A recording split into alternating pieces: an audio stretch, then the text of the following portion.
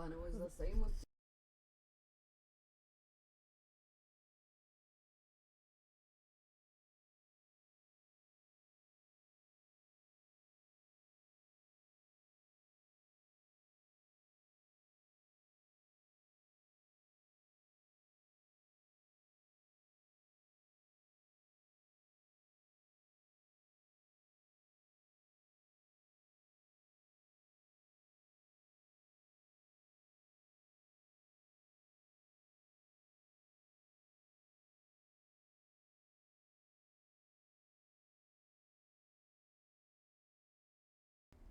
Okay. Okay. Just making sure my microphone's good. Okay. Well, I said 4:30, but I wanted to eat supper, so it's a little later than 4:30, only by a couple minutes, 10 minutes. But I should theoretically be able to get this done in this stream because all I'm doing is the DLC. I'm not doing anything else.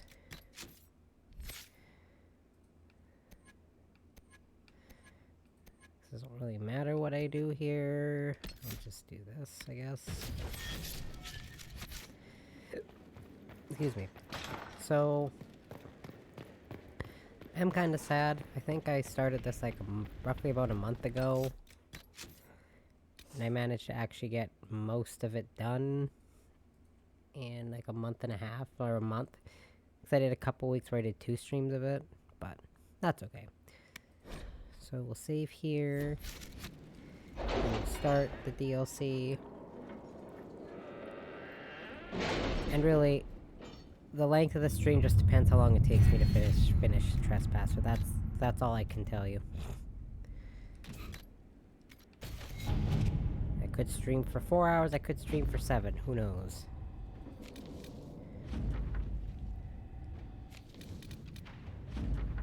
And this does not matter, I'm not... Warning, beginning the Exalted Council will lock off all other areas and plots, and jump to 944 Dragon. 2 years after the death of Corypheus, there is no going back from this point. With Corypheus dead and the threat of Fey Drifts and demons waning, both Orlais and Ferelden have begun to raise questions about the future of the Inquisition. Divine Victoria has promised to shield the Inquisition from political matters for as long as possible. Eventually, she plans to call the Exalted Council, a chance to determine the role and possibly the fate of the Inquisition. Also, it's funny because when I started my stream and left it on the starting soon screen, I realized my microphone was not unmuted, and I was talking about an order being in transit, so please just ignore that. Because I looked over and I was like, oh, my microphone's lighting? Oh, God. That was my fault, because I didn't realize I had my microphone on. Excuse me. The Exalted Council will be held at Winter Palace outside Halam Sharal thanks to Divine Victoria's negotiation with the ambassadors. We are ready to depart at your convenience. Because we've had an order in transit since this morning, and usually, like a 9. And usually that order, we get it every week, it's here by 3:30, and it's just about 5 PM and it's still not here. So who knows?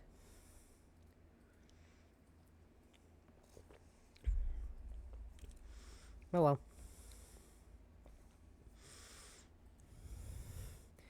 So then take a little break from Andromeda. I've been playing a lot of that. It's weird. Last 2 days I played about 11 hours of it. Oops. I should really play some Pokemon and get some grinding done though.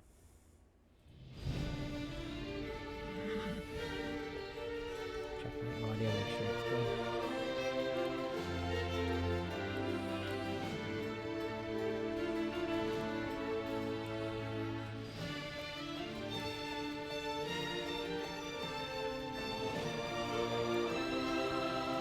Another parade, another bloody negotiation. Smiles, everyone. We must be careful how we present ourselves. Why did Divine Victoria call the Exalted Council? She's kept Orlais from bothering us for the last 2 years. At increasing political cost, yes. She has done all she can, but the Exalted Council has become necessary. Orlais would control us, And based on their many marriage proposals, they have specific plans for you. Huh.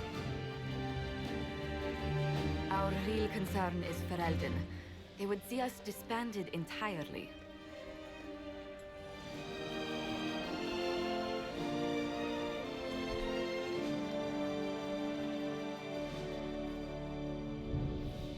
I forget what that scene's like if Liliana is there, if she's even there at all. Because I've made her... There's only been one time I've gone through this game where I haven't made her divine. Usually it's Liliana, not Cassandra. And I've never made it Vivienne because she just literally puts things back to how they were in Origins. And I don't see the point in that. Inquisitor, it has been too long. I hope the years have been kind to you. How have you been, Mother Giselle? I spent last summer in Emprise de Lyon, distributing food sent from the Exalted Plains. The Dales are finally recovering. Since Corypheus fell, I think you may have spent more time traveling than I have. It keeps me out of trouble, Your Worship. I should mention that your forces at Suladin Keep were of great help. Please give my compliments to Baron Deschedin. Divine Victoria asked me to greet you on her behalf. She is currently attending to the Ferelden ambassador's concerns. How do you think Divine Victoria has done these last 2 years? It is hardly for me to say, Inquisitor. Da-da-da-dum. With respect, that's never stopped you before, Mother Giselle. Victoria is proving to be a woman that few dare to disagree with. She has already won concessions for the Inquisition. You are fortunate to have her support. I'll speak to Divine Victoria. I believe she would appreciate that, Your Worship. The Divine sees the good that you can do and have done. Duke Cyril will wish to greet you on behalf of Olay. I believe he is currently speaking with the Tevinter ambassador. Many of your friends have returned as well. I hope you have a chance to speak with them before the Exalted Council begins. Another thing, Duke Zero is actually from the DLC in Dragon Age 2 that I didn't do, the Mark of the Assassin one. He's the son of the Duke that Hawk winds up killing. Who has returned for the Exalted Council? Your dwarven friend, Master Tetras, for one. I understand he spent much of the last few years in Kirkwall. I believe Sir Blackwall has returned as well, although he now uses the name Tom Ranier. And of course, there is the Tevinter ambassador. Enjoy time with them while you can, Your Worship. I doubt you will have the chance once the Exalted That, by the way, is Council like one of the underway. only meaningful parts of that DLC that I like is Cyril, because you have to seduce him to get a key, and this whole scene is absolutely hilarious. And you The can only Imperium sent actually, an I recall ambassador. you can only seduce him as male Yes, Hawk. Your Worship. can't Dorian remember. Bavas has taken the chance to return from Tevinter. It will be good to see him again. I owe him my Yes, it will be good to apology. see him again. I allowed my distrust of Tevinter to cloud my judgment. I am glad you saw more clearly than I did. You're going to apologize? To Dorian? I have little patience for those who cannot admit they were wrong, Your Worship. Myself included. I will have to make my apology somewhere public. He will want an audience for his reaction. Thank you, Mother Giselle. Your Worship, a final question, if I may. This Exalted Council, Ferelden would have the Inquisition disband. Olay sees its power as another feather in a chevalier's helmet. What do you wish to do with the Inquisition? The Inquisition still has work to do. We can't let someone's fear push us into disbanding. Then I wish you luck in the negotiations to come. Make a watch over you, Inquisitor. I will not keep you any longer. It's been 9 minutes of just cutscenes. Lovely.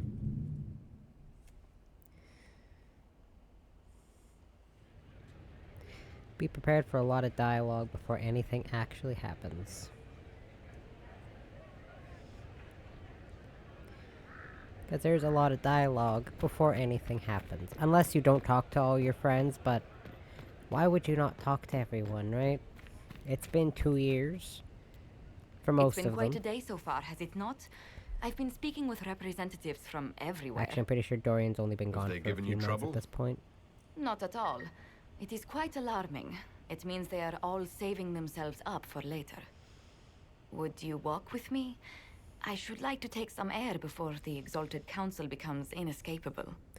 Why does she have the candle there when The she's in palace the has been sunlight? most accommodating. We are, after all, here at their insistence. But the ministers may... No. No more talk of the council. This meeting was to spend time with you in a more relaxed fashion. Then why can I still see those wheels turning in your head? Work carries a certain momentum. The truth is, there is a small entertainment happening tonight, to which I may be able to find a pair of invitations. You'd like me to go with you? Very much so. In all the years you worked with Orlais, you had so little time to enjoy its culture.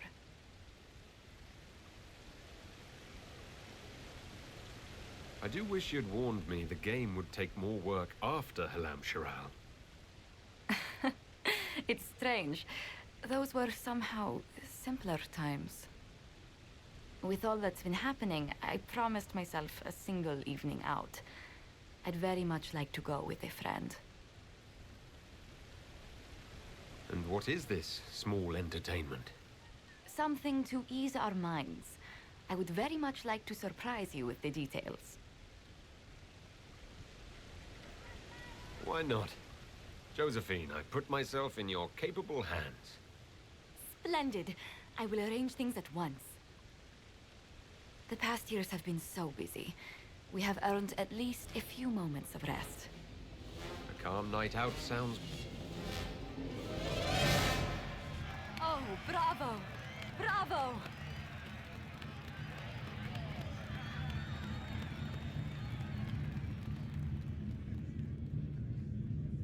Was the woman in gold playing a king? Who was the man in feathers? Oh, it's all very simple. The first actor's mask is determined by... well, I will lend you the program guide. But tell me, did you enjoy the performance?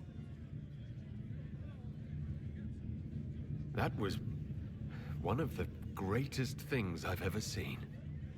Truly. That part with the glittery... And they actually set fire to... Yes, I truly enjoyed it. Then I call tonight a great success. Oh, look! The encore signal!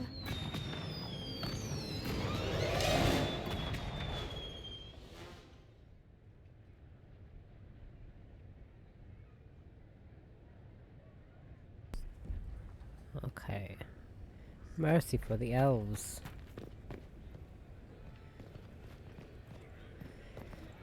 I had it muted because I was checking something else while that scene was playing.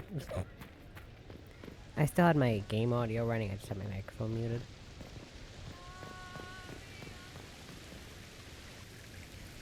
I love this part with Starkhaven Beric. wrote to you again. Of course he did. Just put that one in the pile with letters from the Merchants Guild.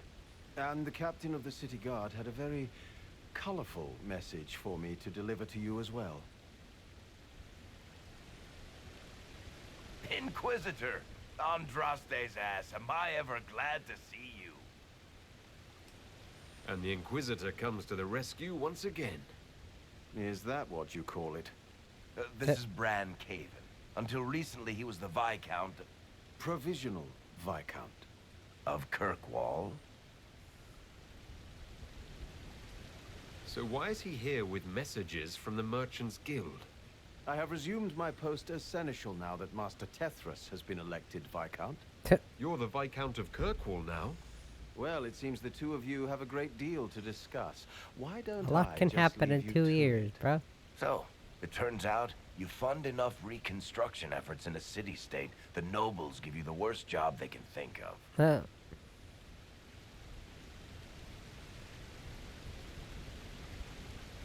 That's fantastic. You'll make an excellent Viscount. I think the nobility figured, after Dumar and Perrin, what's the worst that could happen if we put the dwarf in charge? They voted me in because I got the harbor and businesses up and running again. They want shit fixed, and I can do that.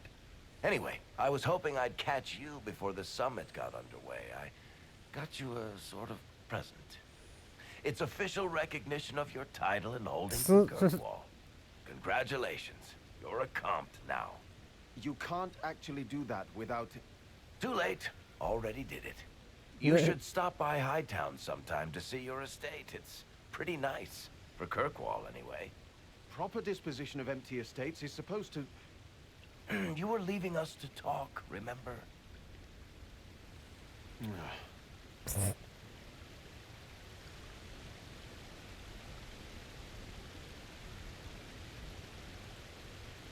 This is possibly too much, Varric. I don't know what to say. That's nothing. Practically nothing. Don't mention it. Oh, that reminds me. It's the key to the city. You can't give that away without approval from the council and a special ceremony. It's just symbolic anyway. It controls one of the giant chain nets in the harbor. Really? It's so much better than I thought. Oh my god, I love that. Thank you. I'm touched. A little bit horrified by this key now, but still touched. Please don't give anything else away. I don't know Why how not? this council thing is going to end for the Inquisition. But whatever gets decided, you've got a place lined up in Kirkwall if you want it. Also, control of the harbor, I guess. Anyway, you should meet with the diplomats. And we'll get in a game of Wicked Grace before I go back, though, right? I wouldn't miss it. Naturally. Don't bet any public buildings this time. And this is why you have to love Varric. I don't make the rules. There's a lot of people to talk to. Every one of my companions. Sarah doesn't really have any special dialogue, though, I think, unless you're romancing her, maybe. I see you have time for afternoon refreshments. Did you know that a merchant in the courtyard is selling gemstones the same color as your eyes? What an odd thing to say. I must see this for myself.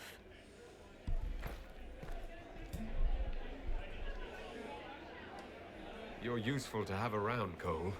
Yeah. I still don't understand Orlesians and their masks, but it makes him happy. Me And either. I needed the table. For breadcrumbs? Birds like breadcrumbs. I love that bird's design, man.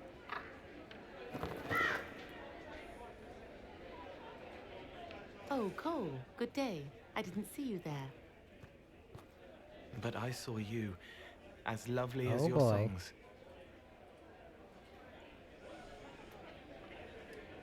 I'm pleased for both of you. The world has ample pain, Inquisitor. The kindness found in Cole is rare indeed. Her songs bring happiness to those who hear, and I can make her happy in return. Well then, carry on.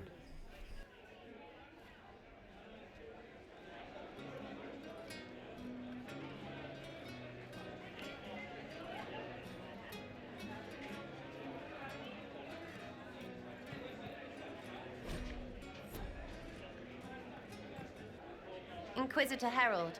Glad to be back, though. Whatever it is this lot have shoved up their sleeves.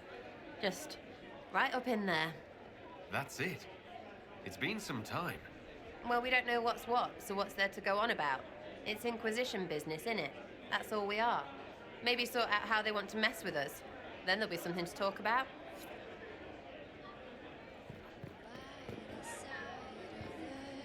I didn't realize I had myself muted there. I was doing a little tune and realized I was muted. Your worship, I'm glad you're here. Listen, I need you to keep Anyway, the chief fun fact, distracted if while Cole's we more sneak of a this spirit, dragon Krem skull starts through the room dating behind the it. bard lady instead. I'm looking forward to seeing where this goes. It's for his birthday. I'll see what I can do, Krem. All right, here he comes. Just keep That's him the talking. bard lady He from the loves tavern talking. in Skyhold. Hey, boss. Good to see you.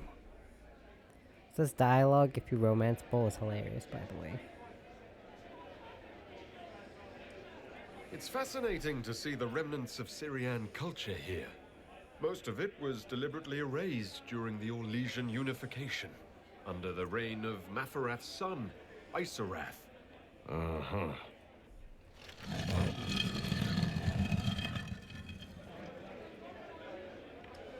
Do you think news of the Exalted Council could affect the lyrium shipments from Orzammar? Maybe.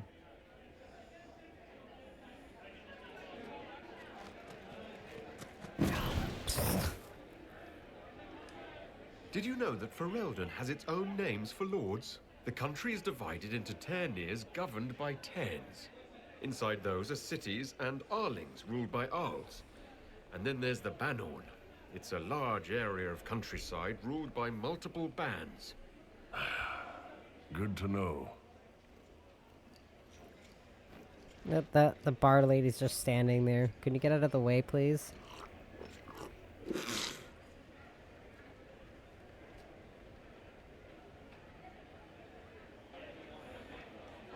It's good to see that the Veil has largely healed, now that most of the major rifts are closed.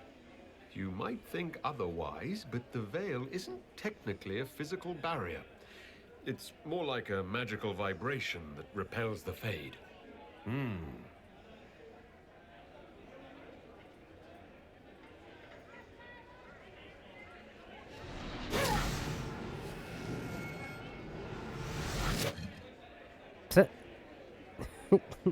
I think that's all you can actually do for this part. Oops. I thought I pressed the I'm sorry, I can't do this. Sure you can. They must have that thing almost across the room by now, right? Ben Hasra, remember? Yes. Surprise! Happy birthday, Chief. Oh, you guys. You got me. Huh? Oh. She's so weird. Cats are just weird. But that's why I love them. Well, one of the many reasons.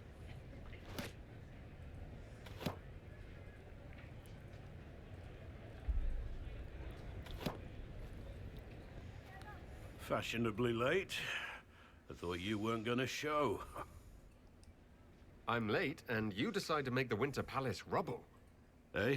Never liked it anyway. Too fancy. I feel So you, tell me dude. everything that happened while I was away. And after the betrayal, and what I put those men through, my sorries were worth about as much as shit. How many people hit you? I lost count at 12, but I could take a punch. They needed to know that there's a way to come back from anything. And I wanted to help them if I could. I thought going up there on the gallows was difficult. This was worse. 100 times worse. Anyway, it's nice to be back, though I'm not sure what to think of this council. No matter what, you know you can always count on my sword arm and my friendship.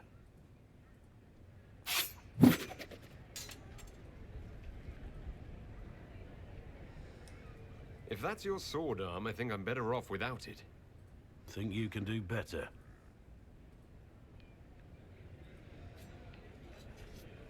Yeah. Then, oh my goodness, because I still have to talk to Cassandra and Vivienne. Cullen. Wait, I don't know if I need to talk to Liliana. Never mind. Maybe. Oh no, you do talk to Liliana later. Those. I know these are important, but...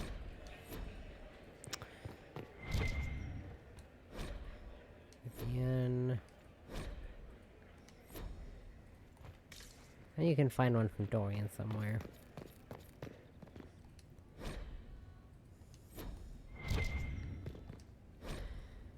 Iron Bowl in the last few years. Oh my goodness. Okay, that's the storage, and then this is the closet, so I can change my outfit. Thank God, get this thing off of me. There we go, much better. Ooh.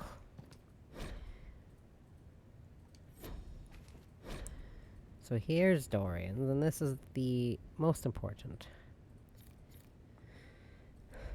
So, Amatis, I greatly enjoyed your last letter, as did the servants who stole it from my room and read it aloud to the kitchen staff. That small scandal was the only bright spot in the whole month. Minrathous is utterly and completely dull without you. Mayvarus and I have been meeting with our fledgling Lucerni party. A dozen junior magisters with a burning hatred for the corruption of the Imperium, and a little idea how to change it beyond shouting incoherently. It's going to require a lot more work from May and me to turn them into shrewd magisterium politicians. Don't laugh. I know you're too tangled up in Inquisition business to get away, but we must find a chance to meet. Letters are a poor substitute for your company. So, Cassandra's scene is one of the funniest things in this whole game. Oh. This scene specifically. Is everything all right? Yes. Well, I wanted to speak with you, and now you're here. I should probably mute myself while I laugh. Should I leave and come back later so you can try again? Always with clever suggestions. Maybe you should sit. I can stand. Maybe I should sit.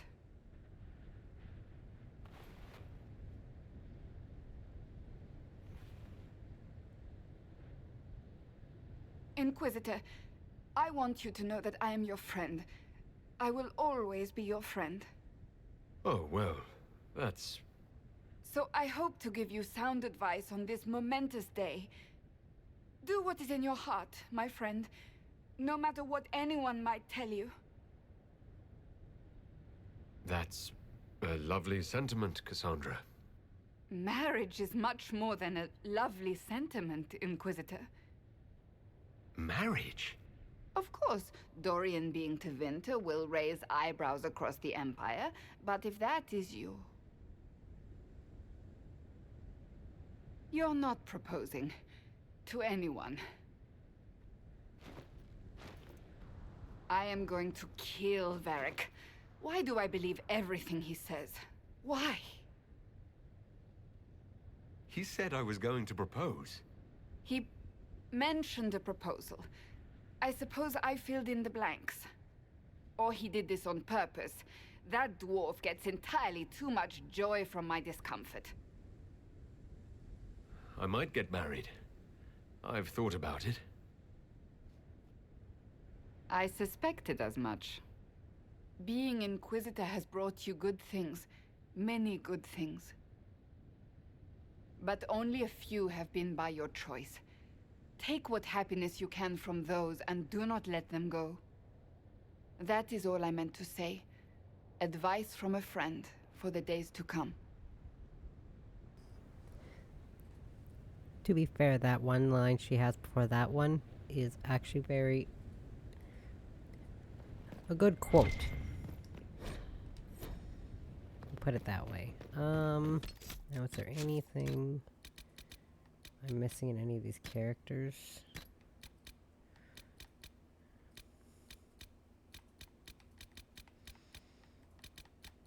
Everyone has the last few years ones. What do I have for creatures? History.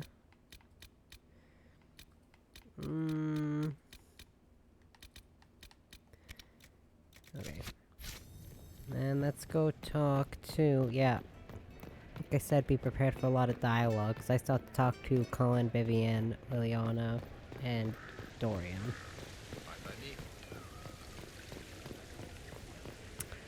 Next up is Colin. I think. Oh yeah, he's over here. I think. Yeah. He's right here. I love this scene. Look at the puppy. You there! You're to dodge, not catch. If that ball were a fireball, you'd be Watch dead. as he uselessly tries to train a dog.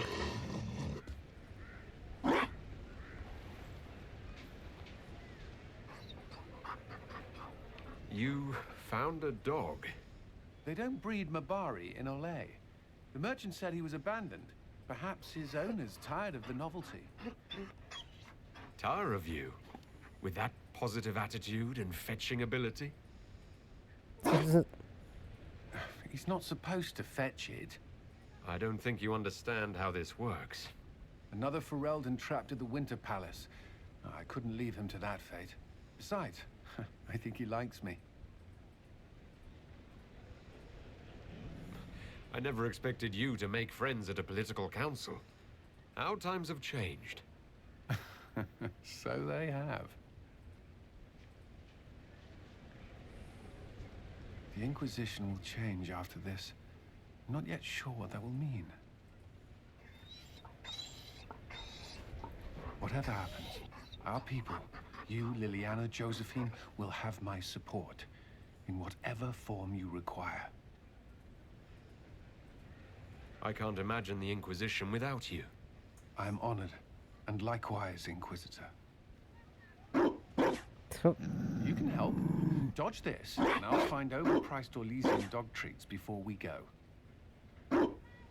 Bork. Bork. Bork. Oop. I think that dog just fell from the sky and landed right in front of my screen. Try not to talk too much Darling, during you this part made because of the it. dialogue. Excellent. I scheduled this appointment ages ago, and they do appreciate punctuality. Appointment? With the Imperial Garden Spa, of course. You work so hard, my dear. I wanted to treat you. Huh. I've never heard of a fancy spa serving elves. You are the Inquisitor, darling. Savior of the Empire. They won't turn you away.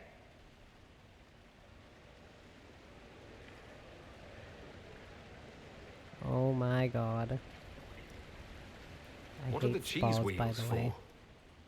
It pains me that you even have to ask. You've clearly been living too long in barely civilized conditions. Did you hear something? Relax, darling. It's spa day. How have you Those been? couches are It seems oversized. ages since we've spoken. How are your international relations with our favorite Tevinter Magister-to-be? Things are excellent. Thank you for asking. I'm glad to hear it. You've done so much, darling. You deserve to be happy.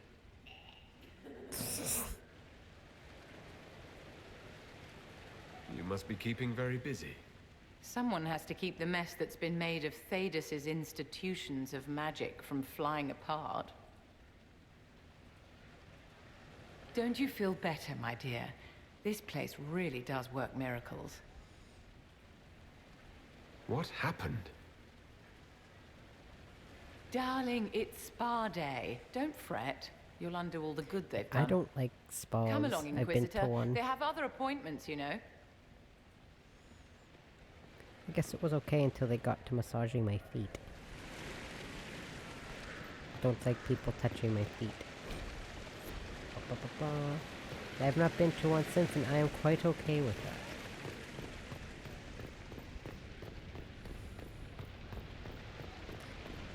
Quite okay with that. Okay, who's next to talk to? Divine Victoria. Am I interrupting? All Tegan. Of course not, Inquisitor. I was catching up with My Redcliffe's uncle, own. sort of. He's here to represent Ferelden at the summit. Inquisitor, good to meet you. How are things in Redcliffe, my lord? Blessedly quiet. The mayor conveys his greetings. Redcliffe remembers its savior. I was listening to a podcast about Dragon Age, and the one lady on it was ranting about how much she hates what they did to Tegan. As she pointed out, they just used the same face model as the mayor from Crestwood. So he just looks like the mayor from Crestwood. I'll try not to keep you from more important matters. Very well. We'll continue this later, your perfection. Many are frightened of the Inquisition's power, but I will do all I can to allay their fears. When world powers want to discuss plans for the future, I get nervous. Good. Someone should keep you on your toes. We don't want you to get bored, Inquisitor. I have much to do, but let me say this.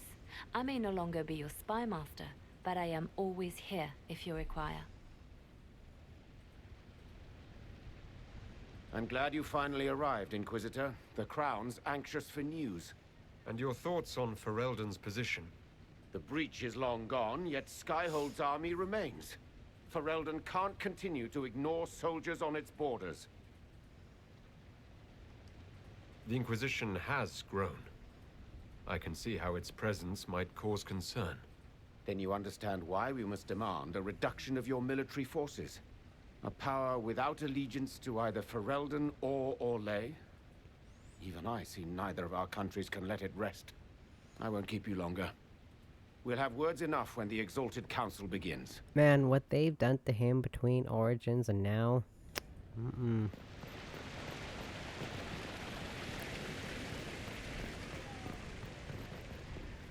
I mean, to be fair... Yeah, I'm keeping my own comments to a minimum until this little section's done, because there's a lot more dialogue still left to go. If you like dialogue... Wait, Leon's over here. How long have I been playing? Will you walk with me? 35 minutes. And I've just had dialogue. The first time I came to the Winter Palace, I was only 18. I was dazzled. Such rich hangings, splendid marble columns. This is where most of the time more spent in the golden lions DLC is, by the than way, I could count. dialogue. It's all still here, still bright, but I no longer see that same palace. And that makes you sad? It is easier on the heart to just see gilding. Now all I see are hands rubbed raw to make gold gleam, tears shed in the night over silk embroidery. Others overlook them and forget their pain, but I am divine and I cannot be blind.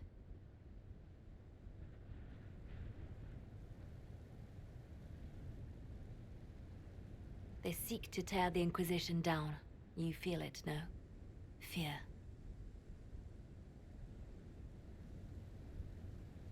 I'd fear anyone with our vault of secrets, wouldn't you? It is not our secrets, nor our soldiers. There have always been spy masters and private armies. They are afraid of nothing so much as the hand that directs it all. Mine. Already your actions have begun to reshape Thedas. Your influence is felt everywhere. It was only a matter of time before they moved. I'm surprised it took this long. The Inquisition's time is coming to an end.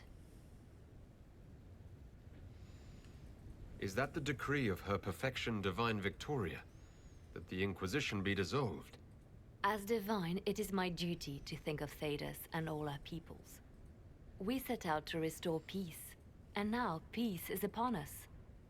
Some things can only be accomplished in shadow, without the trappings of power and the attention they bring.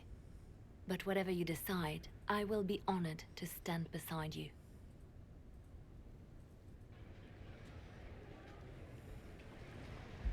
Okay, now one more... Actually... There's still 2 more cutscenes of dialogue with companions. And then... More dialogue. Just not the fun kind.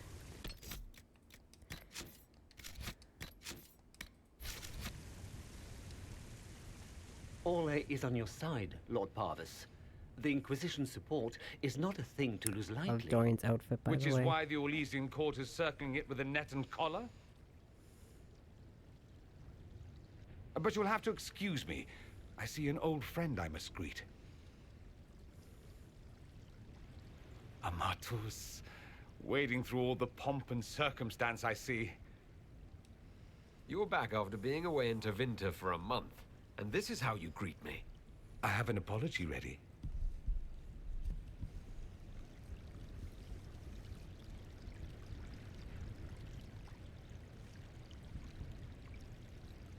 What have you learned about this council?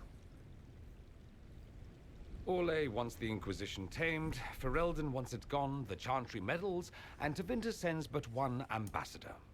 That's me, by the way. A reward for my interest in the South. Thankfully, Ambassador Pavis is a token appointment. Call on me as you like.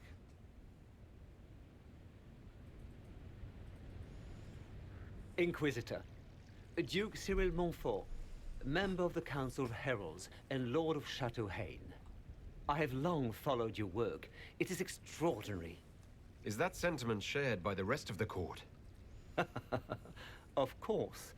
Orlais wishes only to offer respectful guidance to the Inquisition. Does your grace feel the Inquisition should continue to rule itself? I would rather see the Inquisition join us freely than be carved into pieces for the chessboard. I have not forgotten Justinian's death. I had friends who perished at the Temple of Sacred Ashes. More than the good you have done, it is the good we may do together I don't wish to lose.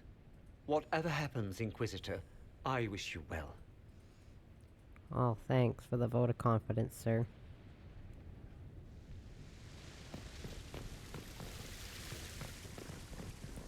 I'm pretty sure it's just Dorian left now.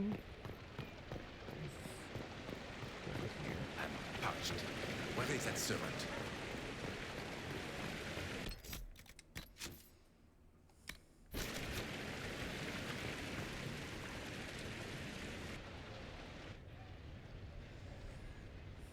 As the most eloquent dwarf you know, Sparkles... Speech! Speech! Way too much speech. Varric, there's really no need. What's going on? Inquisitor! You're just in time. Sparkles, the Imperium doesn't deserve you. Or want you. It may even kill you. But we'll miss you. If it counts.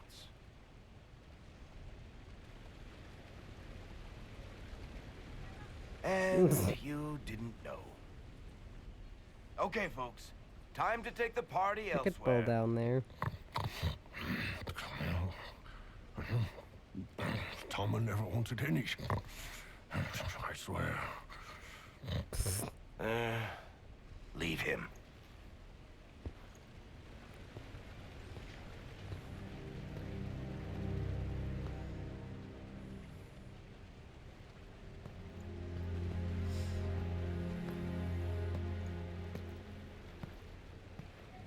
It's true. I couldn't stay away from Tevinter forever. I'm leaving as soon as the Exalted Council is done.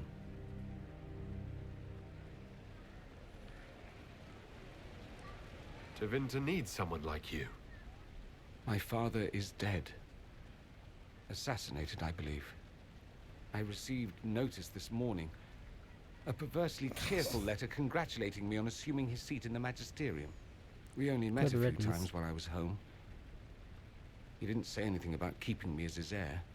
This ambassadorship, his doing, I'm told. He must have wanted me away when the trouble began. I have to go back. So you'll truly be a Magister? Oh, yes. I can't wait to degrade the Magisterium with my presence. A new outfit is required. And then what? I find my father's killers and kill them back. Then I find those giving Tevinter a bad name and kill them. They're most likely the same people, so that should make the job easier. You'll need help. I could go with you. Not this time, Amatus. I won't be entirely without support. Mayveris has gathered other Magisters who feel as we do. We'll be an actual faction in the Magisterium. I'll teach them manners, take them shopping. It'll be fun. It'll be fun. I know it was complicated, but I'm sorry about your father. Thank you. It still doesn't feel real. What of us? This is it, then? Nonsense. There will always be an us. We'll just be farther apart for a time. Now, don't pout. They'll put that expression on a statue, and then you'll be sorry. You think this is funny? Nothing about this is funny. I am sorry, for what it's worth.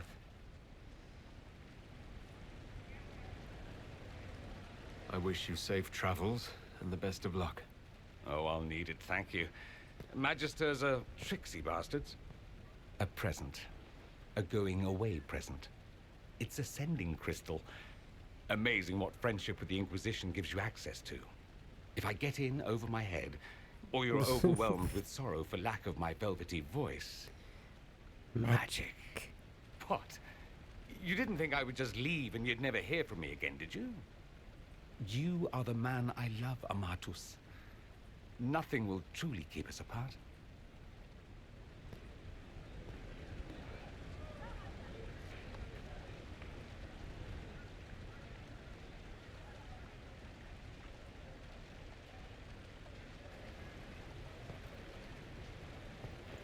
Now let's finish the good wine before the others get back. And now, be prepared for even more dialogue. More cutscenes and everything. Quite the party, wasn't it?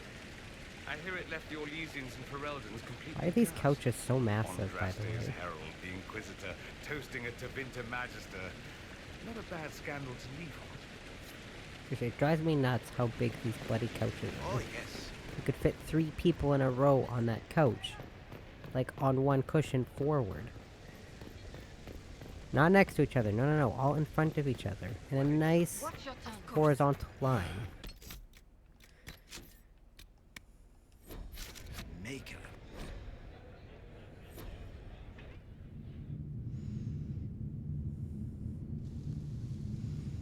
Oi, oi. Thank you, Your Holiness. Now, Artigan, as to your concerns... The Inquisition established an armed presence in Ferelden territory. You outright seized Caer Bronach in Crestwood. We were protecting the citizens of Ferelden because you couldn't. The Mage Rebellion made it difficult to keep order, Artigan. The Inquisition was only offering help. Invading under pretext of restoring order is exactly what the Grey Wardens did to us centuries ago, and we exiled them. Now the Inquisition is doing the same thing with Grey Wardens in their ranks. Your king is a Grey Warden. Shut up, dude. Holy goddamn. The Grey Wardens have proven their worth time and again. Of course Orlais tolerates this interference. The Inquisition is the only reason Selene still has the throne. Rest assured, Tegan, the Empire of Orlais will not stand idle if the Inquisition oversteps its bounds. Unlike Ferelden, however, Orlais understands that these were the well-intentioned mistakes of a young organization. An organization in need of a guiding hand. Yours, no doubt. Pardon me, Inquisitor. Divine Victoria wishes to speak with you in private. Seriously, Alistair's king, and he's talking about how they once exiled Grey Wardens, and Grey Wardens are bad, and da-da-da-da. My apologies. An urgent matter has come to my attention. Screw this guy. Ambassador Montillier, can you handle this for a short while? Of course, Inquisitor. This is highly irregular. Perhaps it would be best if we took a short recess. Oh my god.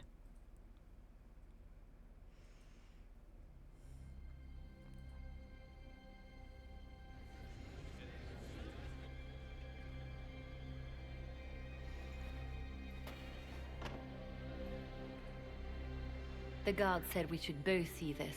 I believe she was correct. A Canary warrior in full armor. Okay, I thought that was just a regular human, How did he get into dude. the Winter Palace?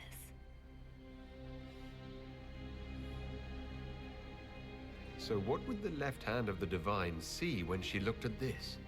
This is a warrior, not a spy. Part of the Antam, the Canary military. Most of his wounds come from a fight against someone using magic, but at least a few are from a blade. He was badly hurt, separated from his allies, and made it here before he died.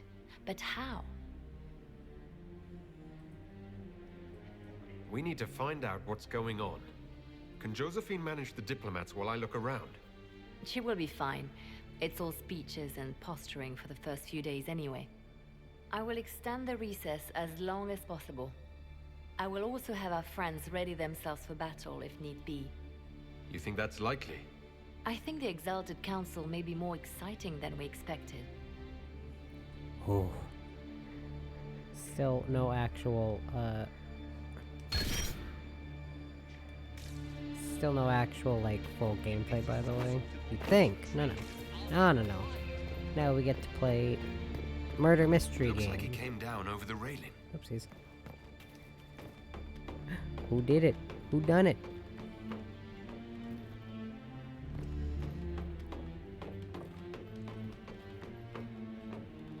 Even when I first went through this DLC, it really wasn't much of a spoiler for me. It really...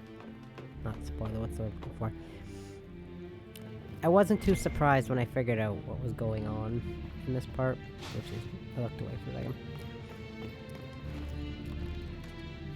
All things considered, I wasn't too shocked.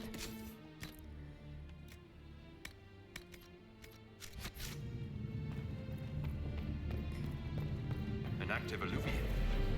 If I'm going through it, I'm not going alone. Last time I did this DLC, it froze when I went in the alluvium, so I'm saving it. Like, it loaded inside the alluvium, and then my characters all just froze in place and they wouldn't move.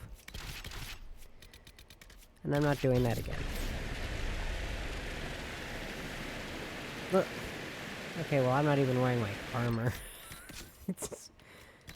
Can we, like, give me my armor? Thanks.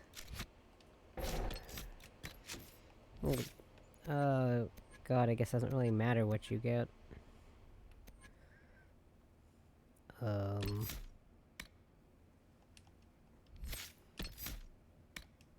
Oopsies, no. Crossroads. Morrigan brought me here while showing me the alluvians. I'd forgotten all the colors. What are you talking about? Everything's all gray. I wonder if it somehow looks different to elves.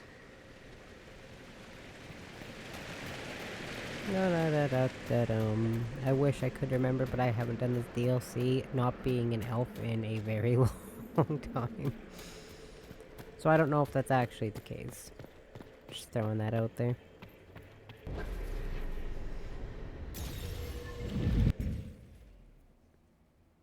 Wanted to go, but still, not bad. Actually, the last playthrough I did, when I wasn't, an elf, I was a Quinari, but I didn't get Trespasser done with that character. So I don't remember. I think it's always the same, though. Look out! Oh god. Help! I don't have to do these fights. Varric already died. Oh my god.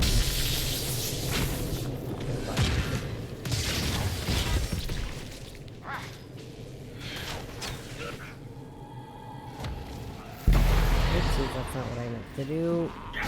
I just cast a spell on everything. I'll get dispelled. Forgot I got rid of barrier.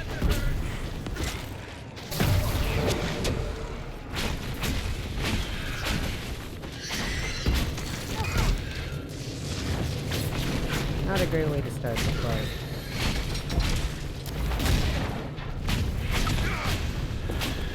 Not a good way to start the fight. Whoop. Technically I don't have to do this, because this is mostly just for an achievement.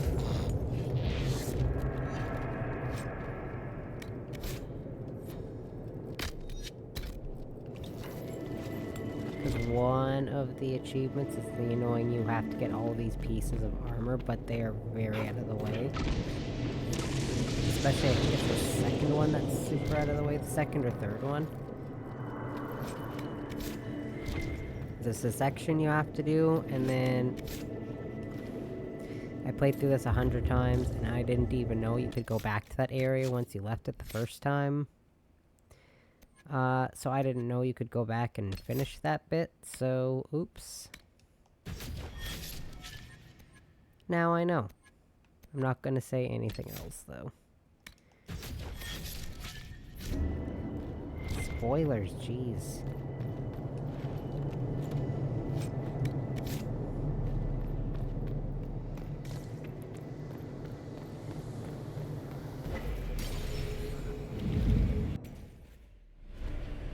So yeah, regardless of how long this takes, hopefully it does not take me more than 7.5 hours. I am going to, this will be the, unfortunately The blood for trail me, leads to this mirror. Right. Let's see where this guy came from. the final Inquisition stream, but I'll be starting Veilguard tomorrow. And like I mentioned, Veilguard will be a once-a-week stream, not sometimes twice-a-week stream that I was doing with Inquisition.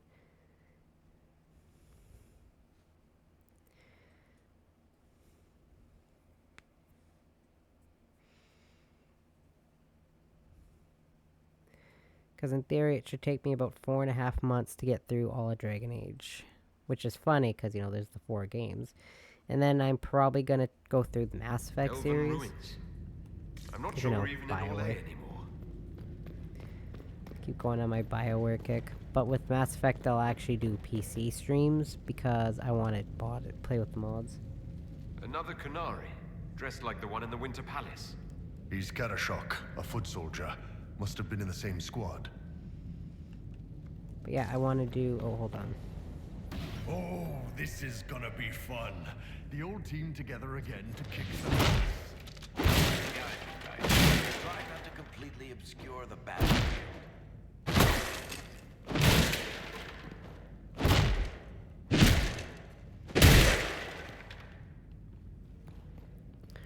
What was I saying? Oh yeah, so I want to play with mods because I want certain mods installed that will make my playthrough a lot better. Okay, I can go through again. I.e., I want to be able to actually romance Caden in the first game, because you can't do that as a male character in the first, which you can in the third one. So whenever I play on consoles, I literally just never really romance anyone until the third game. And if you know the ending of the third game, it feels kind of bad that I only do it in the third game. I'm sure, especially if you're a BioWare fan, specifically, you know how controversial the original endings of Mass Effect 3 were. Luckily for everyone, they decided to actually fix the endings. Which they did not do for any of the Dragon Age games, which I don't think they needed to. Personally, the Mass Effect 3 ending needed to be fixed, because it really... I went through it and I beat the Mass Effect 3 before they released, because it was a free patch, which was nice of them. Or DLC, I think they called it DLC. But it was free, thankfully. And it really super fixed the ending, because the ending initially was not great. Scorch marks everywhere. This is the work of a mage. A powerful one. I can still feel the heat crackling.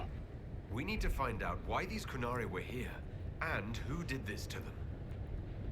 Because out of all the Mass Effect games and all of the Dragon Age games, that's the only one that had, to me personally, did not have a good ending, was Mass Effect 3. Thankfully, they fixed it. Over there, Qunari. If we want to know why they're here, we've got to get across to that island. Because it wasn't bad. I want to reiterate, it's not bad, like unplayably bad, but it's not good. Figure I should reiterate that.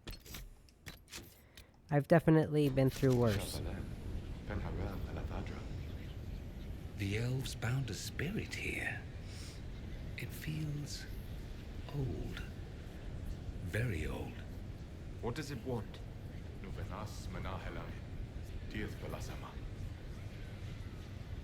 That doesn't work, by the way. I think I know what to say. Armelana de Thavarin. Rivas Viranaris. Seemed to work. What did you say? It was part of a ritual. A secret greeting from those Fen'Harel trusted. If Mithal's Well of Sorrows knew this, were they close? Friends or I'm not sure. Huh. Yeah, if you don't do that, you have to fight them, and this fight sucks. But yeah, I'll just reiterate that. And when it comes to specifically even just the Dragon Age games, the only one that I don't like, I don't super love the ending for is the first one. But again, that's just cheesy fantasy ending, so it's not bad. It's just my least favorite. Wolf's Welcome. A wash of powerful magic carries an impression of welcome. Images flash by. Elven slaves fleeing to this place in ancient times, greeted by others who then tend to their wounds. Words are not so much heard as felt. Fen'Harel bids you welcome. Rest, knowing the dread wolf guards you and his people. Guard this valley. In this place you are free. In trusting us, you will never be bound again. That was like Veilfire. It claimed this was a refuge for elven slaves. You mean the ancient elves kept slaves? Maker's breath. One more thing never to tell Daisy. This whole valley was a sanctuary created by the dread wolf Fen'Harel. This doesn't make sense. In Dalish legends, Fen'Harel is our god of misfortune.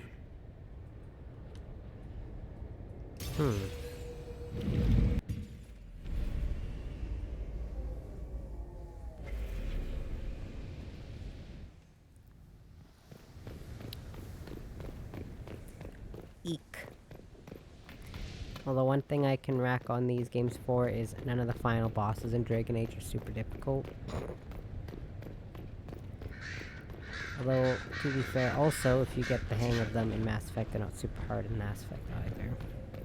The final boss in Andromeda, that's something I can definitely knock it for, because the final boss in Andromeda is a joke.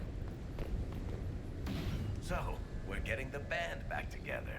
That's exciting. Don't tell me the Viscount of Kirkwall misses skulking around and shooting people. You've never been to the Viscount's Keep, have you, Sparkler? Spend 2 hours there and you'll be glad to be shot at.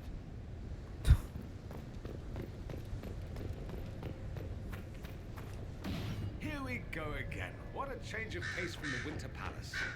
A clear sky, a beautiful view, and yes, fields and fields of stripweed as far as the eye can see. Stripweed? Terrible stuff. Looks like grass, stings like a knife, and causes sores if you so much as brush against it. So, of course, everyone in Menrathus insists it makes a very decent tea. It makes a very decent tea. The Promise of Fen'Harel. So, a wash of powerful magic carries a pang of hope. Images flash by. A man in wolfskin standing with a group of freed slaves, clasping one's arm in friendship. Words are not so much heard as felt. Fen'Harel has been falsely named a god, but is as mortal as any of you. He takes no divine mantle and asks that none be bestowed upon him. He leads only those who would help willingly. Let none be beholden, but by choice. This is Fen'Harel, helping former slaves as a mortal, not a god. Kinda curious that this guy had to specify he wasn't a god. Ordinary guy saves people, accidentally founds religion. Sounds a lot like the chant, actually. Fen'Harel sounds like quite the rebel. The old elven gods must have simply loved that. Sure.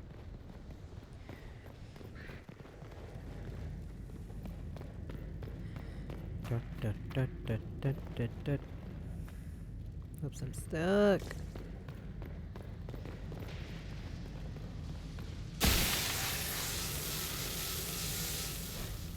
The Lies of the Evanurus. A wash of powerful magic carries a sensation of bitter fury.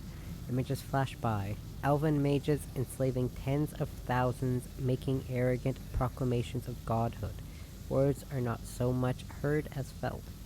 The gods, our Evanurus, claim divinity, yet they are not but mortals, powerful in magic, who can die as you can. In this place we teach those who join us to unravel their lies. This claims the elven gods were just Evanuris. Powerful, but completely mortal mages. Whoever ran this place was trying to rebuild the slaves' confidence. Get rid of old propaganda. If that's true, Fenarel was teaching these freed slaves the truth about these false gods. So yeah, Veilguard kind of ditches the Mage Templar thing and goes off this expansion and just largely focuses on discrimination against elves and elves in general. So, my thought is, you play fantasy games or you like Dragon Age, you'd best like elves, cause... oh boy. Anchor discharge. The anchor now automatically generates focus over time. Discharge the accumulated focus with left trigger and left stick. Charging the anchor makes your party briefly invulnerable. The anchor also glows brightly for a short time, lighting dark areas and revealing objects hidden there. It's a free flashlight. Everything okay? I'm not sure. It stopped at least. Very helpful. Because I can't see diddly squat. Oh wait. Is it? I think there's something down here that I have to grab. Yep. I almost forgot that. This looks like it fits into that pedestal by the broken bridge. Almost forgot about that. You know, when I got back into this game after taking that couple years worth of breaks from it, I completely forgot to grab that, and I was lost in this part for like probably 20 minutes. This is creepy. I couldn't figure out what I was supposed to do because I didn't realize you're supposed to grab that statue down there. Oops. Cuts all over the back. He was killed by surprise. This can't have happened too long ago. The blood's not even dry. But yeah, that's just my word of advice. If you don't like elves, you at least better get used to them. That's a lot of Veilguard's focus. Of course, I'm happy about that. Although that is also, thinking back, it is the only Dragon Age game that does not focus on the Mage Templar War at all. Like, there's like nothing about it. Because, you're not, let's word this without super spoiling it. You're not in the same area of Thedas, you're in the south, not the north. Or, sorry, you're in the north, not the south, sorry. Because you're in the southern part, but in the you're in the northern part. Or Dorian's fun speaker to southerners.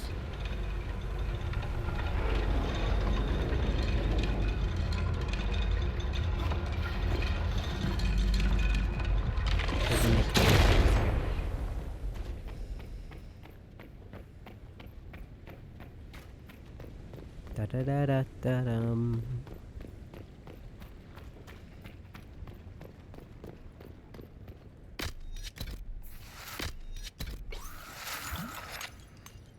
Kunari. Dun dun dun. The Inquisition doesn't leave alive. But why?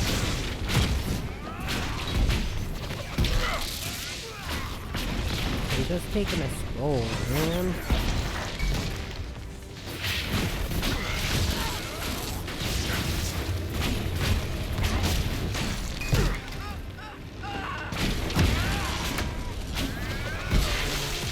Oh, man.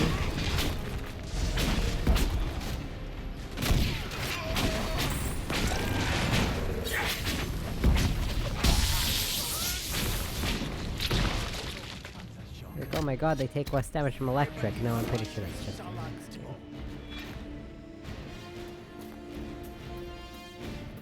because they like super hyper focus on enemy weaknesses in the next one, because the combat is much more fluid. I'll just put it that way.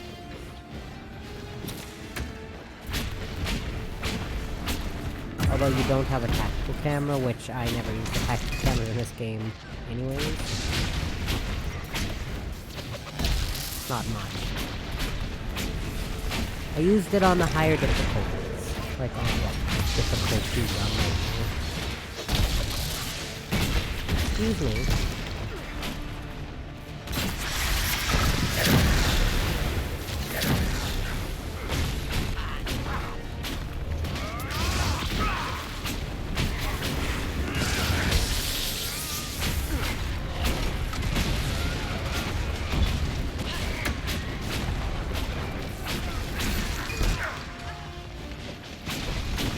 go.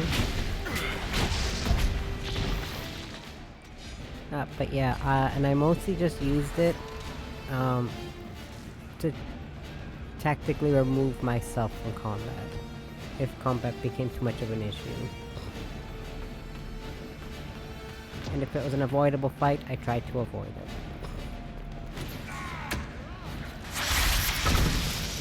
Just to save myself pain.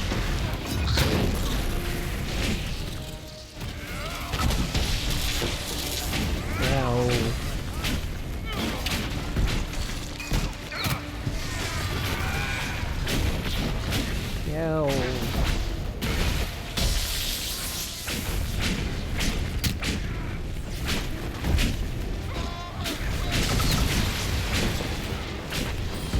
How are my attacks getting blocked from down here?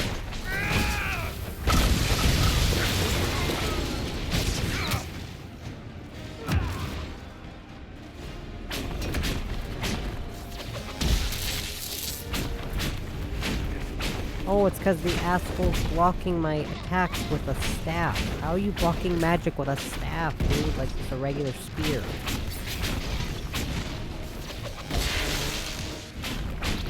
You know, that's just annoying.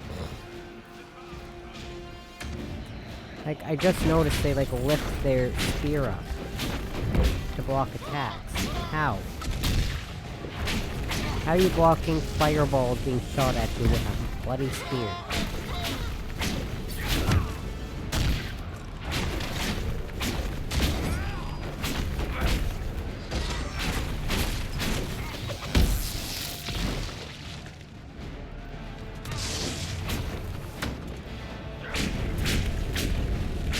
I could do that if I used my shield. No. Not my luck, no sir.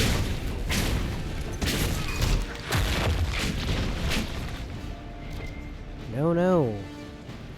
With my playthroughs. The Inquisition on sight? No idea. They weren't Talvashoth, though. This might be a rogue group, but they think they're following the Qun.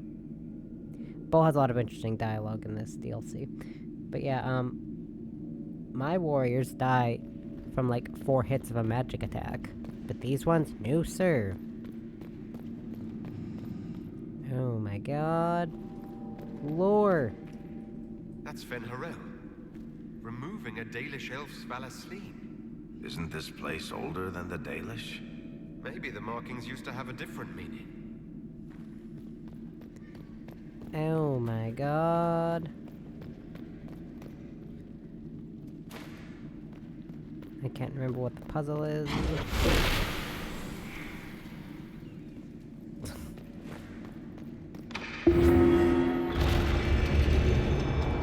Oh, well, I joked at that. Yeah, fun fact, oh wait, I'll hold off on that fun fact. Until closer to the end. I was gonna say something, I was like, wait, no, that's a huge spoiler. I don't care if this game's 11 years old. The lifting of the Valasleen. So a wash of puff magic sensation during termination. Images flash by. Former slaves in ranks with Fen Harel, armed and strong. Their skin is clear, their face tattoos, the elfin Valasleen are gone. Words are not so much heard as felt. The brand of the Evanurus can be lifted from you, that all may know you oppose their cruelties. None here are slaves, all are under our protection, all may choose to fight.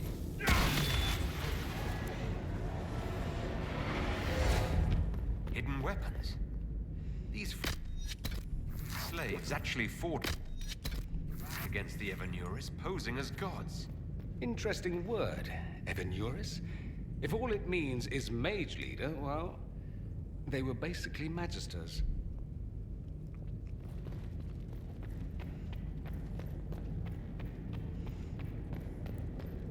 Yike.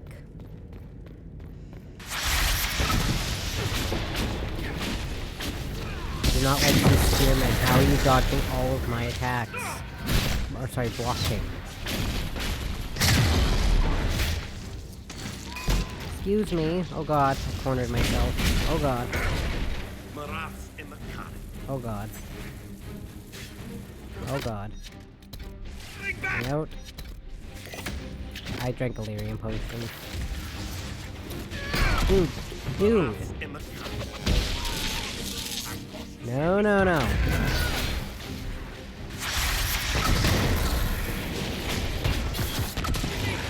Oopsies, wrong button. Wait, no, cast the spell.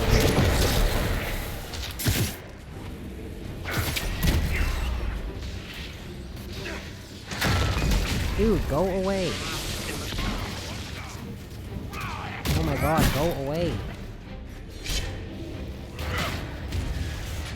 This dude will not leave me alone. Bruh, get out of here.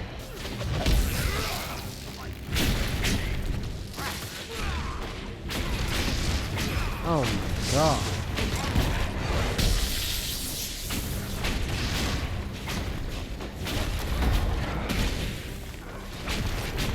Wow. This shock trooper, I swear.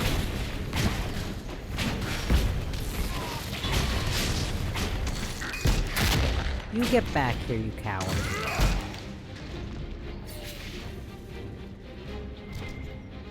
Cowards. Plan of attack. This letter is written in both Cunlot and the common tongue. I have read your reports. Station your people in the abandoned elven towers by the lake. It is a short distance from its entrance to the mirror that connects Halam Sharal. We will need the space to lodge our people after infiltration is complete. There is a map of the crossroads at the bottom with an arrow from the Elven Ruins alluvion to the alluvion that leads to the Winter Palace. This letter says the Qunari came to these ruins because the alluvions connect to Halam Sharal. So they're aiming for the Winter Palace. It was some sort of infiltration. There's no more details. This is crazy. They're acting like we're at war. Are they? I don't know, boss. I wish I did. Note regarding the wolf statue. Remember, if you wish to move the statue, light the second sconce from the left as you face the wolf's head. Use the blue-green flame in the brazier. It is magic, but it will not harm you. Remember, your duty is to the Qun. When you light the sconce, a box clutched in the statue's paws will open. There's an item inside. Do not touch it. It is old and elven. We will have a Cerebos examine it for magic when time comes. Oh yeah, I forgot to grab it. Well, let me go grab it. I mean, it doesn't matter, because I'm pretty sure it's always a bow. But for some reason, I just forgot to grab it. Just got excited to come down here, I guess.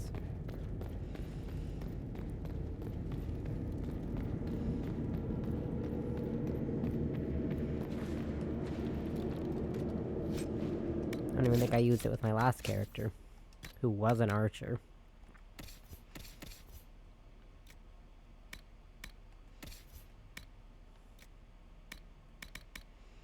No, because the bow I made for my character was better than this. Nah.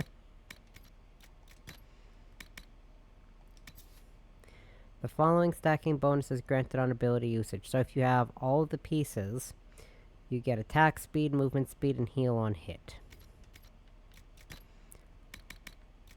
I mean, by the time you get all the pieces, it doesn't really amount to anything. Because by the time you get all the pieces, it's pretty much the end. So, yeah. I mean, if you could do like a sync and just kind of bring some items over to another playthrough, maybe. Like it's like a kind of like a New Game Plus type of scenario. But this game doesn't have a New Game Plus scenario. I mean, technically none of the games do.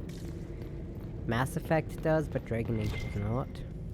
Let's look for anything that explains why the Qunari came here before we go.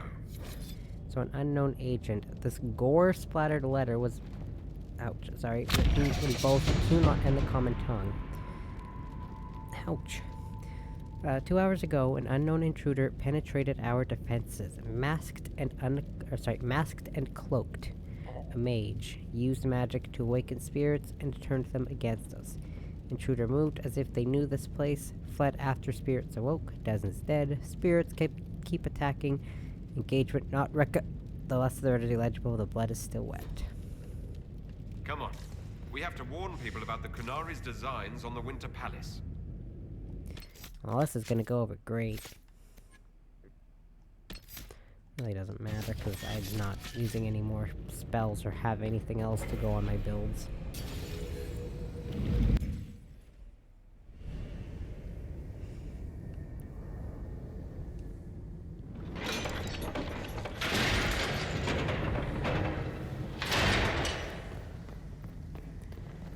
Yahoo!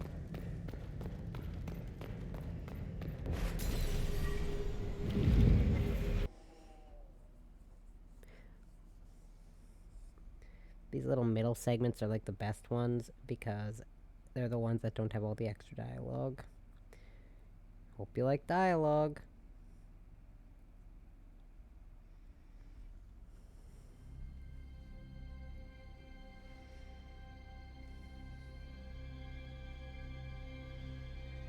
One dead Qunari was bad enough.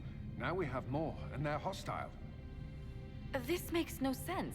The Qunari may not be friendly to the Inquisition, but they have no reason to attack us. They also have no reason to be here, or using Illuvians at all. I've had the mirror placed under guard for now, Your Holiness. Cullen, please just call me Liliana. Yes, Liliana. No. It appears the relative peace and quiet of the last 2 years is coming to an end. First the Blight, then Mages and Templars, then Corypheus, and now this. Can't we go 10 years without the world falling to pieces? We must ensure that the Qunari do not disrupt the negotiations. The Exalted Council is in a very delicate state.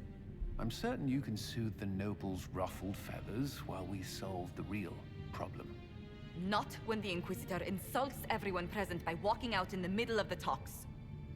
Our only advantage is that Orlais and Ferelden are divided in goal and grievance. If they unite against us, Divine Victoria will have no choice but to support their claims. We could lose everything. Be that as it may, the Qunari must be our top priority. We can worry about the politics later. My apologies. I will attend to the Exalted Council. And while Josie does that, we will investigate. We, Your Holiness? You do, Josie? I'll head back to the crossroads. We need to find out what the Qunari are doing, and why they attacked. And I'll have a quiet word with our honor guard.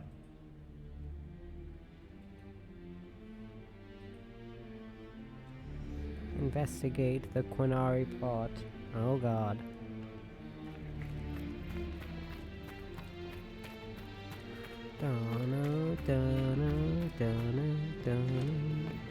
Nope. I'm still finding chapters of Hard and Hightown just sitting around Halam Sharal. Sure. I love that.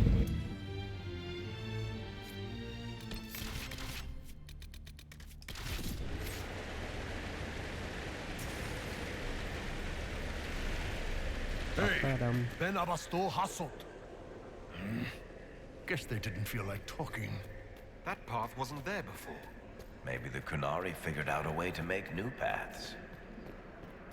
How smart. Like that one's just casually strolling. Okay. They all ran in and then this last one just casually strolled in. Like, yeah, I'm in no rush. No one will kill me, right? Because no one else can come in here. Dude. Come on.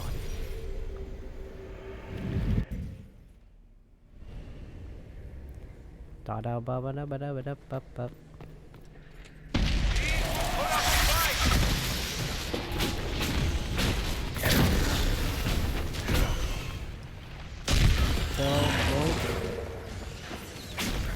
Wait, I don't have to do these.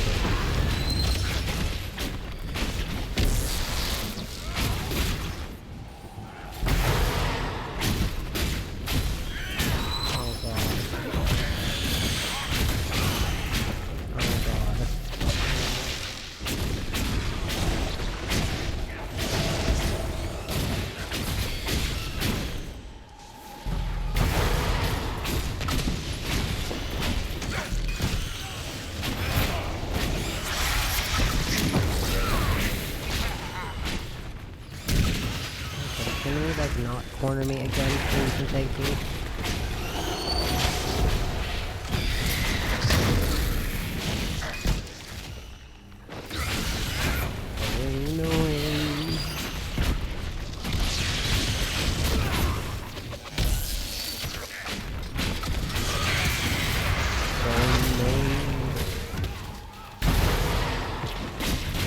Did I not dispel this thing? Oh.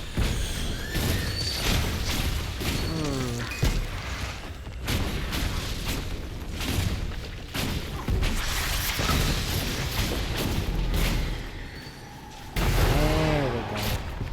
This fight always takes me the longest out of all these fights, and I don't know why. Like I'm damaging it with a resisted element.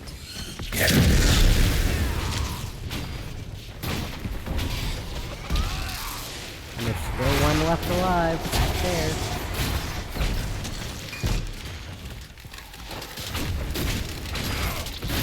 My goodness.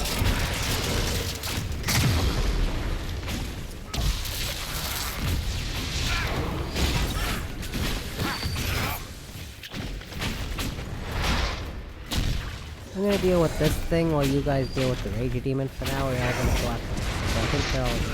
Oh, no, never mind.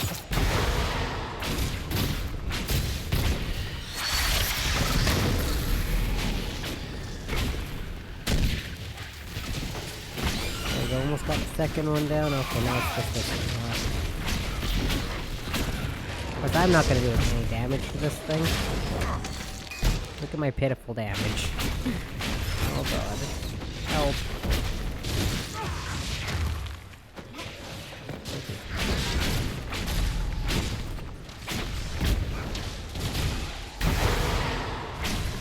Oh my goodness. I haven't even done anything and y'all are using all my health potions.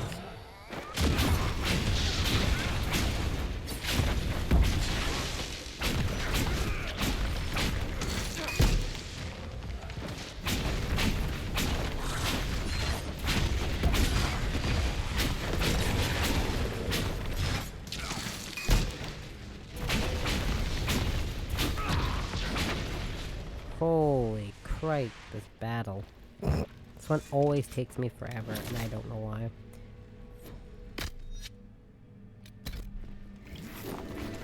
Really should have punished my potions next time I can.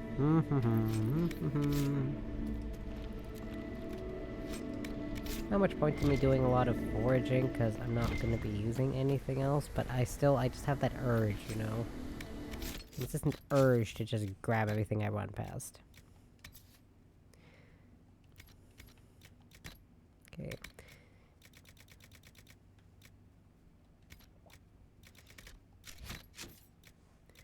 Make sure I'm not missing anything. Excellent.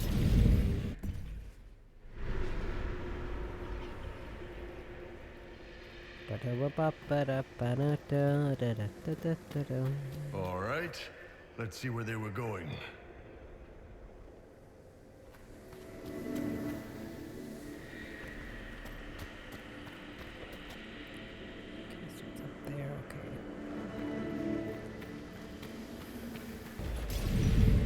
Just double checking something.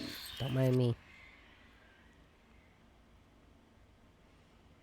Da da da da da da.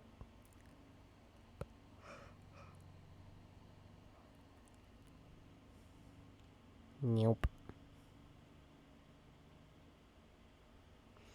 Nope, nope, nope, nope, nope.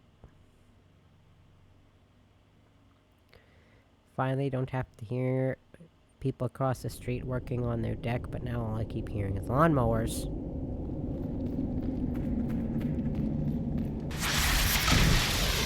Oh my goodness. Ew. Ow. You know, I feel like that was a little bit rude. Excuse.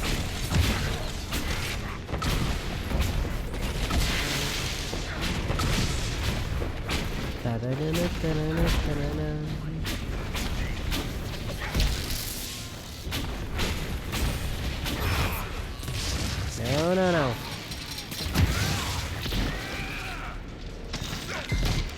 Stop blocking the attacks, jackass. Yeah, this is the area, by the way, you can come back to later, and I didn't realize you could come back here later. Why would a mystical elven mirror lead here? We need to find out what these Kunari were up to.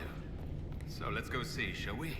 But yeah, people across the street have been putting up a new deck. So I was hearing them working on that all day. And now that they're finally not working on it, I can just hear the whirring of a lawnmower in my ears. Kunari writing. The paper is covered in what appear to be mathematical calculations. An extremely precise and detailed sketch of the wall has been heavily annotated, with measured angles, dimensions, and several lines of text in Kuhn lot.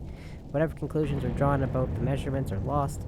The page has been ripped, seemingly by sharp teeth, and much of the remaining paper is hidden by a hardened layer of dried blood and dust from the cave. Looks like there was a bad cave-in.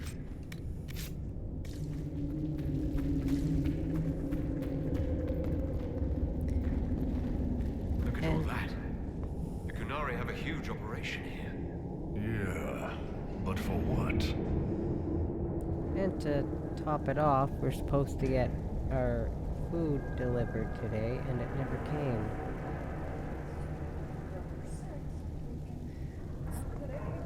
No, I guess not. So we had to think on our feet and get something else for supper. Homemade pizza. That's what we had. Boss, your hand's doing that thing again. Well, maybe the anchor can make itself useful down here. No, we do not. Me either. The Kunari were definitely It is.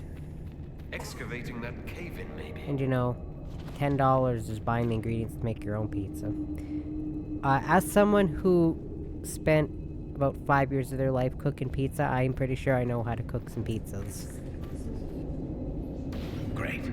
We're in the deep roads. I feel myself getting dwarfier by the minute. Did I just sprout a beard? I hate caves. On slopes, uneven ground, the dark, pretty much all kinds of weather. Elysian cafes, taverns that are too tidy, slopes of greater than 10 degrees. Look, I have to complain, or you'll forget I'm here and trip over me. I'm providing a service. Totally worth it. But yeah, I spent 5 years of my life making pizzas. I'm pretty sure I know how to make pizzas at this point. So, I'm cool with having homemade ones. Watch your feet, everyone!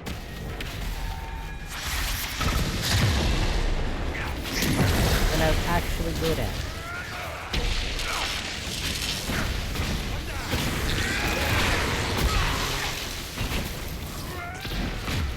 And apparently I'm good at this job I have now too, but sometimes I don't believe them when they compliment me. Well, this place is all kinds of fun.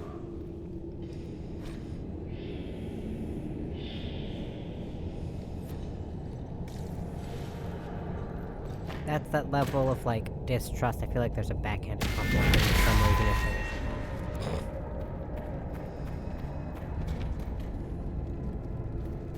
Backhanded insults. What are the Kunari even doing in a place this awful?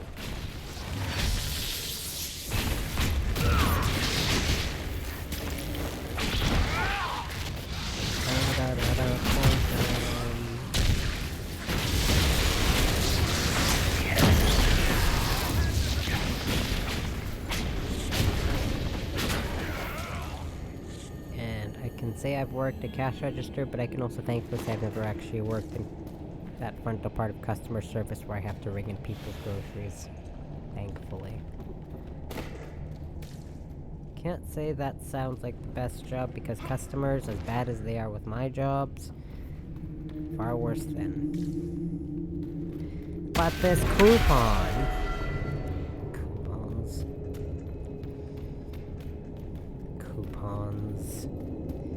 I only use coupons for food places because I don't trust them otherwise. Stay back! Oh, wait. Your hand. Are you the Inquisitor? What gave that away, the Odd to glowing find a hand? human down in the deep roads at all, let alone surrounded by Kunari. We don't have much time. Please, what the Vidasala is doing, you have to stop her. The Vidasala? That's a high-ranking Bin Hasrath. Specializes in magic. Finding, studying, stopping. Not anymore. I don't care whether you serve Fenharel or not. Someone has to stop her. Who are you exactly? My name is Jeren. Sir Jeren, once. I was a Templar in Kirkwall, until I joined the Qun. You're Qunari? Kirkwall was madness. Chaos. The Qunari were like the eye of a storm. I stand for order and discipline. Protecting the innocent from magic. But this plan, it's as mad as Meredith ever was. Why do the Qunari think that the Inquisition serves Fenharel? I don't know. The Vidasala said it, and well, you're Dalish. It made as much sense as anything. We've had agents of Fenharel causing trouble all over the crossroads. Sabotage, making spirits attack us. I assume the Inquisition was their army. That you came here because Fenharel told you to. I can't read what I'm... My cat's standing in front of my screen. I can't read the dialogue. Oh, there we go. What do you mean? This Vidasala's not doing her job anymore. Almost a complete reversal, actually. This place is a lyrium mining and processing center. Kitty. The Qunari need it for... Have you ever heard of Sarabas? Dangerous thing. It's what the Qun calls mages. Even as a Templar, I'd never seen anything like the power Sarabas can unleash. And now Vidasala is giving them lyrium. A lot of lyrium. It's part of something she calls Dragon's Breath. That's a load of crap. There's no way the Vidasala would let any Sarabas within 1,000 feet of lyrium. There's more to it than that, but I poking couldn't her find out nose what. to have her make a The couple Qunari noises. don't like it when you ask too many questions. Didn't want to bug her too much. What are you doing down here? The Qunari wanted me to teach them everything I knew about lyrium. Where it comes from, everything it can do, how we put it to use. I knew enough from my time in the Order. They figured out more. I'm not sure how. Maybe they got to the Carter. Because I've been watching videos about things to not do to keep your cat's trust, which is funny because I still do some of those things and H.O. still trusts me. And things that cats do that show they trust you and love you wholeheartedly, and H.O. does every single one of those things. Except, head bump. Or not head bump, need, sorry. H.O. does head bump, I meant need. Where are we? Why are there H.O. elven hasn't mirrors in needed the deep anything in a day in her life. This place is close to something like a lyrium spring. The more we mine, the more there seems to be. As for the mirrors, I don't know. Maybe the elves were mining here too. Because when we first got her, she was so small you could hold in the palm of your hand. She was the runt of her litter. And she's... Okay, she's round. I will admit she's round, but she's very short and not very long. And she has very tiny legs. She's a very small cat. So when we got her, you could fit her into the palm of your hand. And when we first got her, and they had her in a cat carrier. And we just kept the door open and let her kind of wander out on her own. And then when she first wandered out on her own, the apartment we lived in, there was the living room, and then you went to the left in the dining room, and then there was the kitchen. So the fridge was right next to the wall. There was like a little bit of space between the fridge and the wall. And then on the other side of the fridge was the counters. But anyways, H.O. was so small she fit between the wall and the fridge, and she got stuck.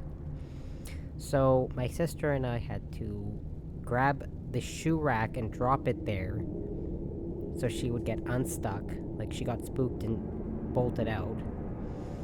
And then I picked her up because she was shaking. I didn't mean to scare her that bad, but I didn't want her to get stuck and get hurt. And then I picked her up, moved to we had a recliner in the living room. And then I sat in the recliner, pulled the recliner leg up, and set H.O. down. In that space between your neck and the top of your chest, so like your collarbone area, I set her there, and she curled up in a little ball And she slept there for hours and hours with just lightly purring. And that was my first big interaction with Heicho, and that's when I thought, you know what, she's the one. That's not seriously the name of the plan, is it? Dragon's Breath. You know that most Dragon's Breath destroys everything in its path, right? I never knew She said you it when you would were save the baby, South. That can mean only one thing. An invasion. Pain in the ass, too. This mine is the only source of lyrium the Canari have.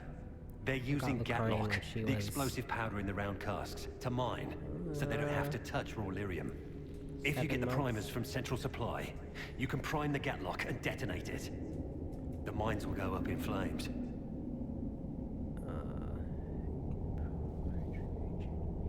Yeah, she was 7 months old when we got her. Even if I succeed, will that really stop the Vidasala? It would be a start. Karian was 7 months, Baby was 6 years old, but they'll still come when and they hit trouble. Heicho was barely over a month old. Like she wasn't actually old enough to be taken away from her mom, but they took her away because everyone in the barn was getting sick. There's no telling how bad things will get when I destroy the mine. You'd better get moving. I will. Literally, she was barely Good over luck, a month Inquisitor. old. But let's go. We have a lyrium mine to ruin. Unfortunately, her siblings got sick and died, and her mom got sick and died. But she survived because we got her out of the barn in time.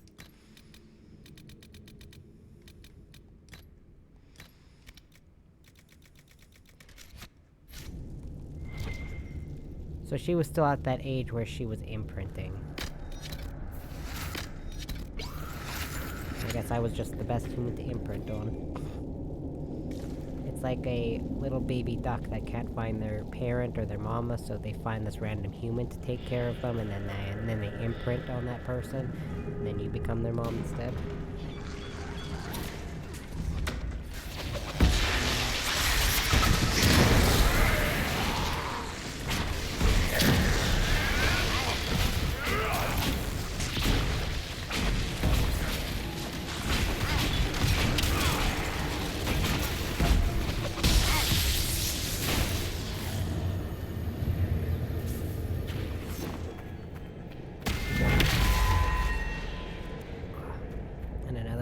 Too, when we first got Heicho, she was so small that she couldn't even jump on the couch. So every time she wanted on the couch, she'd stick her paws like underneath the cushions, and like she would try to like pull herself up, right? Because like when she put her paws up, she couldn't even reach the top of the couch. Her paws went underneath the cushions, and that's as tall as she could get. So then I'd have to put my hand under her butt and just kind of slowly lift her up so she could get on the floor. Because she was the key. I need to show everyone a picture of my Heicho when she was a baby. Let me see if I can get one. Actually, I know I can get one, but...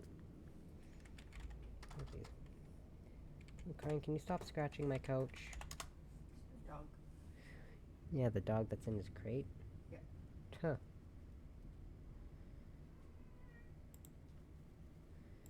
Yeah, now I can hear you, you pain in the butt. Let's see. I can never remember how to navigate this. Okay, here we go. And then, a baby Heicho. Oh my goodness. Look at all these pictures of Heicho. Oh my goodness.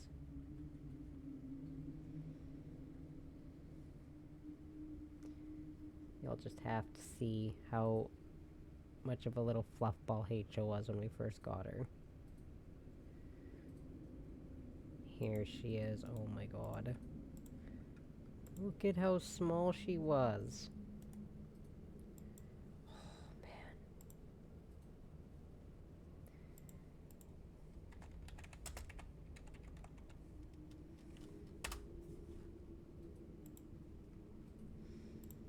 I love this cat so much.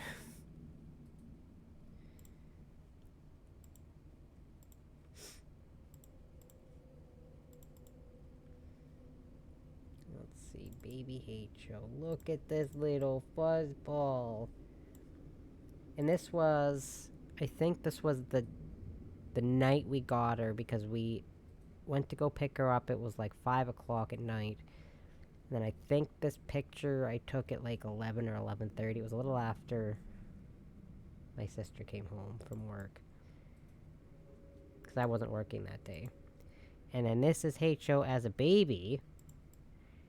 And then I think I'm going to show a picture that I've already posted before. But then, so a side-by-side comparison of H.O. as a baby and H.O. now. Where's the other picture of H.O.? There she is. And that's the same cat. Look at that. Look at that. That is the same cat. I can't believe that's the same cat. Oh, man.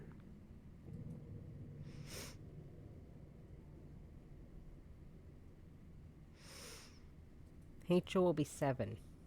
She'll be 7 years old this year. And I can't believe it.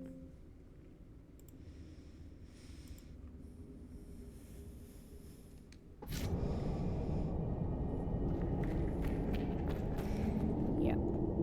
That was after the whole debacle of her getting stuck by my fridge.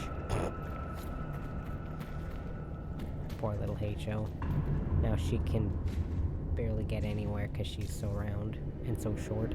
If she was rounder and taller, it would be different. Don't dwarven runes usually glow with lyrium or lava or whatever's running through the walls?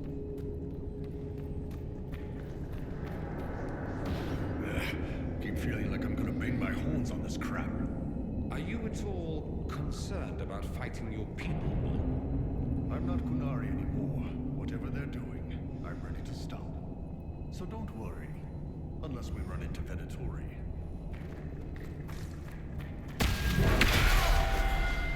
Oh, okay. Anyway.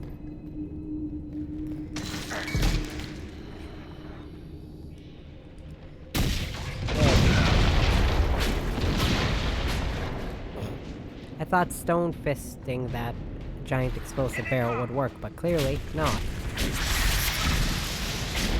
Apparently, bunting those things with force does nothing.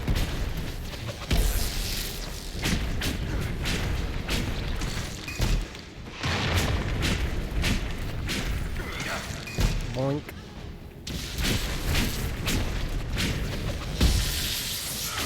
Take a boink.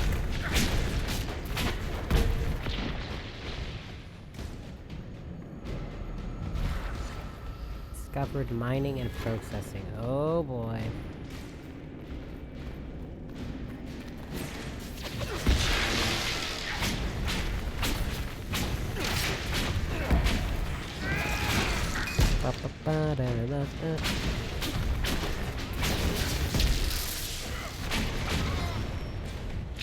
There's got to be a mistake, boss. The Kunari wouldn't invade now. It's impossible. Okay, I like this conversation with Dorian, but there's a gang of enemies that appear around the corner. Yep, right there.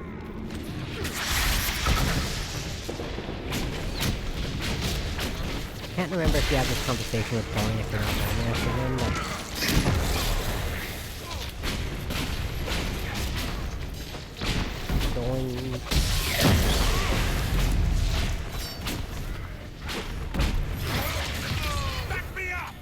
Ow.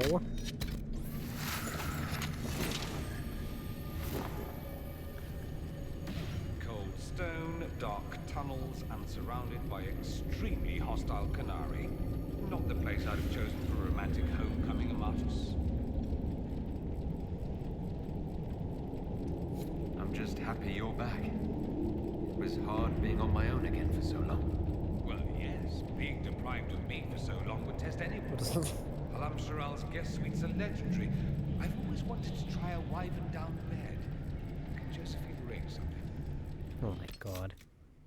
Okay, what time is it? Okay, I'm gonna have to be right back at the dog out of his crate and take him out to pee. Because it's been a few hours. Actually, about 4 hours since I took him out. Anyway, I'm gonna go get the dog out. And then take him outside, and then I'll be back.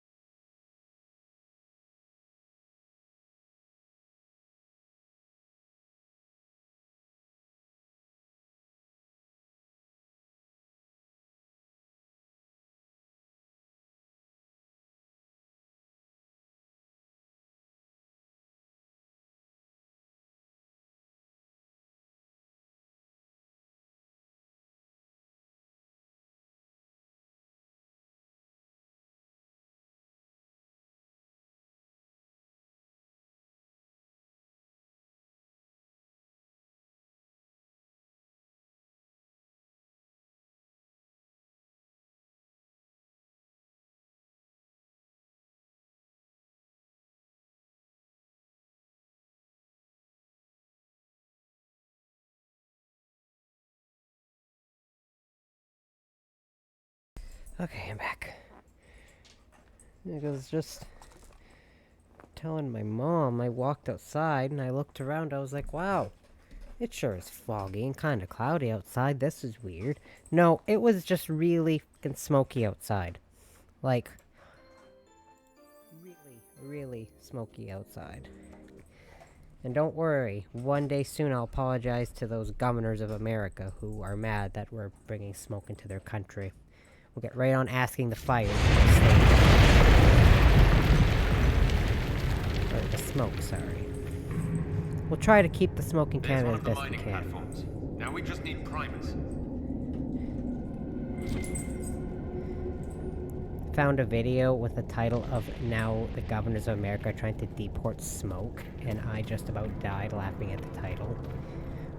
This cavern is barely holding together. Literally threatening us because we're bringing smoke into their country.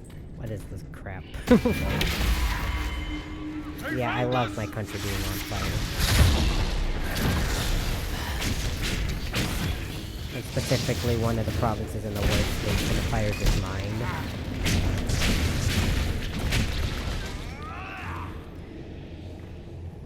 Luckily it's up north where I do not live.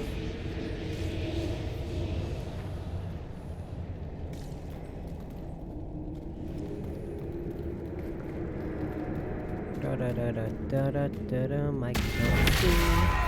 Nope.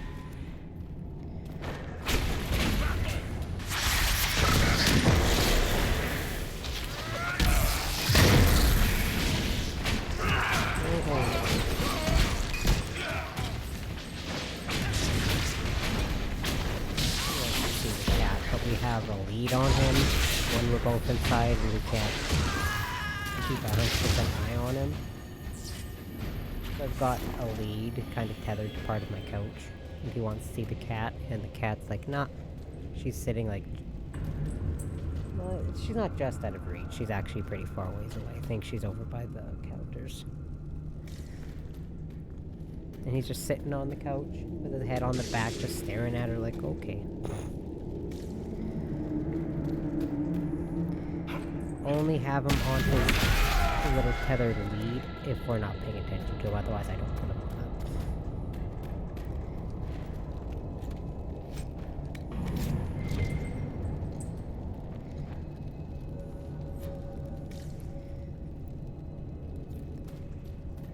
that. Did take him for a walk earlier too, which was good for him. That was before it was really super smoky out. The smoke just kind of traveled really far this way, between when we were outside last and now. What a well-oiled operation the Canary have. I think we should explode it, don't you? I lost triple dog, but it's just after 2 o'clock. It was before that.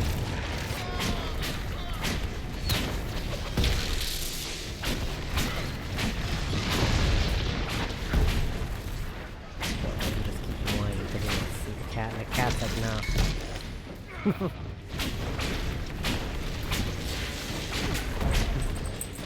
We can't introduce him to the cats any other way. Because Baby's scared of him and Hazel won't even go 10 feet near him without hissing.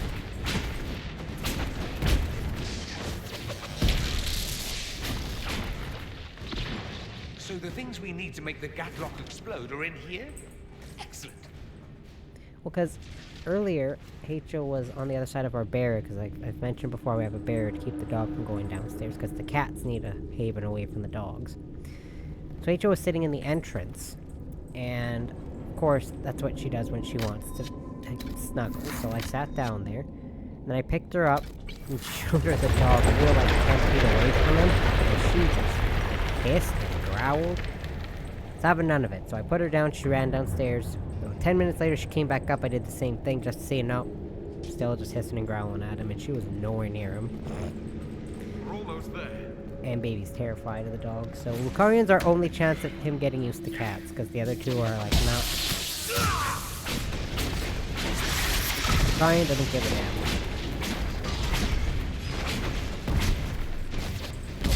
damn. You want a cat with attitude.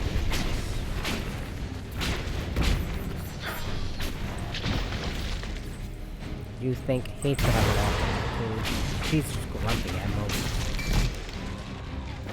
I guess the best way to describe H.O. is she's grumpy, not... she doesn't have as much attitude as she is just grumpy. And grumpy or whole life. She's like a grumpy old man. And she's not even 7 yet. She'll be 7 in September.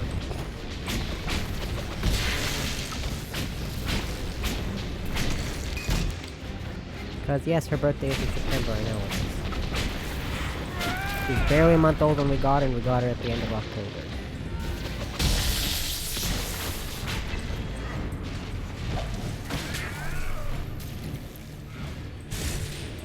Now I feel bad because the only pet where I don't know their birth month is June. These things, by the way. Because none of Baby's vet records said when he was born. What month?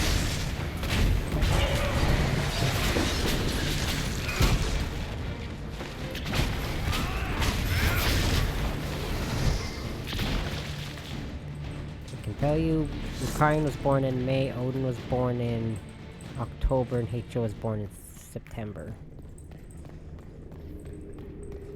But we don't have any of Baby's like super old vet records, so... The vet records we do have, we got from the lady we got Baby from.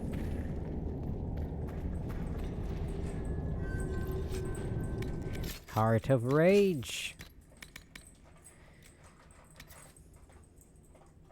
All enemies nearby are constantly burning, grants 50% bonus resistance to fire and 50% bonus fire damage. Nah, I'm good.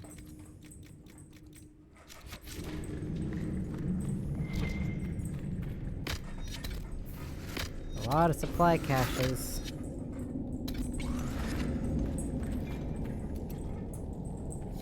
We've got the primers.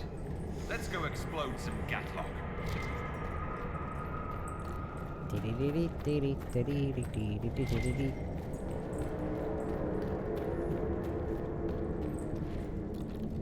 See, it took him all day to eat his breakfast, and he's already done the food we just put out for supper. Literally, like, filled his food at 8 AM, and he didn't finish it till, like, 1 or 1:30 in the afternoon. Filled his food right before I brought him in, and he's already done eating.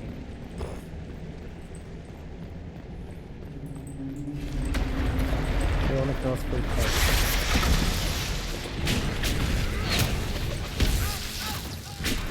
Otherwise, he'll eat a whole bunch of food in there if you let him.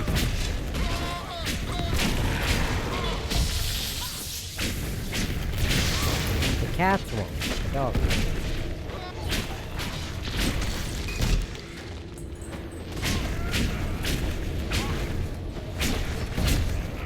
Well, because when you have, I've got 3 cats, I can't properly measure how many cups to put in a bowl of a cat's food, because, you know, there's 3 cats, and I can't measure who eats and who doesn't eat, because I don't pay attention to which cat's always eating.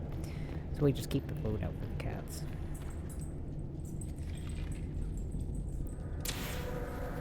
Now, if I could pay attention to which cat eats at the time, but I don't.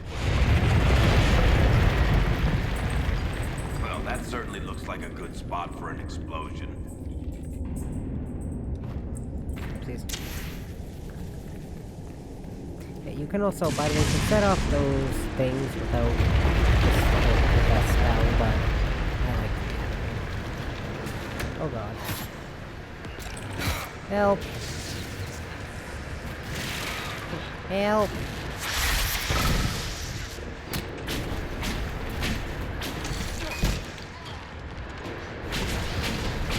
They're like preventing us from getting up the stairs. Or the ladders are. Okay, there's someone behind me. Oh, this is attacking me. Get out of here. I don't want your attention, good sir.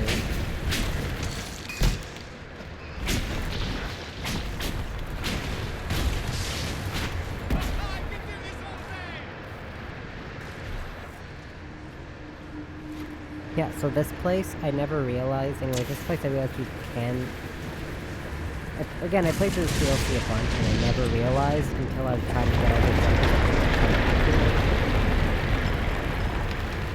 Like, you leave here, and then I didn't realize you could come back later to get because that statue that I forgot to get the bow from, you have to, I think, do 3 of those, and I didn't realize there was one here that you had to come back and do after this. Yeah, I know. Because it's kind of out of the way. The only one of those that isn't is the first one.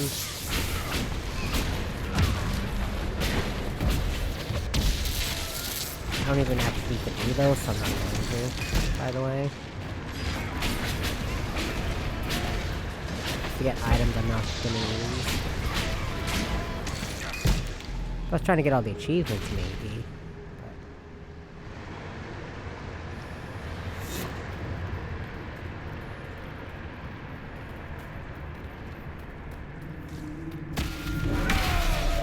Oh, nice. I didn't even do the animation. I just did it. Nice. Fire in the hole! I'm stuck. Varric took a bunch of damage. Maybe Red's got news from her sources by now. We can ask her. You know, assuming we make it out of here without drowning. Yeah, we got this.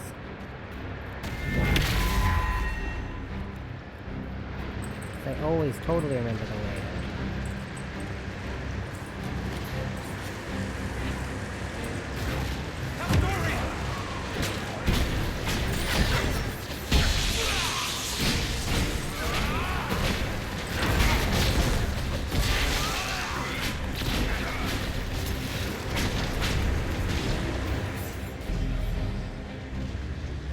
Oh, the enemy's still up there. Oh.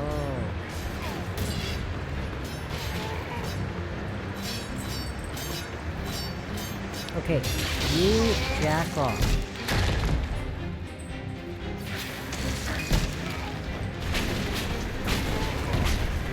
And sending me in bullshit. Get out of here. Hate the enemies with the big shields.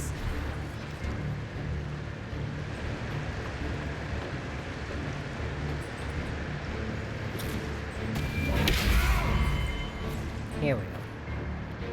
I don't know why I went the other way. Okay. Well, Dorian leveled up. Doesn't really matter. Sure. Everyone's got the belts I want for them, so, I don't care what I get from anymore. Yeah, so my general thought was, leaving this place you couldn't come back, so I was like, hey, it completely floods. It doesn't completely flood. I just thought of it. No, you can come back.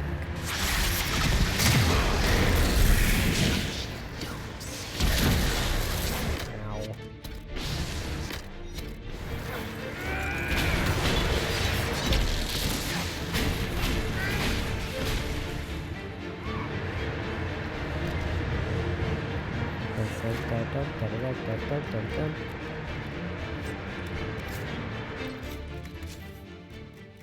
I do not want a sigil.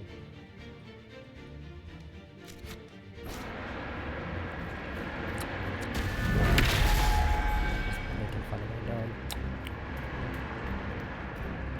I don't know what he's doing over there. He's making a little noise.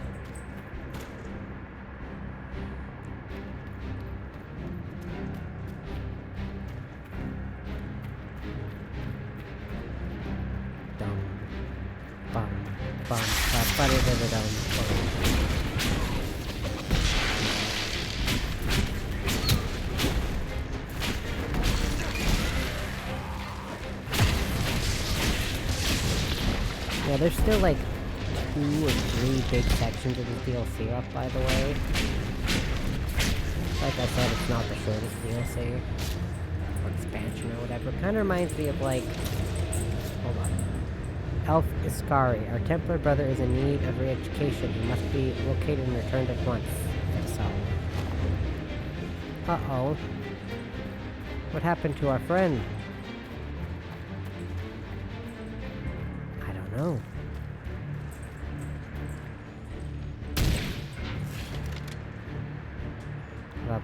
something. Why can I never remember the way out of this stupid cave? I think I would know by now, because I've been through this so many times, but nope.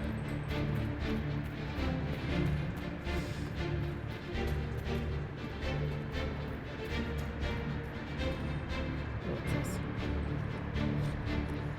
Charred note. This note is written in both common and Cunlot. The letters are shaky. These walls of blue flame are cast by the agent of Fenharel as he ran through this place, bringing chaos and destruction. Do not light fires from them. Do not go near them. Fenharel's mage servant made them hamper us or let them bring death.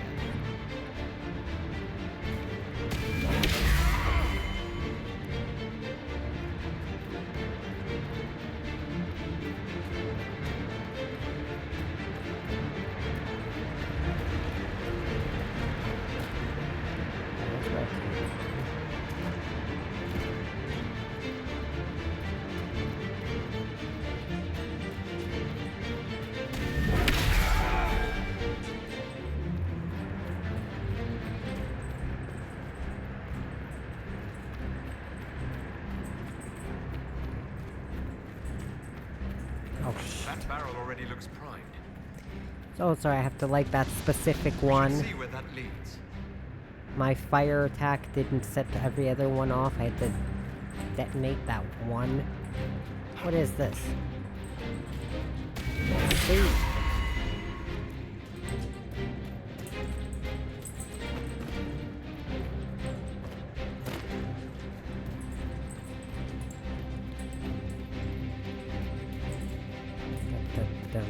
Dum. My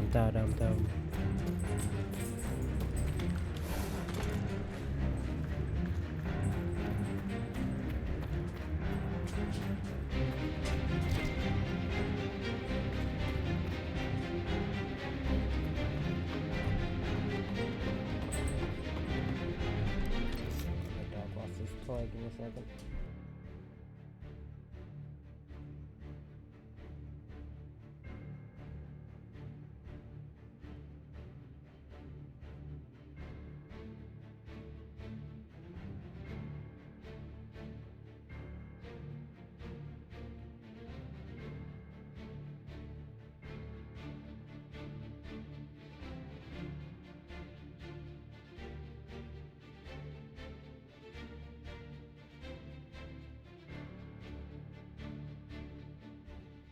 Alright, the dog's toy was stuck. I had to get it unstuck for him. It's his favorite toy, so I didn't want to leave it there. Or second favorite toy.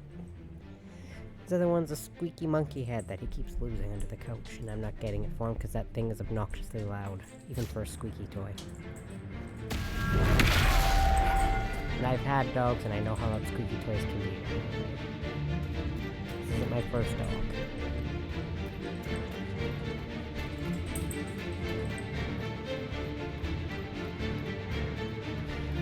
Dun, dun, dun, dun, dun, dun, dun, dun, dun, dun.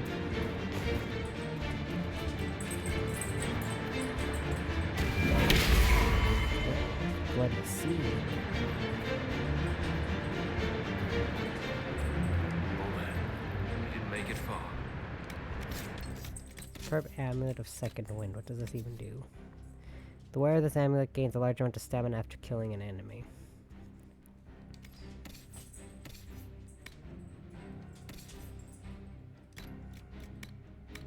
Sure.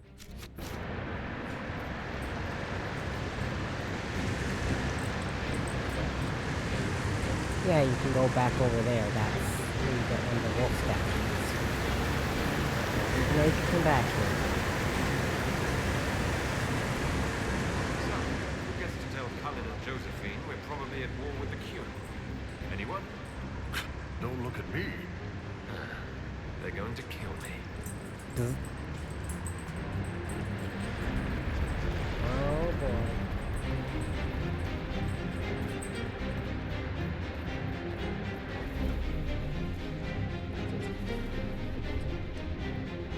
Let this scene play here. And get a couple of the dog's toys unstuck.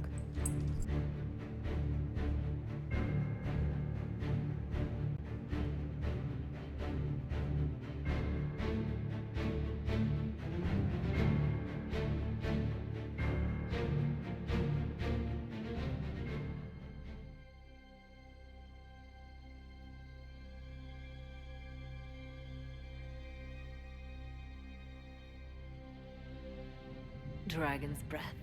The Kunari always enjoy their metaphors. But what does it mean? Who knows? Qunari agents moving through Illuvians to attack the south is bad enough already. I still do not understand why they accuse the Inquisition of serving Fenarel.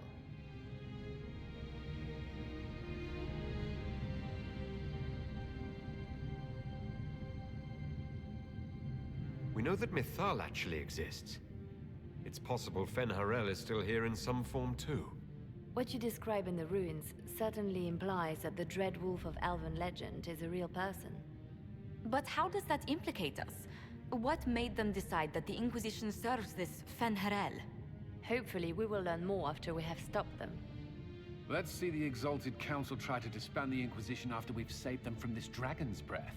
We must find out what Dragon's Breath is first. For now, our only lead is the Qunari leader, the Vidisala. Gentlemen! My apologies, Lady Josephine. There has been an incident with one of your soldiers. How dare you?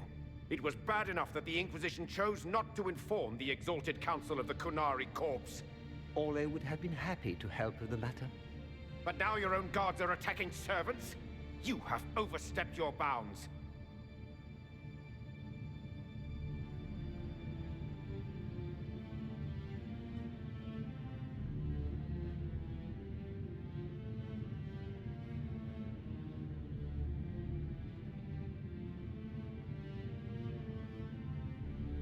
My plan to seize power in Ferelden would hardly start with soldiers scuffling in Orlais, Earl Deegan. While the Exalted Council is our foremost priority, the Inquisitor will, of course, address this matter personally. Thank you, Inquisitor. Ole stands ready to assist the Inquisition, as always. Secrets and Dolphin lies. being a jerk at the get him Do you under understand control. why we fear your Okay, Inquisition? no. You act as if you're the solution to every problem. It's because I am. I'm the main character. How long before you drag us into another war? Oh boy. Well, this is awkward.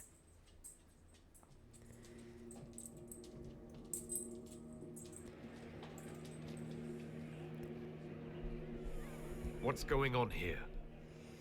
The Orlesians tried to take one of our people, Inquisitor. We've secured the area. This is the Winter Palace. You cannot simply seize control when one of your guards attacks a servant. The Inquisition is handling this. When some noble commits a crime of fashion, you can take over. I only asked what he was doing. And when I refused to bow to the Inquisition's dogs, you attacked me! How would you like us to handle the situation, Inquisitor? That barrel there.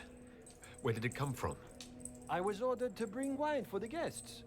You're lying. Your Inquisition soldiers are completely out of control. No, we're in control. Keep talking and you'll find yourself in chains.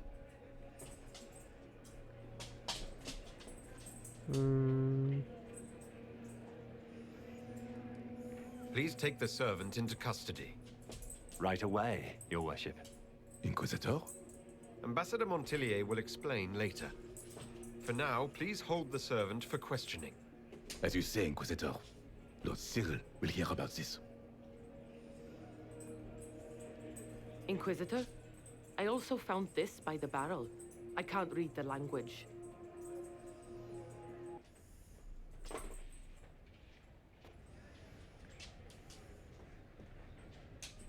Did you resolve the problem with the guard? The guard is the least of our problems.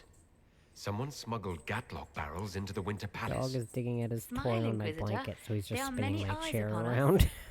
At least now we know the true extent of the Dragon's Breath.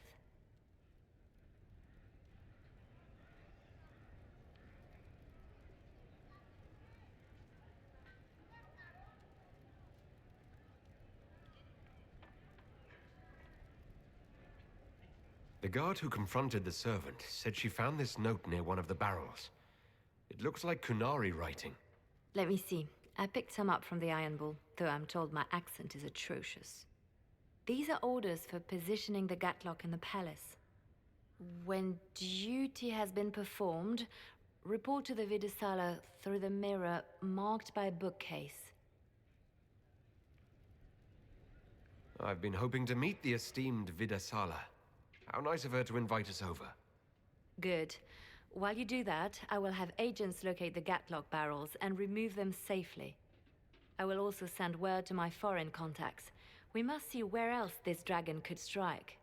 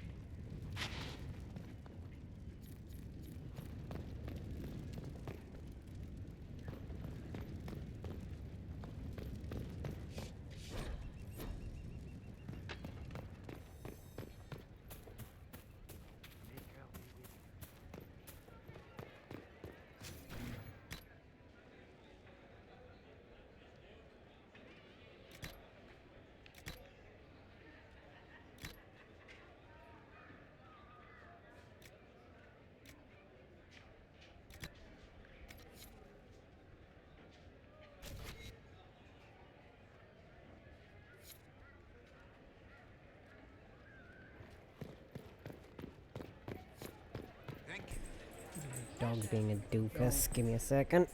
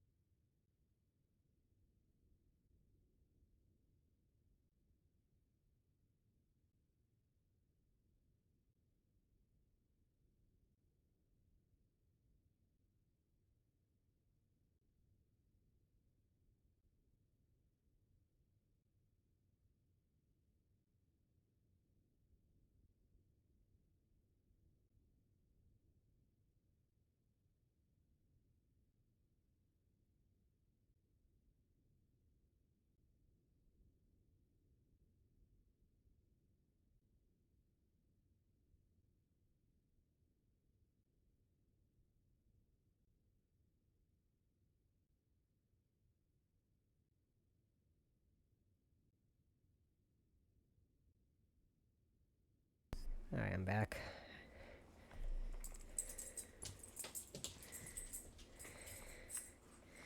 Oopsies, wrap my foot around my cord for my headphones. Roll my chair forward. There we go.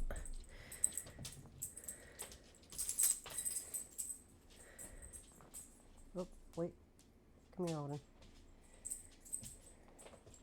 Yeah, no, this drink's fine. Oh, buddy.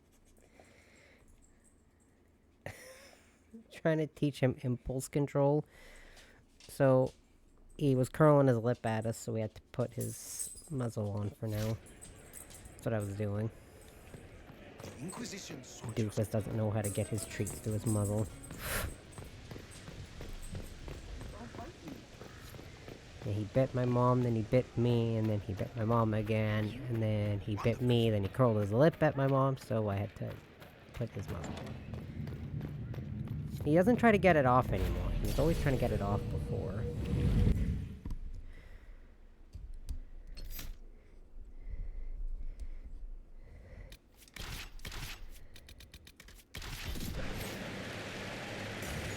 And before anyone says anything, no, they are not cool.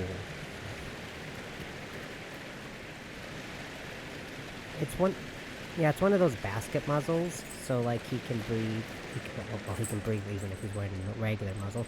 But he can pant and he can drink water. And he can eat. Well, he can, but our dog seems kind of not smart and he doesn't know how to eat through it. But he can drink and pant. There's still a treat stuck in that cushion. Could you... There's a treat I think he dropped it in the cushion over there. And he's sniffing at it.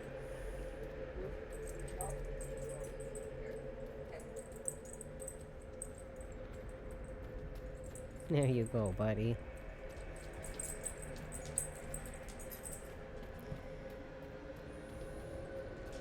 Don't wait.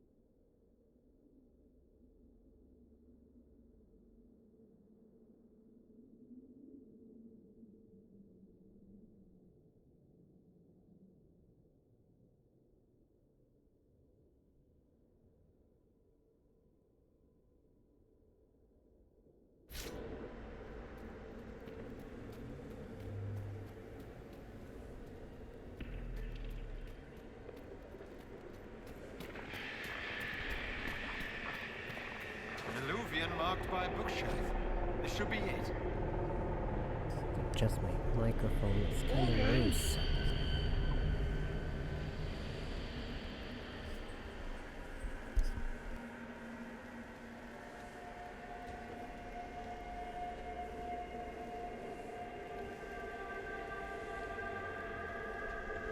Good. Time to get some answers from the Vidasala.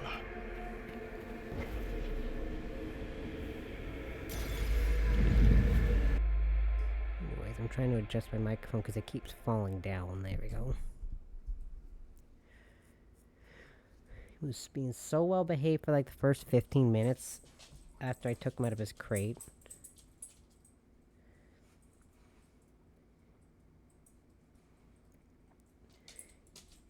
Still finding ways to bite at us through his muzzle.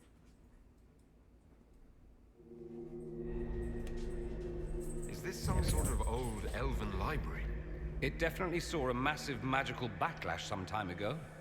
Let's hope we can track down the Vidasala in all this. I did learn from a coworker that muzzles aren't 100% bite proof. You have to actually get them like specially made to make them 100% bite proof. Because their mom had to get one specially made because their mom didn't get rid of this dog for whatever reason. Because I think it's because it's their mom's husband's kid's dog. this dog, her name is Sasha, she killed this coworker's dog, picked him up and shook him around and crushed his windpipe, and there was blood everywhere. And they got a new dog. They didn't get rid of the Sasha dog. They kept that dog and got a new small dog because their mom likes small dogs, which is fine.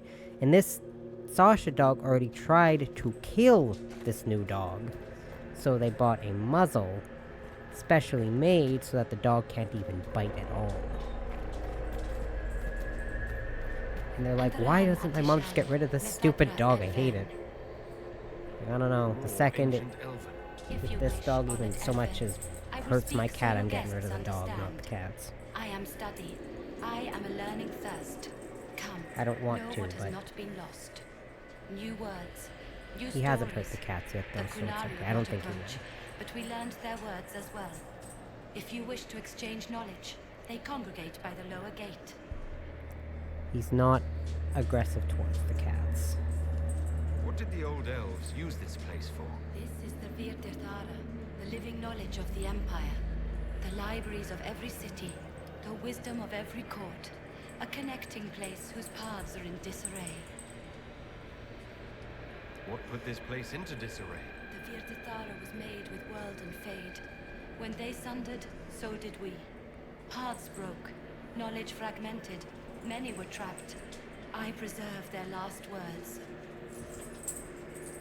What were these old elves' last words? What happened? Where are the paths? Where are the paths? God save me. The floor is gone. Do not let me fall. Do not let me... on this spot, that is all. Thanks. Really paints a picture. I could learn so much about my people. What were they like? How long is our history? I will try to recall, honored patron, but there are gaps, breaks. Greetings, laughter, Ema Enasal, forms out of air, light, memories. And yet there are so many broken parts at every... missing. I cannot. There is no more. Apologies. I knew all once. We knew. With the break, But anyways, unless you get like one of those fragments or knowledge new since cruel the fall. cloth muzzles that completely wrap around their nose and their jaw, and then those metal ones where they can't bite at all. My coworker's mom wanted to get one of these basket muzzles that were specially made so the dog could still pant and drink. I'm looking for Like with a dog that's willing to kill small dogs, just get rid of the dog, man. Vitisana, yes. She uses scholars and mages for study. They fear this place, but they The dog seek loves to know people, the veil. just hates other dogs.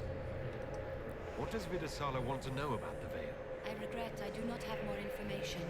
I am sundered from myself. If you Luckily my discover dog's another fine one with of cats, me nearer the but- Kunari, I may know more. Kindly give it my greetings. I have not thought with myself for some time. We'll be going now. Know this. An unknown person, not of the Kunari, recently woke the librarians. Oh no. An unknown person. Could this be our agent of Fenharel?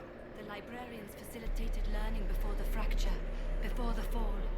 Now, beware them. They are unwell. Dun dun dun dun dun. Kunari. On that upside down island. Looks like a camp up there. Down there. Shit, this place is weird. I've cleared some of the steps. Let's look around for more. The inverted alluvion must lead to the Kunari. Big yikes. Oh, ouch.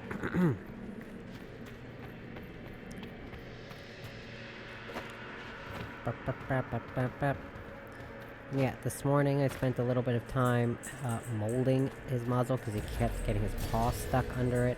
He can't get his paw under it anymore, thankfully.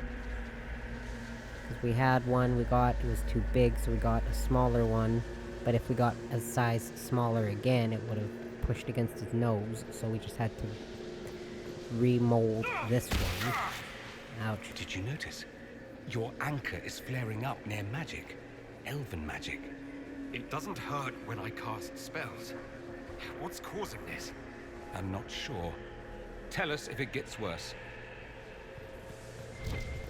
But yeah, I spent a little bit of time this morning molding the muzzle so that he can open his mouth a little bit further, but not enough, because before he could also get his bottom jaw through it. Like, he could get the bottom part of his mouth through it, but now he can't. So the pages of this book, Memory, describe a pair playing, colliding in the air, bodies formed for kissing, stroking, lines of heat as molten as the sun. The dance is fluid, roiling, never-ending, lovers tangled in a laughing knot that rolls on for years. Promise never to be parted, whatever ages come. Annoyed thought intrudes from one who marked this memory after it was recorded. By the gods, find a private chamber. Sure, okay.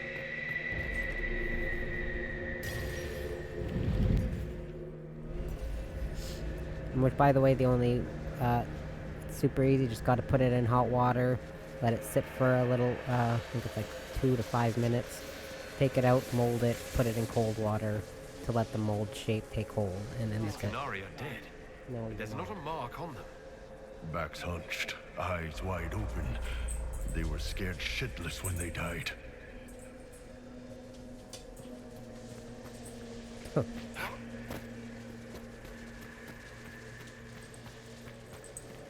It's this thing again. Welcome, Hello, friend. welcome. Listen to the last words of those who lived past the fall.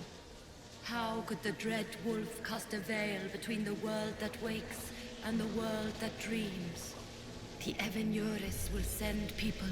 They will save us. When have you last heard from the gods? When the veil came down, they went silent. What is this veil? What has Fen'Harel done? Are these records saying Fen'Harel created the veil between our world and the Fade? Whoa. They're saying some guy just made the veil? We must have been ass deep in demons before then. If it's true, that means the Fade and the waking world were once one and the same. Yeah, some guy just made the veil. Shocking, isn't it?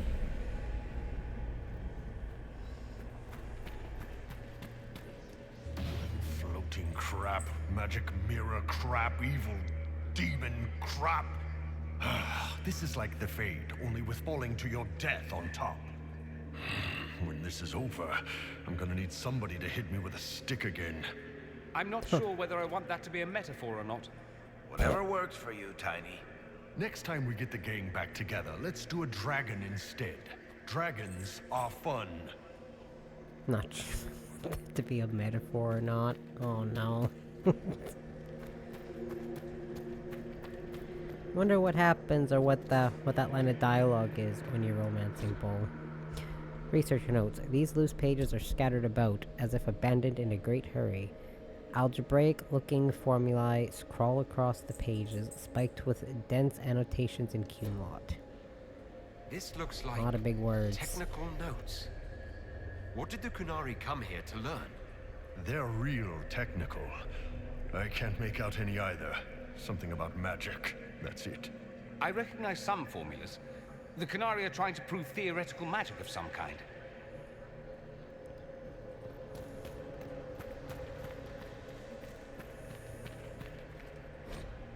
The Dreadwolf's gaze is bright, light burns in a ring of the dead. Yeah, see, I'm not doing these other puzzles, I just did those first few, just because they're kind of, like, right there anyways.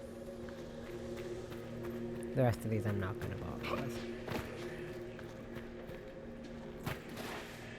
There's really not much point, and again, unless you're trying to get all the achievements. These blocks are heading toward that upside-down alluvium. Creepy. Helpful, but creepy. Because once you It's a finish place the of DLC, learning. that's it, right? Maybe this Vir Dathara is helping us find what we need.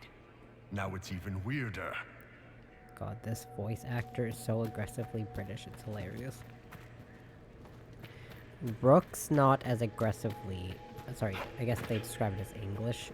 There's English and American. Rook's isn't as aggressively English as those characters. I know a lot of people said that Rook's accent is English accent is fake or something, but then I'm questioning because I looked at the voice actor, at least the male one, I don't know about the female one, whose parents and then himself were both born and raised in England, so I'm pretty sure. Also, he was on EastEnders, that's how you know he was super British. You know what I'm talking about, then you know why I'm laughing about it.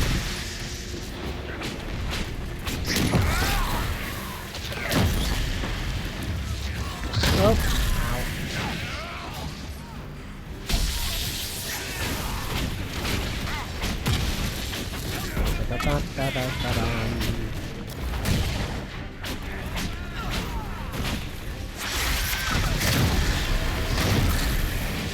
There it goes.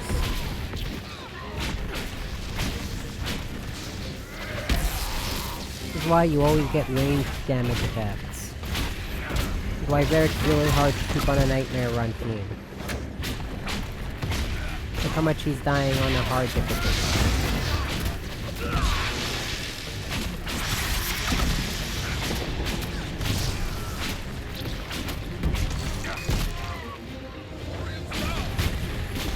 Dorian very rarely died, which was weird. It was mostly just Barrick when I had him on there.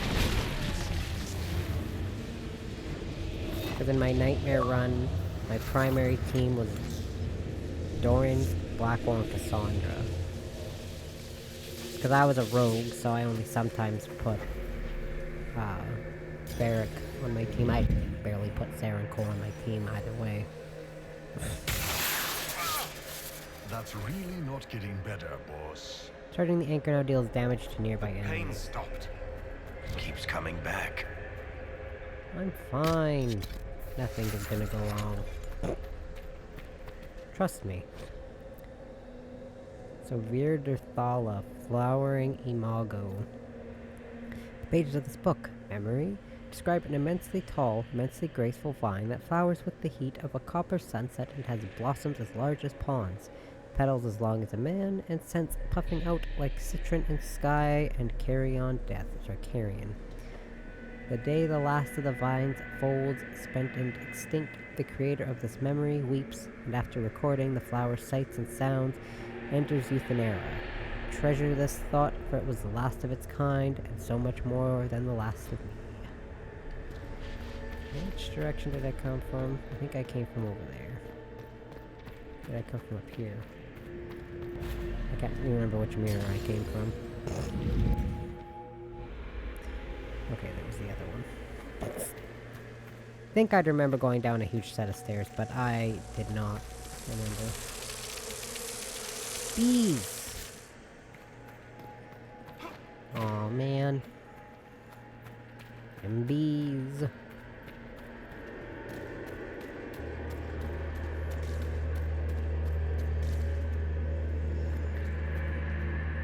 Itchy eyeball. There we go.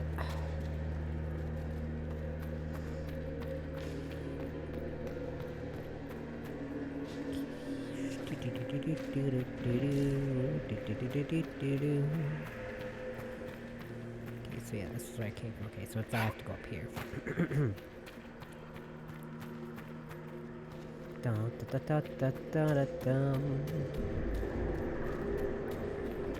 up, and up, and then go up again. No. What about... there we go. Oh. More dead Canary, with terrified expressions.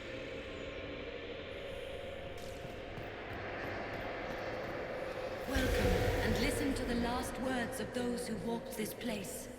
If we get out of here, I will end Fenharal. After he held back the sky to imprison the gods, the dread wolf disappeared. Lies. We must tear down the veil, the cities, the pathways. Without magic, they're crumbling. You're wasting your time. Fenharal's veil has turned our empire to ruins. So the ancient Elven Empire collapsed because the veil weakened magic. If the old elves relied on magic even more than the Vince, no wonder things went to crap when it dried up. Do you realize what this means? What this place is? The actual history of the elves could change everything. Ooh, be prepared, man. You know what? Almost every fantasy-esque game, you learn about the history and kind of like the creation and existence of all the races. Except humans. And even if you learn of humans, the humans' introduction is barely ever interesting. The elves, super interesting. The dwarves, super interesting. The Quinari, what you do know is super interesting. And the humans just are kind of there. Now that we have Sorry, so many Dorian. samples, how hard would it be to build Illuvians of our own? Oh, I knew this one apostate in Kirkwall you would have gotten along with like a house on fire. After these past few years, it would just be good to create something magical that is also helpful for a change. I only just realized I have every race on my team. But anyways, what you do know of all these races' backstories, super interesting, except humans, because they're humans and they're boring.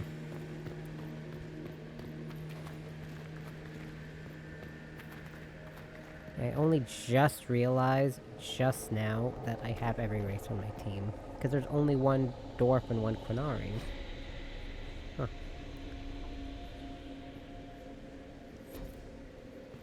What the? I never wrote this. Oops, I forgot to read that, that's okay. You think we could take a couple of these books back with us? Unfortunately, I don't believe any of these are physical objects. They're ideas. You just see them as books. How about we just leave all the creepy feed shit where we found it?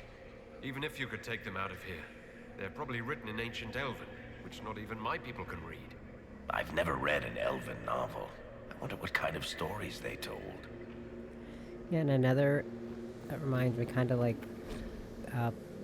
back when I first heard disagreements and arguments or whatever of the next game, like Veilguard, where you can only have 2 companions on your team and not use, the tactical combat. And I told my sister that it kind of feels like it plays like the aspect game with the combat. Let's see if we can reach the inverted Illuvian now. And the fact you can only have 2 companions instead of 3 on your team. Well, that made her jump on the chance to play it. The reason I didn't care was because I played Mass Effect and Dragon Age. And I like both games for what they are. But my point is that you can't have one of every race on your team in that game on your for that reason, because you can only have 3 characters. You and 2 companions. Plus you have, what was it? Let me count here. So you have human, dwarf, human, dwarf, elf. Sorry, I'm trying to remember the order. Human, elf, human, Quinari. Or Quinari human. You can do the last 2 in either order. I would say it's definitely. Oh, no.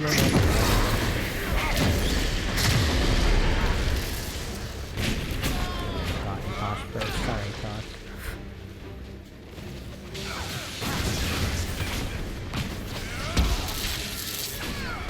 Go after them all in seconds.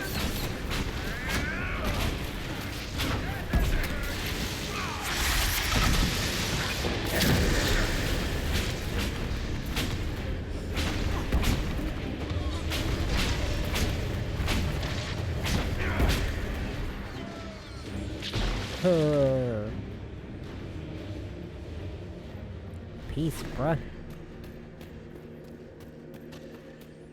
Okay.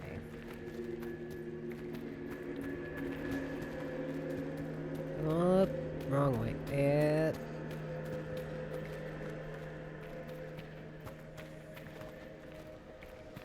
feel like it takes too long to get to this mirror. Oh my god, where is it? I've lost it.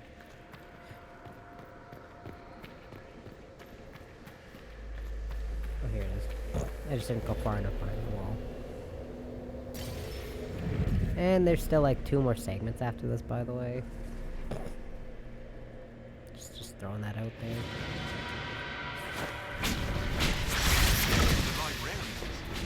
Not good. Or 1 full segment.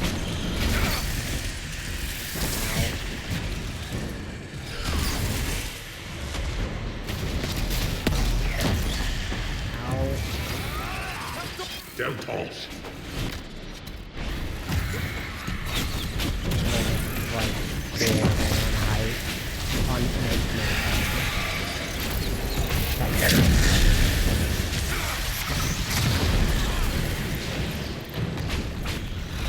So these are just fear demons. That's all they are. They just have a unique enemy name.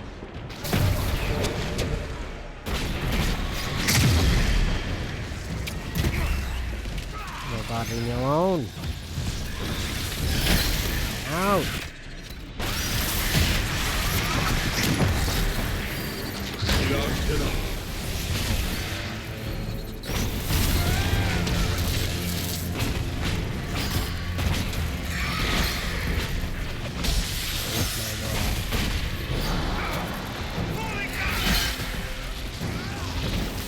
I'm trying to cast a spell, but it won't cast. There.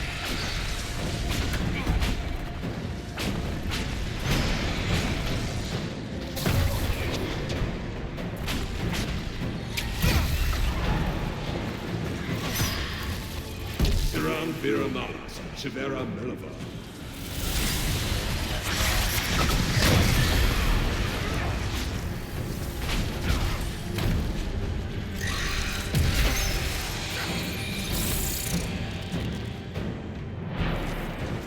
This fight is terrible.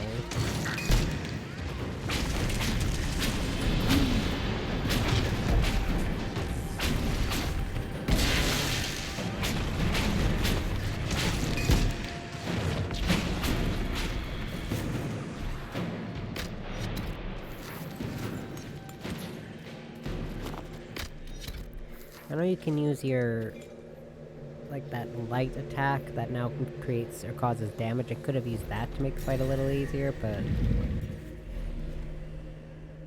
why do that? Why make it easier on myself? Because it's less fun to watch that way. Oop, oh god.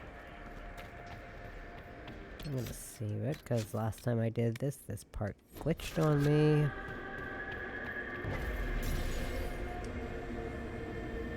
By glitched, I mean when I loaded into this area, the cutscene just didn't play. And there was just all these Qunari standing here. They weren't attacking or anything. Hero of the South. The Vidasala, I presume. After fulfilling your purpose at the breach, it is astonishing to hear you still walked free among your people. Your duty is done, Inquisitor. It is time to end your magic. I've defeated all your Ben Hasrath so far. So you have. The repercussions have already begun. I am no stranger to catastrophe, but this chaos in the South defies comprehension. The Qun left your people to curb your own magic. You've amply proven we should have stepped in long ago. Is that what Dragon's Breath is for? Murdering our heads of state just to control our magic? Do you believe closing the breach solved everything? That its consequences stopped there? Sure. The day we saw the breach, the Qun decided its action. We would remove your leaders and spare those who toil. This agent of Fenharel has disrupted everything. Lives that were to be spared, lost for him. Who is this agent? Why would you think they work for the Inquisition? Kill the Inquisitor, then follow me to the Dargarad. Just tell me where you're going, because I'm definitely not gonna win this fight. Why do all these Qunari look exactly the same? Oh god.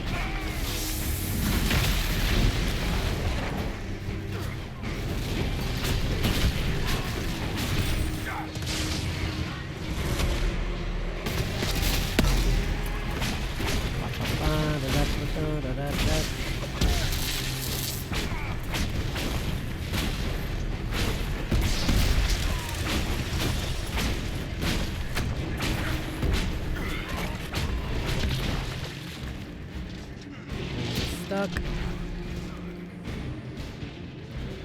thought he was a random Qunari, but he was just standing there, being stuck. Cause sure, why not? I don't need my warrior to help or anything.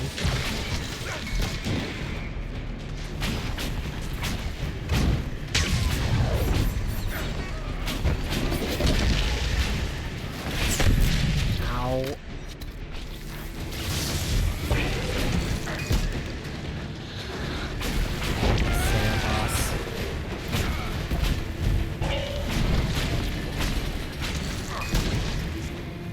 Boink.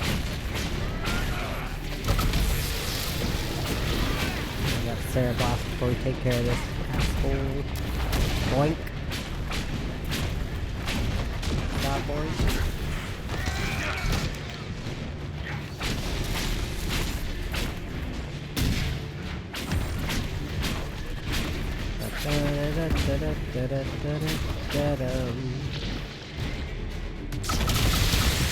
Nice and easy.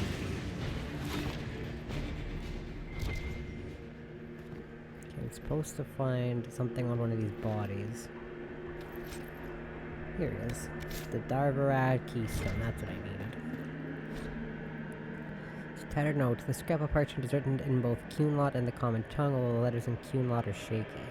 So please excuse my Cunlot. Its subtleties elude me, even with your patient teaching, sorry. We pulled everyone out of the palace. The Shem nobles assumed we were servants, leaving on an errand. We are hiding where you told us, waiting for signs that the Dragon's Breath has begun. Victory is in the Qun. No wonder the Qunari translated notes into our language. It was for their non-Qunari spies. They'd have to. Qunlat's not an easy one to learn. Alright, it's getting comfortable. There we go. Stinking cheater. Oh, it's a shield. On hit, chance to spawn a toxic cloud at target location. Neat. I'm just gonna trash it, because I don't have a Sword and Shield warrior on my team. Get all these really good weapons right at the end of the game. Nice. I love it.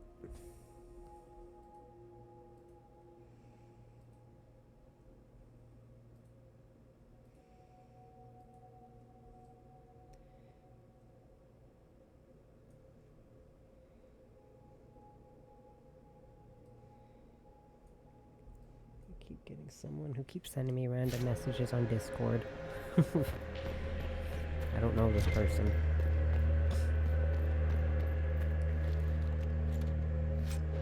I swear every other time I look at my phone there's another like 3 messages from them and I'm not answering them.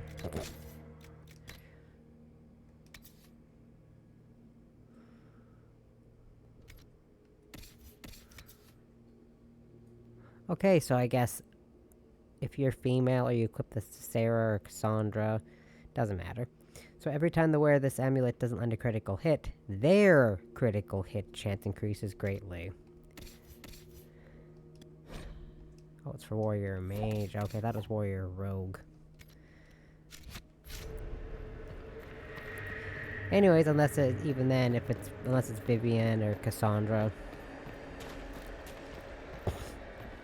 Or unless you happen to be female. Which I think a lot of people like. Some people like to romance Solus, I guess. You like it up there, Mr. Dorian? And Bull? These are Vidasala's papers. She brought mages here to research strengthening the veil. A way to clamp down magic. No wonder she's here. It explains why the Qunari thought it was worth camping here.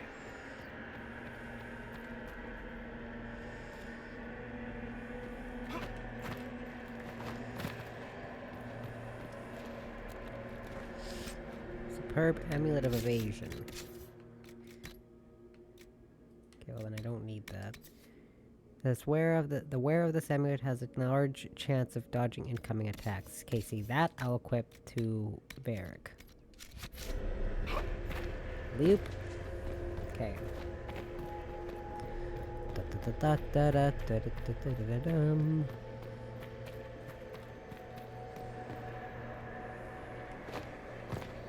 Visitors, patrons, welcome. The halls are open. Can you tell me where a Kunari called the Vidasala went? Yes, we heard much. Although she fooled herself into thinking we could not hear. Fools. Take a keystone to the Davarad. I will join you there soon and take stock of our remaining Gatlock powder. I found a keystone with one of the Kunari. Yes, and you need words for their key. Maras Nira. It glows. It will open the way to the Davarad. May you find what you seek. In coming here, you strengthen the paths. I can now raise one, if you wish to go. You've been very helpful. Gil-Tethan was what the Elven called me. One who guides seekers of knowledge true. I was connection. One city could read the records of another, one Elven feel the memories of another. When the veil fell upon us, I marked the end of all they knew. We've got to find this Davarad and corner Vidasala there. The whole time I switched scenes and didn't think to check if my audio was working. I usually do check, and yeah, it's working.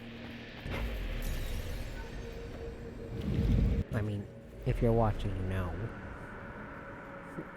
But I don't, so I can't hear my recording.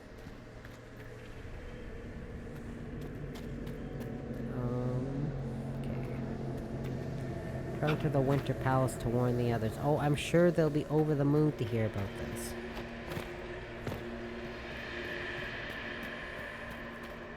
Oh boy.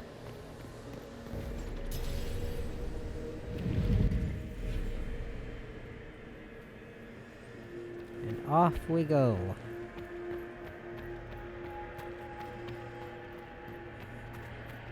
We're off to go to war. Again.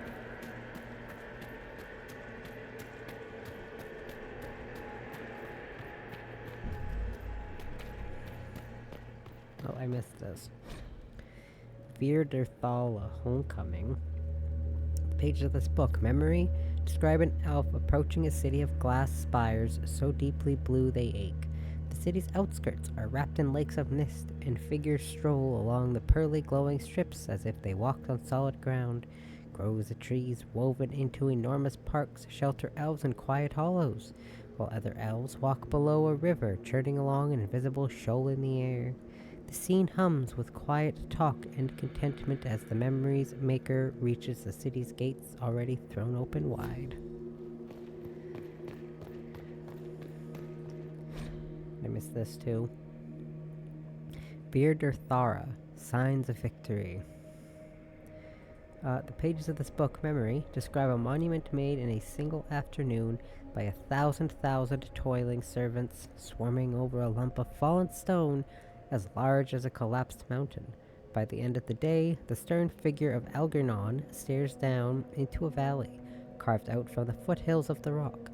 The slaves have disappeared. Light radiates from the Eidolon's narrowed eyes and its open snarling mouth. Hail Algernon, first among the gods, mark his victory eternal.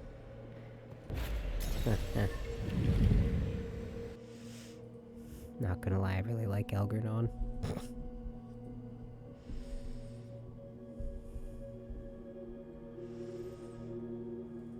My favorite is still June, though, and that's, again, I've mentioned this before.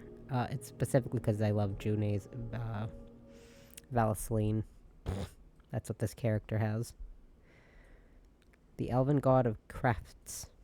Your agents confirm there are Gatlock battles in Denerim's palace? And I have his Vallaslin. Yes, and in Valroyo and across the Free Marches. The Winter Palace is not the only target. The Kunari are one order from destroying every noble house in the known world. There is a bright side. Warning the ambassadors will remind them of the Inquisition's value. Not when the Inquisition is responsible for that threat. I take it you have new information. The elven servant handling the barrels confessed to working for the Kunari. But the servant was Orlesian. That implicates Orlais, not us. But the barrels arrived at the Winter Palace on the Inquisition supply manifest. How are we supposed to fight a war when we can't even trust our own people? Do you know who got the barrels onto the Inquisition manifest? Yes, several of the Inquisition's elven workers have gone missing. I had their backgrounds checked. They joined the Inquisition after fleeing the chaos in Kirkwall. I remember when Kirkwall was at its worst. Many of the city's elves converted to the Qun, trying to find a better life. And the Qunari turned them into spies.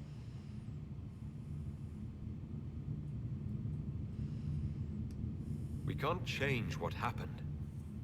Only how we react to it now. I fought to protect the Inquisition in this exalted council. And for what? So we could deceive and threaten those we claimed to protect? Once we locate the spies... This isn't about the spies. You hid the Qunari body.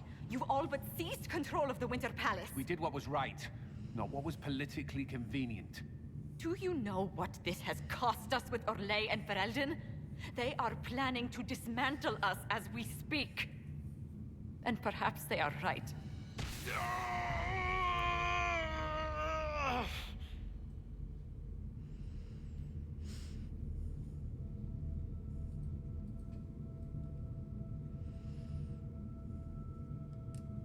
So, it's been getting worse. I don't know why. I don't know how to stop it. I don't know how much time I've got left. What I do know is that the Qunari need to be stopped. So I need to get to the Darvarad while I can still fight. Thank you, Inquisitor. Would you like us to inform the Exalted Council of the danger? Yes. If we fail, the Exalted Council needs to know what happened. I will inform them personally. Leliana, I can... No, your job is hard enough already. This is my responsibility. I'll have guards ready at the Alluvion, in case the Qunari attack the palace. Make her watch over you. Nope.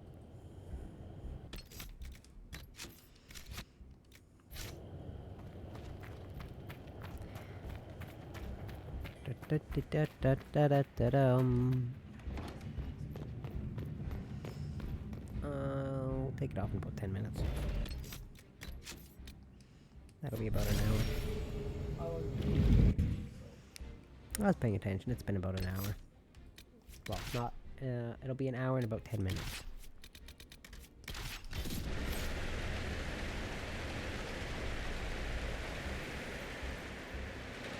Nightingale told us what happened with your hand. Why didn't you say something? I could have... I don't know, something. Whatever happens, I wouldn't trade the years we've had together for anything. I love you. I knew you would break my heart, you bloody bastard. All right, Bianca. Let's show all the tall people how it's done. One last time. It's been an honor to kick asses beside you all. Anan. The Darvarad. All right, everyone. Whew. So this is like the last little segment, but it might take a while to do. I don't know.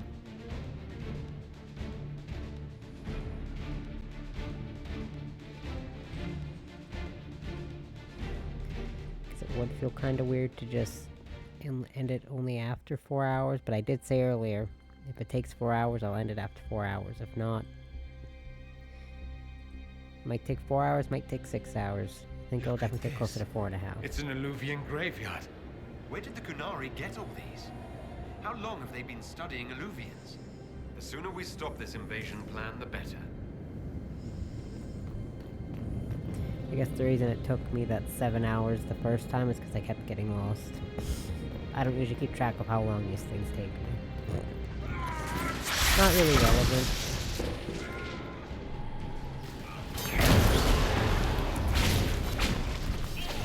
When I'm playing things on my own personal time, I don't keep track of how long each segment takes. I keep track by my save time, mostly. Okay. Assholes, go away. Oh my god, go away.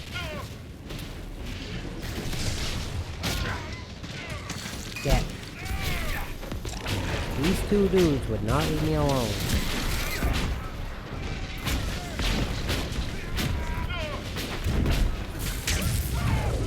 Wow. Oh god.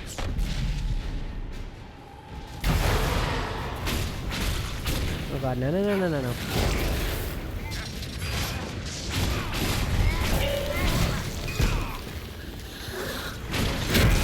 Oh, I meant to jump out, but I kept backing. By the time I was... there it goes again. This thing stop using it thing back, that'd be cool. Oh, I hate these Cereboss so much. I know one thing I hate more than their speed users.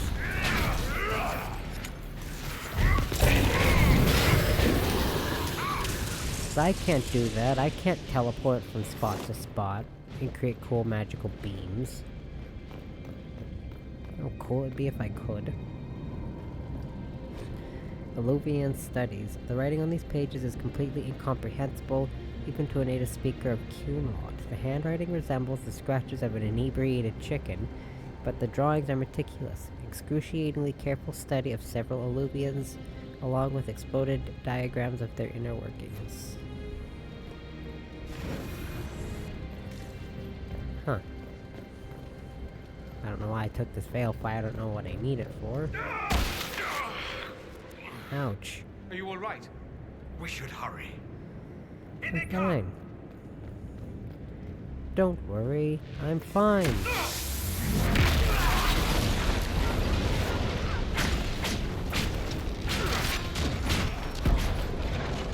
Ugh. Look at that. So, about this war. You know things didn't end well for Kirkwall the last time the Qunari got angry. I really hope we settle this fast. I've seen all the burning cities I ever want to see. Don't break my heart, Eric. That's not fair.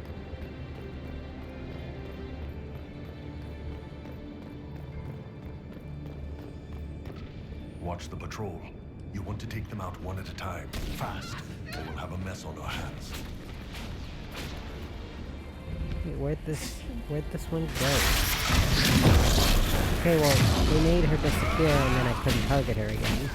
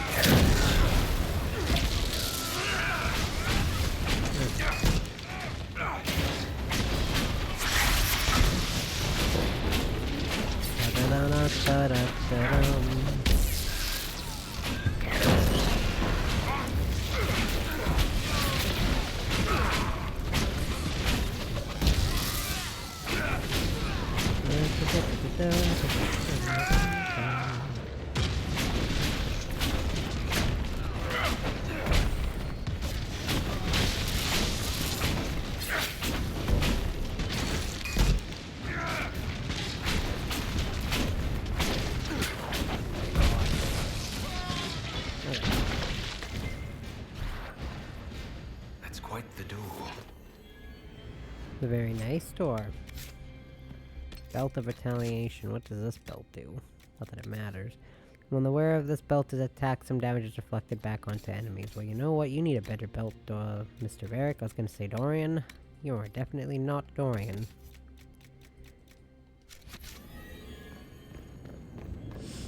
Never seen the romance with Dorian as a dwarf, but I'm sure it's fine.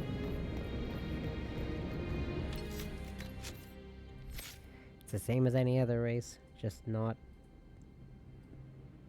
the same height. Let's see. Again, it really doesn't matter. I guess. Now.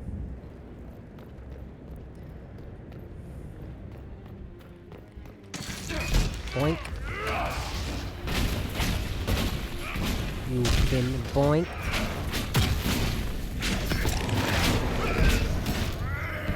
I'll take that. Thanks. Red Lyrium. Do the Qunari have any idea what they're dealing with? No. They might think they do, but they don't. Is that an astrarium? How did the Kunari move it here? And one of those weird keys you can only find with a tranquil skull.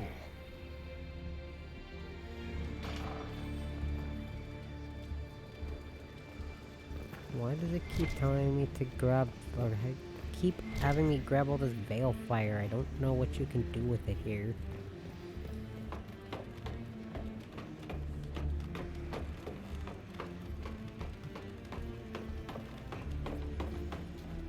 Da da da da dum.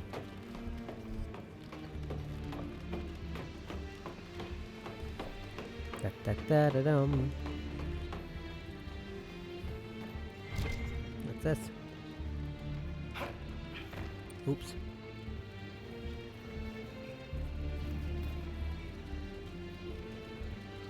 Why are they giving me this now? Such a bizarre place to put a golden nug. Scrap of writing from Ben Hasselrath, agent. Excavated mural believed to be a self-portrait by Fen Harel. Now look at him. He's such a good artist.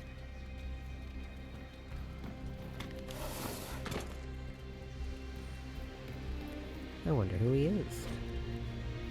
That's way too long.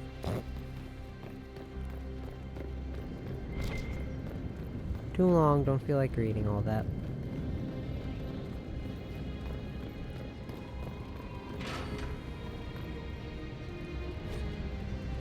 Logs of a Darvarad gatekeeper. The entries in this book are written in several different hands and occasionally even different languages. From the few entries in the common tongue, it appears to be a log filled in by the various guards who have watched the gates of the Darvarad. Warning. Artifacts brought in by Hisra Kith. Original location not on manifest. Added Iskari was told they're from ruins. Please remind agents that all relics must be properly catalogued, or the Tarbaus, will never stop complaining about it. Afternoon. These Kiths deployed, including Iskari of Hisra Kith. Told her to write down locations in her manifest this time. Evening. Hisra Kith reported back. Iskari handed me manifest that just said outside Darvarad, asking my stand for a knife.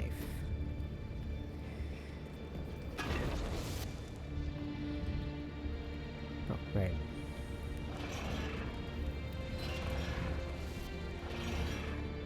That's it. Get them all like that and we're in.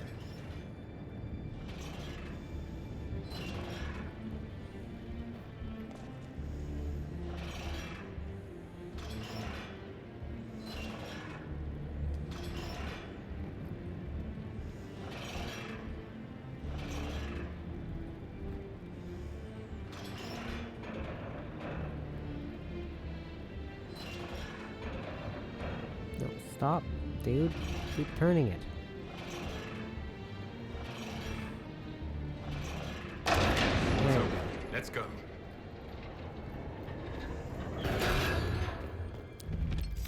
I'll keep you in suspense. I'll be right back. Gotta take the dog's muzzle off and get a drink.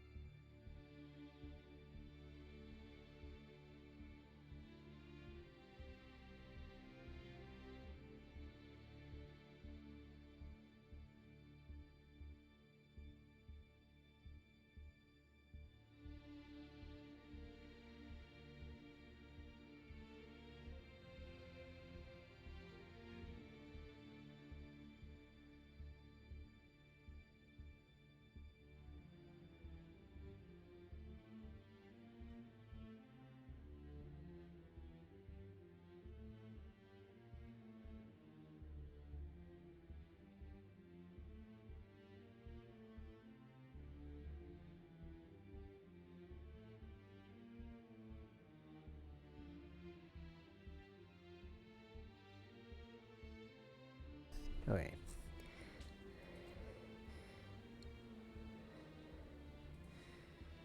Oh. Just got a notification from YouTube saying a hijacked plane involved in the Vancouver airport. That sounds weird. I don't know. Just said hijacked plane involved in something in Vancouver. Nice. Alright. Oh god. Oh yeah, they like enemies like to do this. I hate them.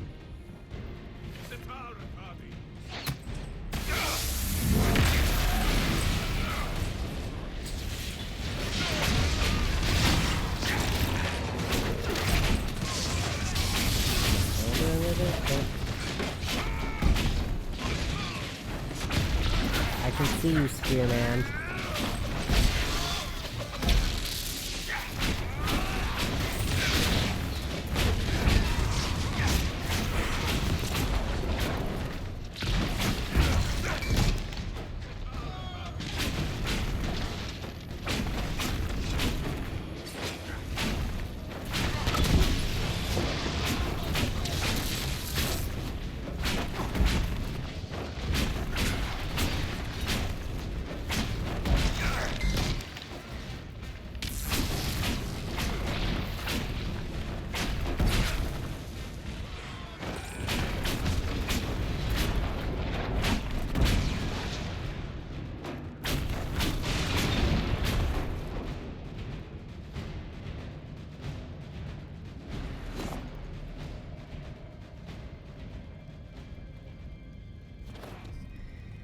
Okay. Written instructions for new workers.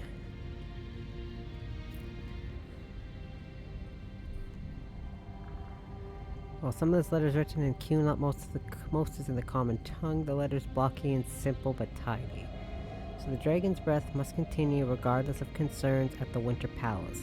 Many are new to the Qun and have not yet learned to trust. Your worry is understandable.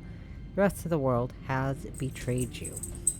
All who have been to the Darvarad know the difficulty of maintaining the specimen for extraction for as long as we have.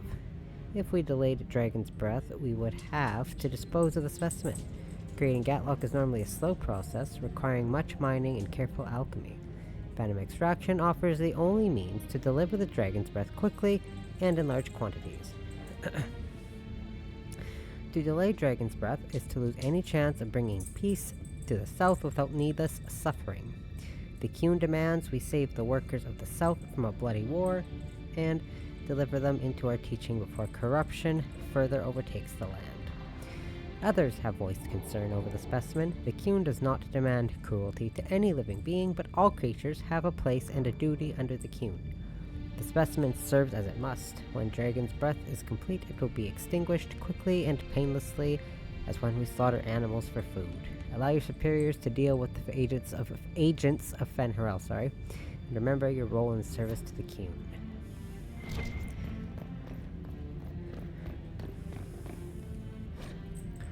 Journal notes found in the barracks. There are several entries in this journal, some in Qunlot and some in Common, as if the writer was practicing their language skills. The last page reads, "Sent to the palace again. Moving things along. Boss Shems never notice who comes or goes. When the Dragon's Breath comes, they won't know what hit them." Just want to press A to exit out of that. Superb belt of Winter Pact. Nice. I'm never going to use that.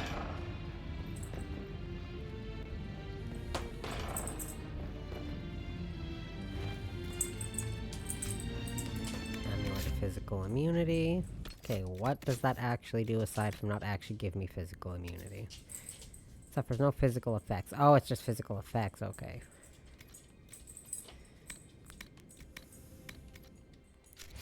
By the way, I don't need it. I'm not switching any of our equipment. I'm literally great at the end of the game. What's the point? Da-da-da-da-da-da-dum.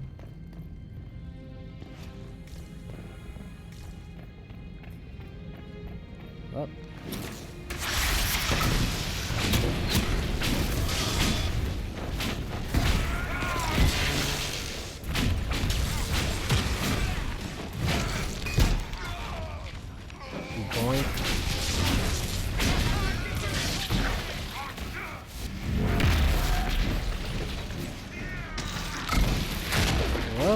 goes.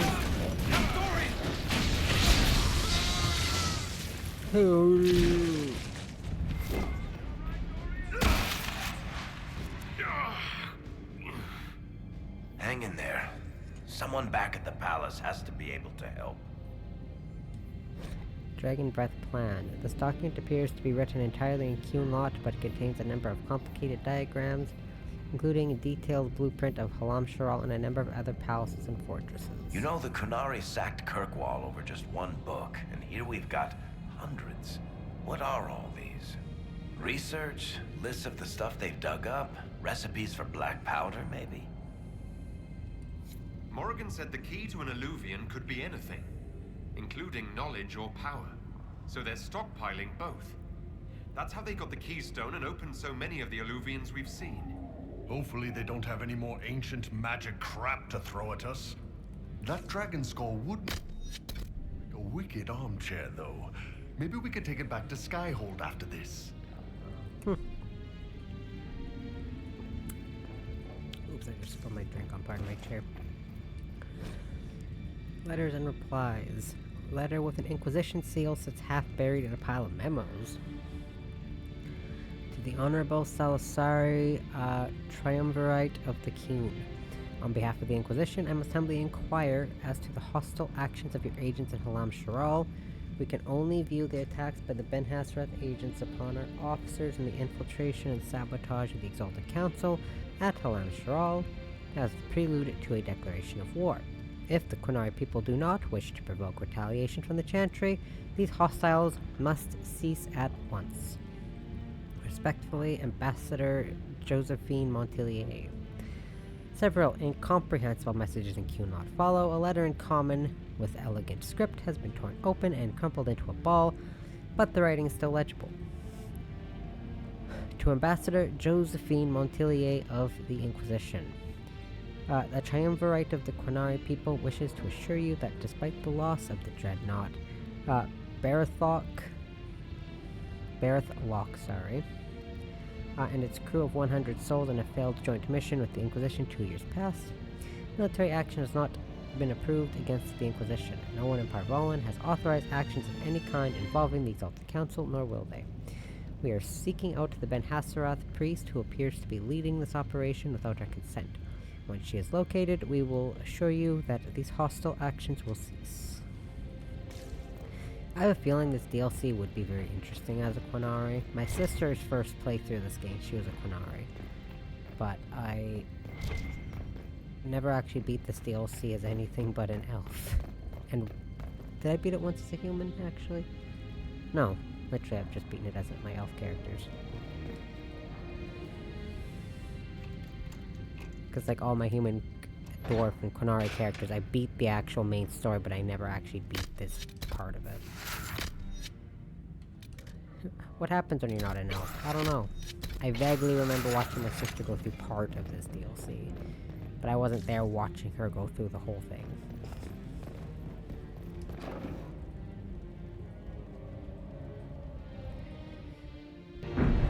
The dragon! Oh, I hate that my jacket's not loading. Dragon's breath is an actual dragon. Dun dun dun. Tethar, bars. Inquisition! Nira Tasiasara! Niraba Sadim Kata! Hisrat, now! Please! Vinekatas! Not a chance, ma'am. To battle! Boink. Whoa! You were supposed to get points, not fly over here. You were supposed to fly the other way. Man.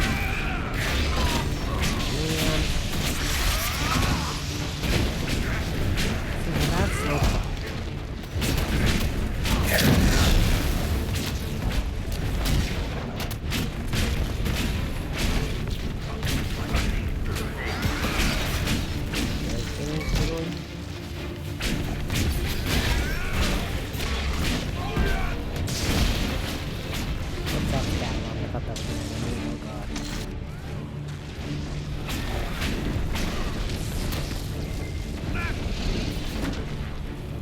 This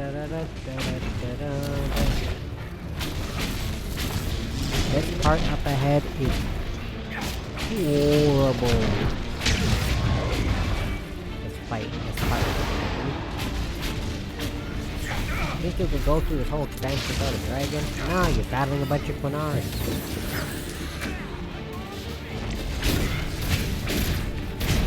Of course there's dragons.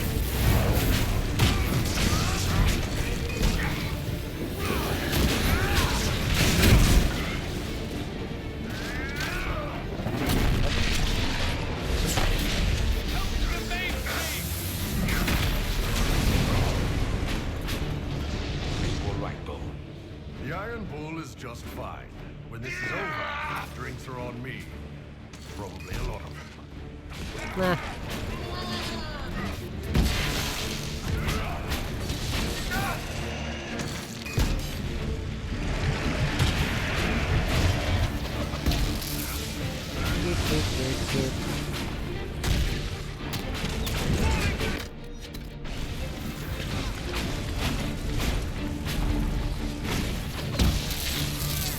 I get healing items up here for this part.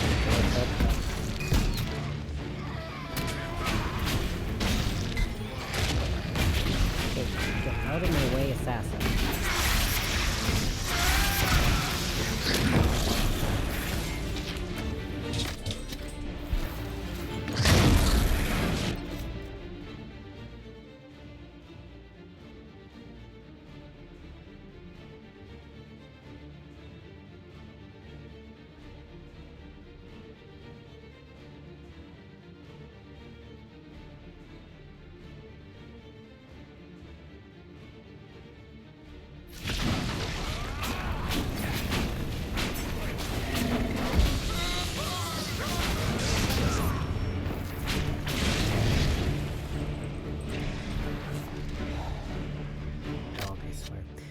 Anyways, fun fact, if you actually...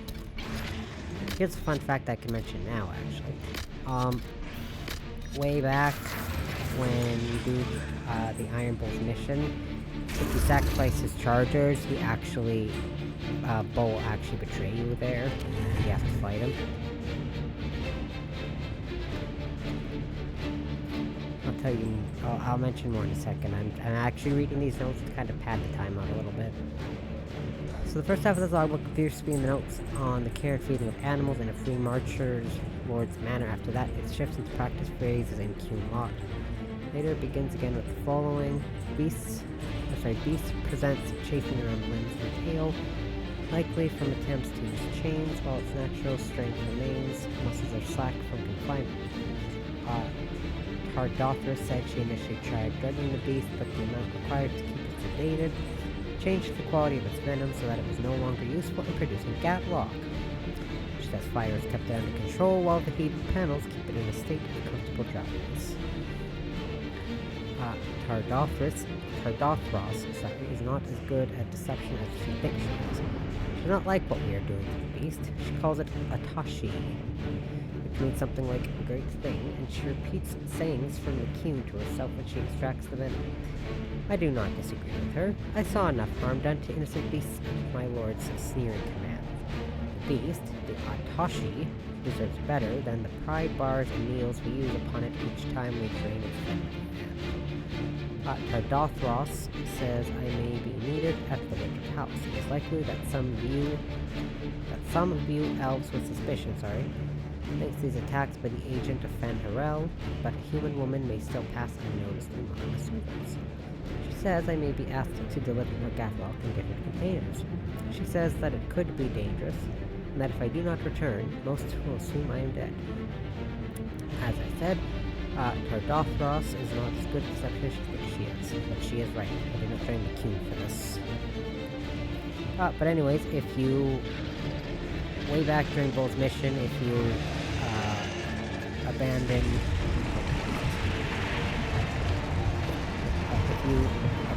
his chargers and attack save the Dreadnought, he actually betrays you. Whether or not he's on the team here, he'll be with Vidasala and he'll attack you. You have to fight him. it's heart-wrenching if you're romancing him, and it's equally as heart-wrenching if he's dating Dorian, and Dorian's on your team, because Dorian has to kill him. So...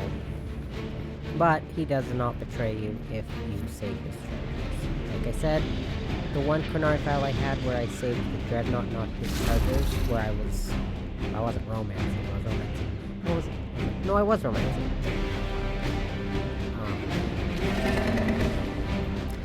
Anyways, I didn't get to this DLC. This dragon's in bad shape. Seems like kicking a wounded puppy, Really? giant fire-breathing kind. But yeah, the one time I did sacrifice the charges, it was a playthrough where I did not get to. Okay, so this dragon needs to go away. Dragon, go away. Why are you attacking me? This thing never attacks me. If we move those rings, we can clear a path for the dragon.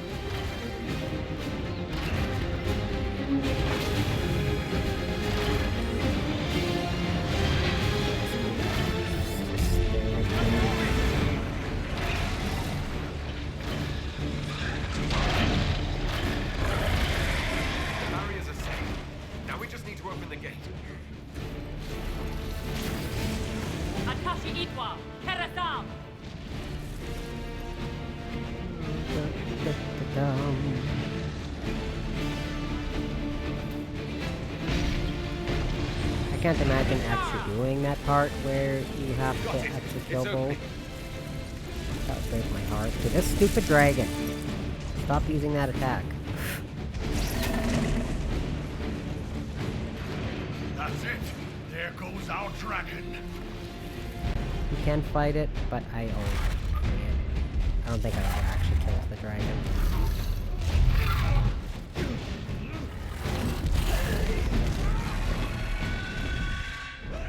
Whee!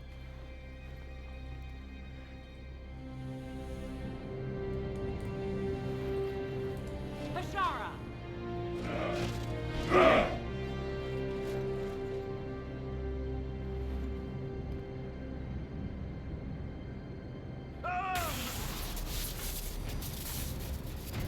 Dear Inquisitor, you have such little time left. You must finally see the truth. Elven magic already tore the sky apart. If the agents of Ben Harel are not stopped, you will shatter the world as well. The Inquisition has nothing to do with these agents. Come, Inquisitor. I am the eyes and ears of the Qunari people. Do you think you can deceive me? You would have died from the mark on your hand, but for the help of one of their chief agents. The same agent who helped seal the breach. Who led you to Skyhold, who gave Corypheus the orb, then founded the Inquisition. Dun dun dun. Soulless, agent of Fen Harel. Damn it, Chuckles. What have you done?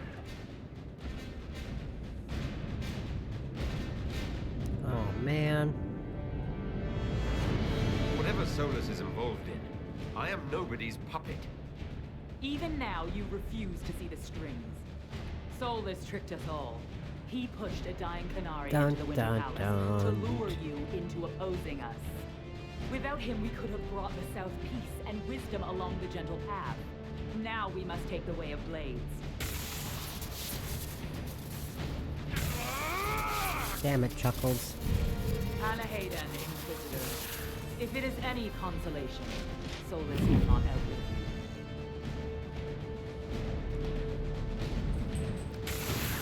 Yikes.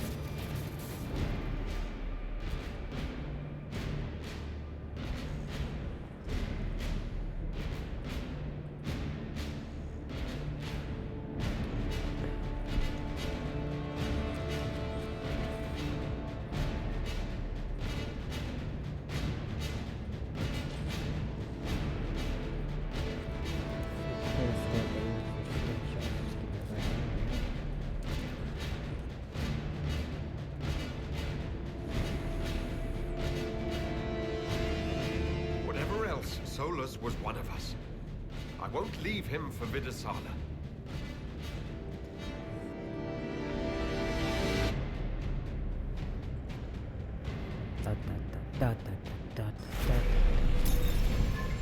Should take me a little over half an hour to beat this, or a little around half an hour, but I also had to sit through the credits, so there's a whole prologue bit after the credits, during the credits or whatever, so,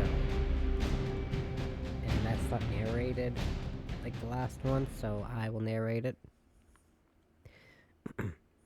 Hooray. Come on, the Vidasala can't be too far ahead. Health is abysmal. I think there's a supply cache around here. There, up ahead. I thought there was one.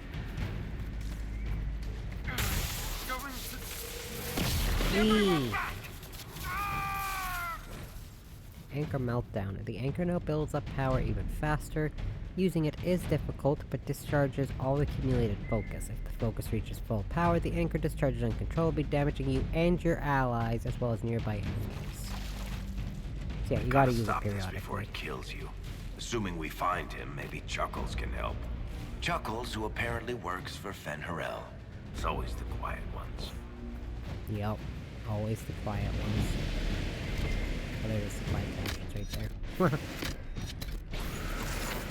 Apparently, Bull was standing a little too close and got caught in the blast. That's got to be where Solus is.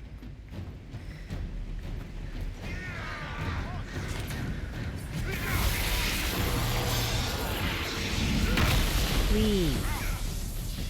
Yeah, you gotta keep using it, or you will actually seriously hurt you. Ow.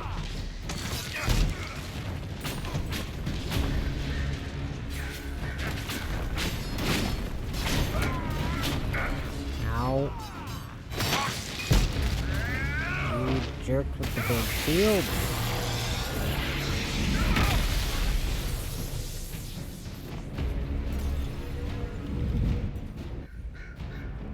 The gully.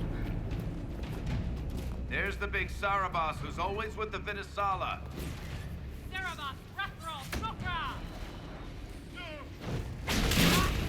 Up you go. Ow.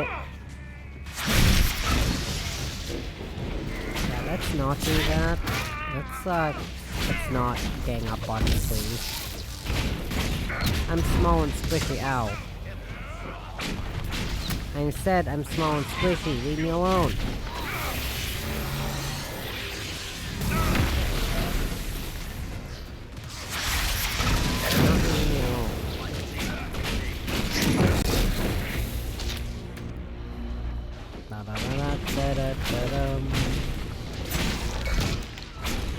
My god, these stupid assassins.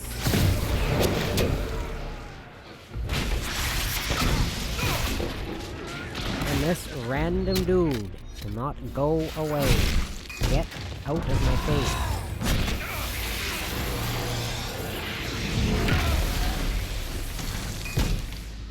Oh my goodness. There's an assassin behind me. Yep.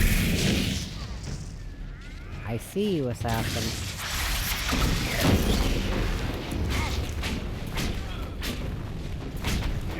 Not a very good assassin when I can see your marker on my map.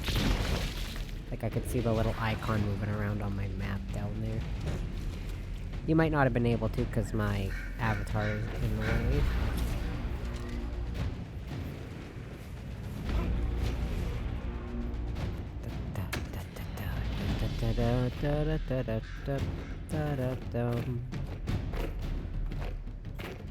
I want up, thank you. So I gotta use this soon.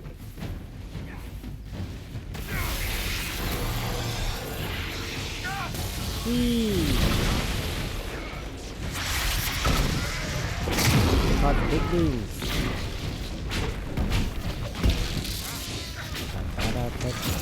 Out of my face. Thought I had enough to use that, but I don't. No, no, go away.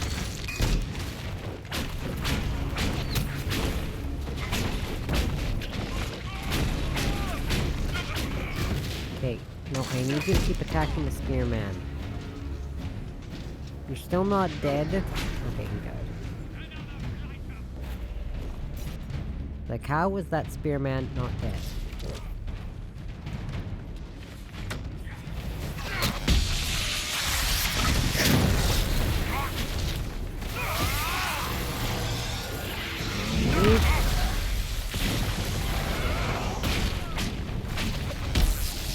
And we got it.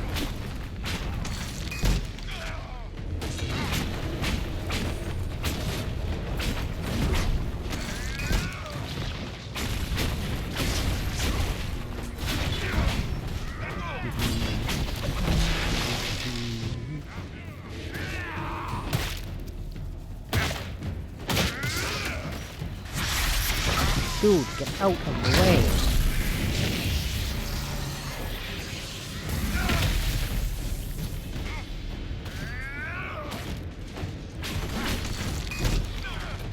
Really was just trying to get there, and there was just that giant dude just standing in my way. Excuse me, sir. Excuse me, sir. Excuse me, sir. Get your fat butt out of my way. Thank you.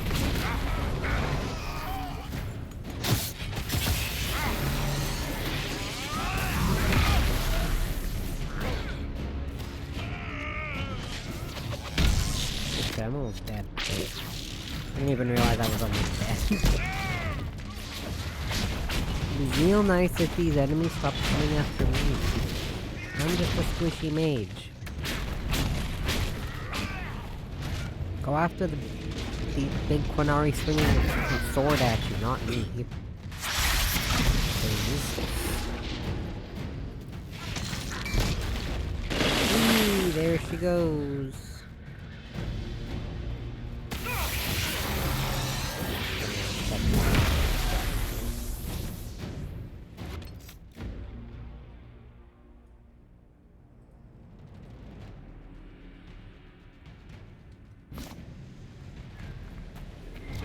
Okay, there's a supply cache there. Excellent. These don't even heal enough to fully heal Bull. Oh my god. Nope.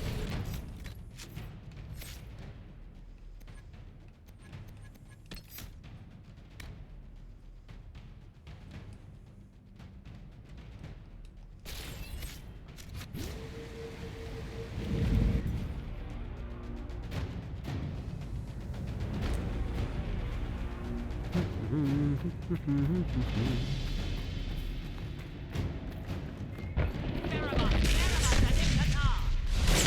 big guy's headed our way.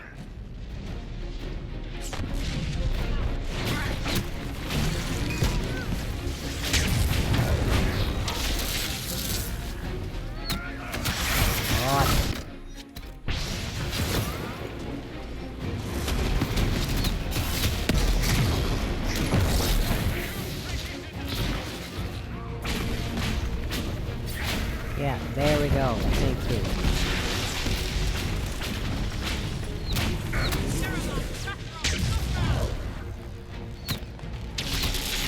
Oh my god. I would lose the hair on you little shits!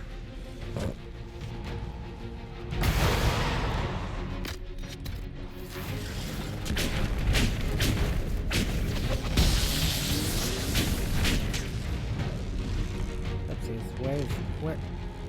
Okay, I have to control it down the stairs and then go this way. Excellent. I love that.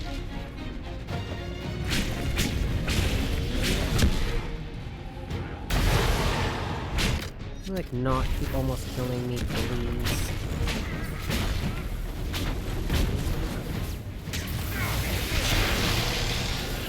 No, okay, let's keep almost killing me. That's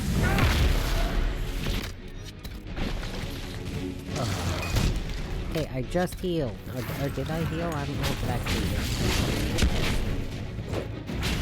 I don't know if it actually registered.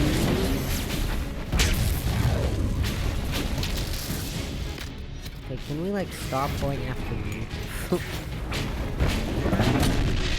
Up, and there it goes.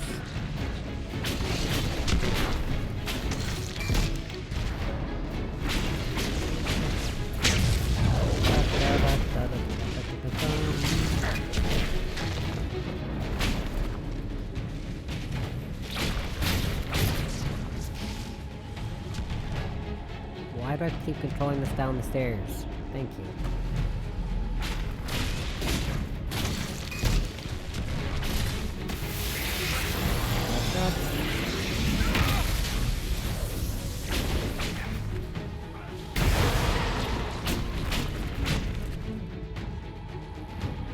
I'm so glad I remembered that trick.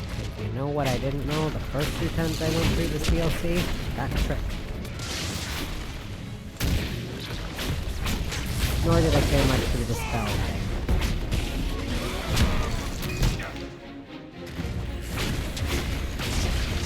I didn't use the spell a whole lot for even the favorites back in the first game.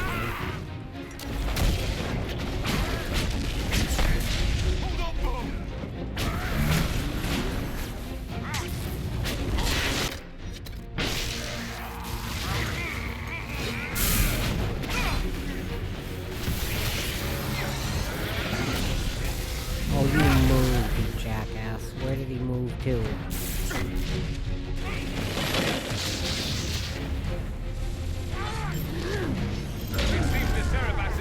Following orders.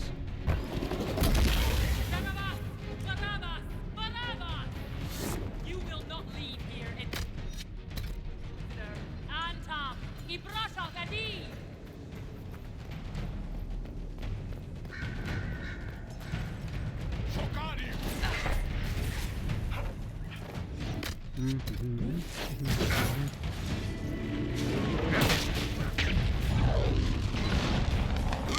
Don't have to do this whole segment. My way. I'm just skipping this whole part here. Doing these fights is completely unnecessary and you're just wasting time.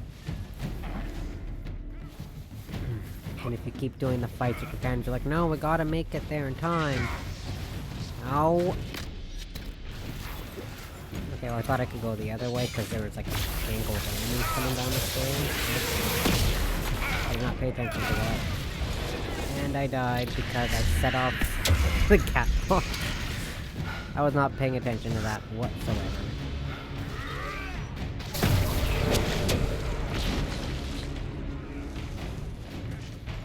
Anyway, I should have been paying attention to my focus meter.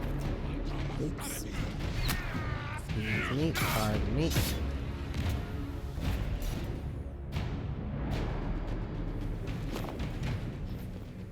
Alright. Maravas Katara!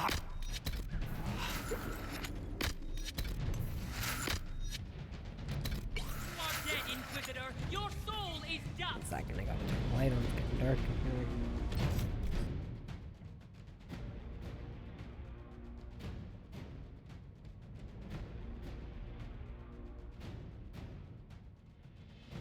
There we go. Normally I use my foot, but the switch, the floor switch is too far away from my foot. My microphone is loose. Sorry, not my headphone. My microphone. Ooh.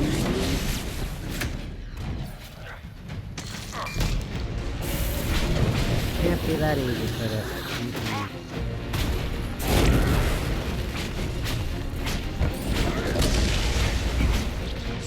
Never quite that easy.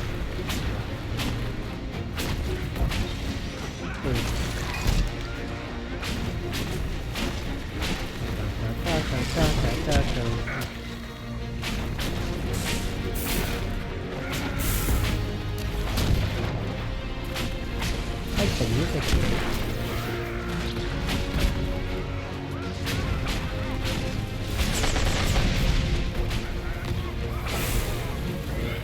Oh no, no, no, get me out.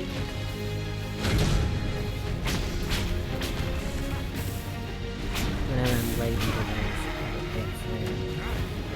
Oh no! Oh shit, shit. I was paying attention to my focus.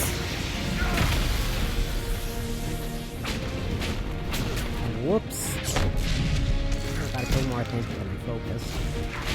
Ah, I gotta focus. Heal me.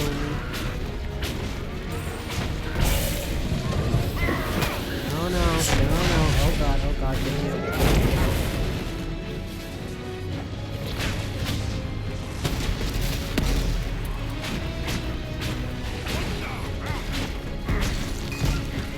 Whew.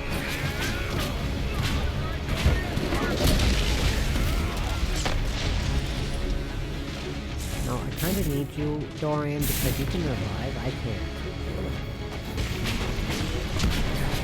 Just in case Polar Bear dies, so I don't have to keep running around and reviving the guy. He's going to pay attention.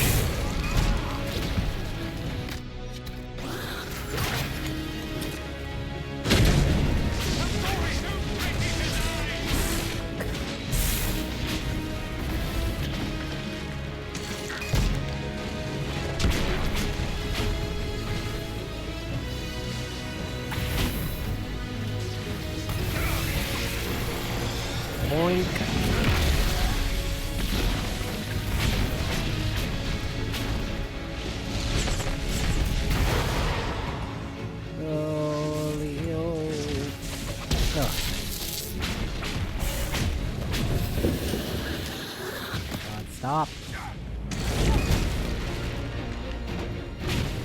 You guys tend to run a little faster to get out of here, you know?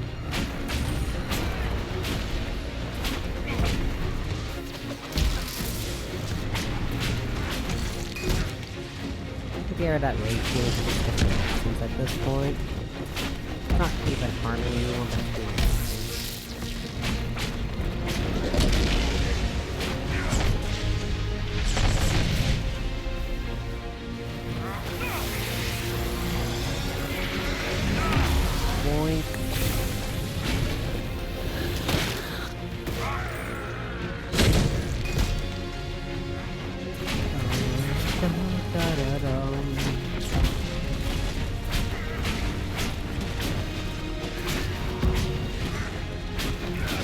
what a fight.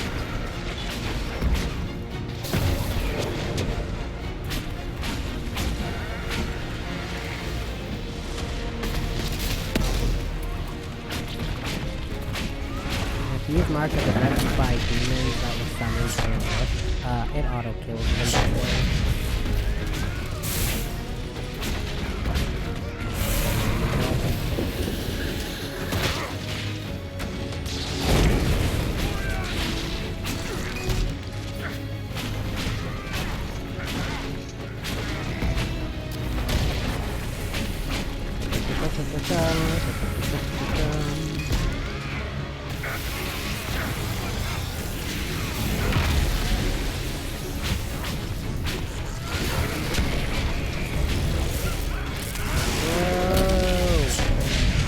Whoa! The whole pride beam. We can't touch this guy!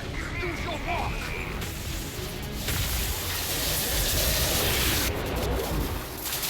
Boink. That was the final boss, by the way. That's why everyone just auto-left my team. And it's just me. It's literally because it's the final boss. Alright, time for a lot of cutscenes. Hope you like movies.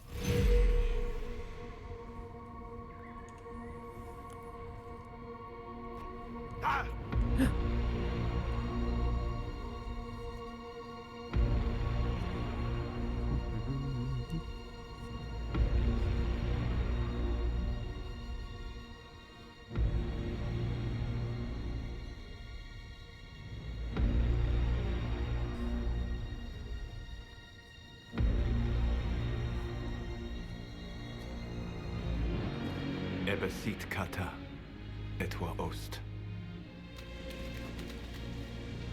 Maraskata! Your forces have failed. Leave now and tell the Canary to trouble me no further.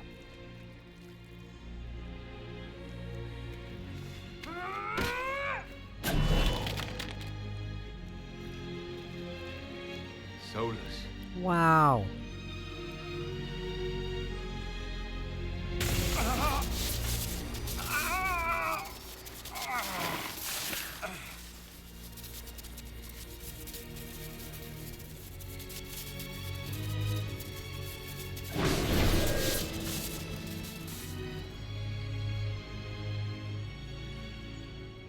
should give us more time. I suspect you have questions.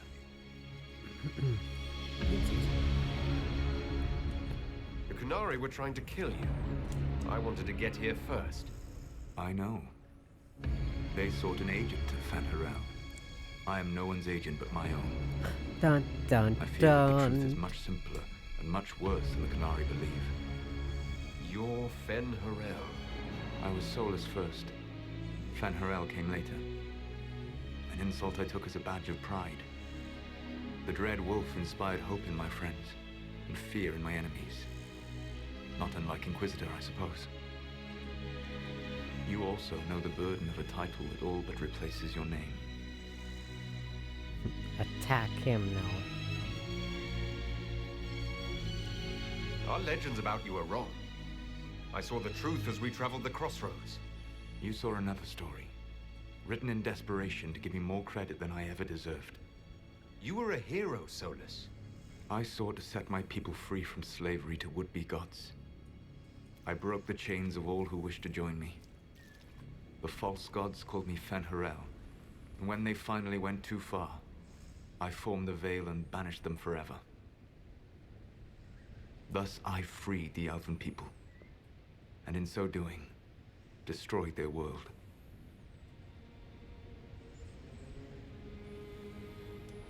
How did creating the Veil destroy the world? You saw the remains of Via de Thara. The library was intrinsically tied to the Fade, and the Veil destroyed it. There were countless other marvels, all dependent on the presence of the Fade, all destroyed. Your legends are half right. We were immortal.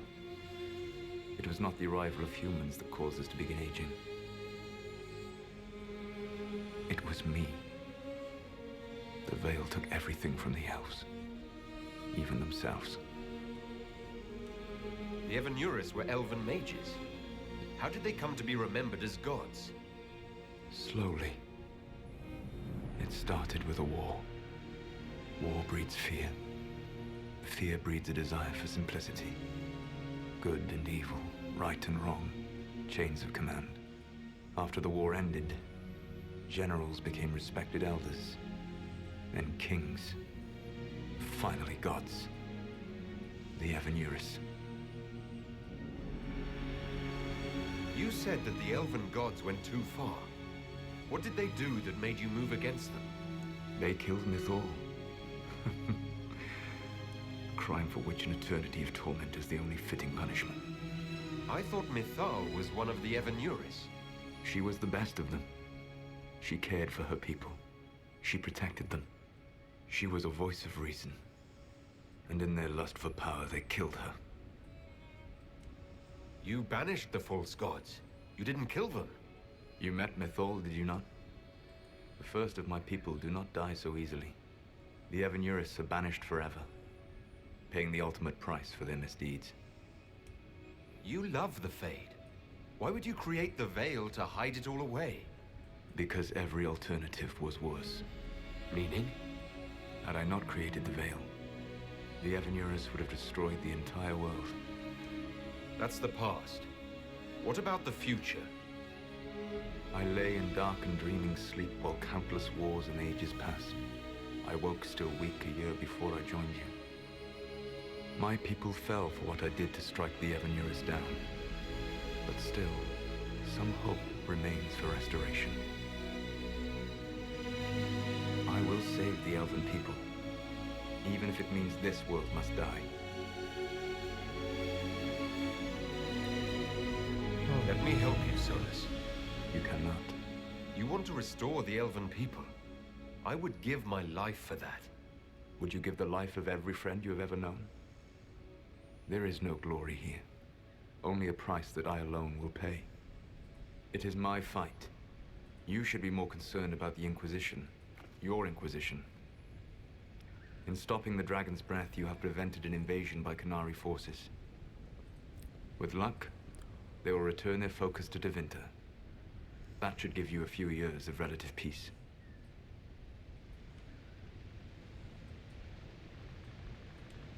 You control the Alluvians now. Yes.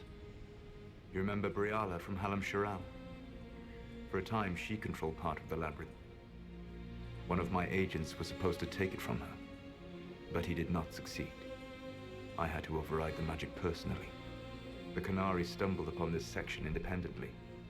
With them gone, the Alluvians are now mine. The Qunari said the Inquisition was unknowingly working for agents of Fen Harel. I gave no orders. You led us to Skyhold. Corypheus should have died unlocking my orb. When he survived, my plans were thrown into chaos. When you survived, I saw the Inquisition as the best hope this world had of stopping him. And you needed a home. Hence, Skyhold.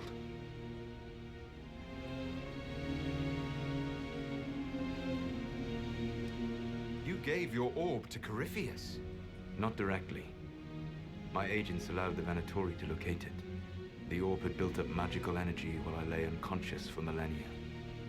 I was not powerful enough to open it. The plan was for Corypheus to unlock it, and for the resulting explosion to kill him. Then I would claim the orb. I did not foresee a Divinity Magister having learned the secret of effective immortality. What would have happened if Corypheus had died and you had recovered the orb? I would have entered the Fade using the mark you now bear. Then I would have torn down the veil. As this world burned in the raw chaos, I would have restored the world of my time. The world of the elves. If you destroyed the veil, wouldn't the false gods be freed? I had plans. I never thought of you as someone who would do that, Solus. Thank you. You must understand. I awoke in a world where the veil had blocked most people's conscious connection to the Fade. It was like walking through a world of tranquil. We aren't even people to you. Not at first. You showed me that I was wrong. Again. That does not make what must come next any easier. Whatever your reasons, we couldn't have defeated Corypheus without you. Your doubts are misplaced. Everything you accomplished, you earned. What's wrong with the Inquisition? You created a powerful organization, and now it suffers the inevitable fate of such. Betrayal and corruption. It's not that simple. Do you know how I discovered the Qunari plot? The plot I disrupted by leading them to your doorstep. The Qunari spies in the Inquisition tripped over my spies in the Inquisition. The Elven Guard who led you to the Qunari body?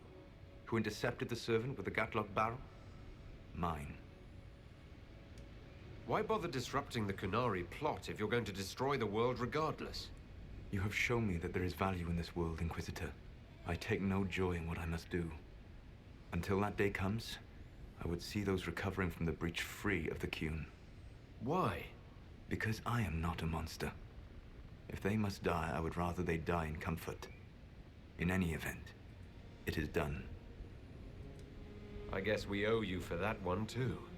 I hope it gives your people some final peace. There's still the matter of the anchor. It's getting worse. Yes, I'm sorry.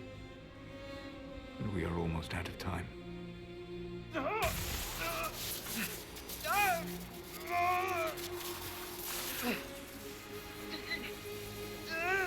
The mark will eventually kill you. Drawing you here gave me the chance to save you. At least for now.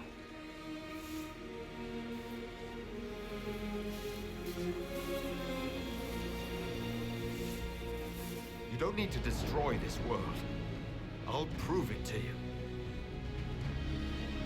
I would treasure the chance to be wrong once again, my friend. Take my hand.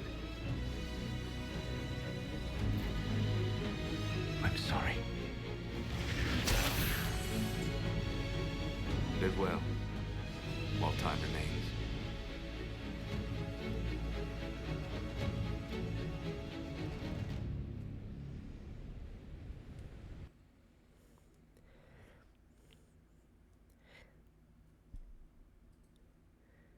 Dun dun dun. I'm just trying to be quiet that whole time.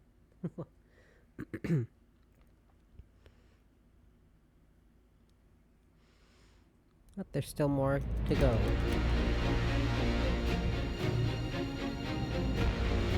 Think that's really the end? You really think it is? Of course not. Something must be done, but we cannot lose the Inquisition now. We stand on the brink of war with the Qunari.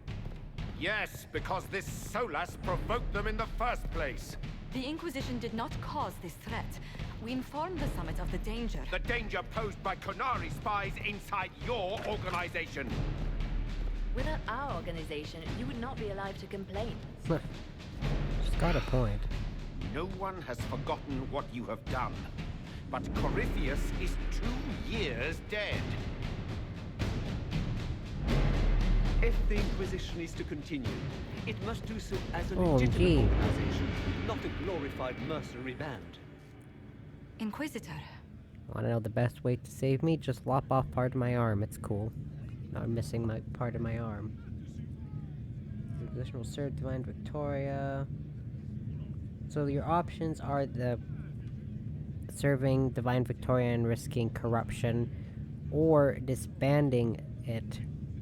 Efforts against souls will be weaker but more secure. Ultimately, I'm just gonna throw this out there right now. It legitimately does not matter what option you choose, because you have this kind of option in Veilguard and it literally pretty much amounts to nothing. So, just do whatever you want.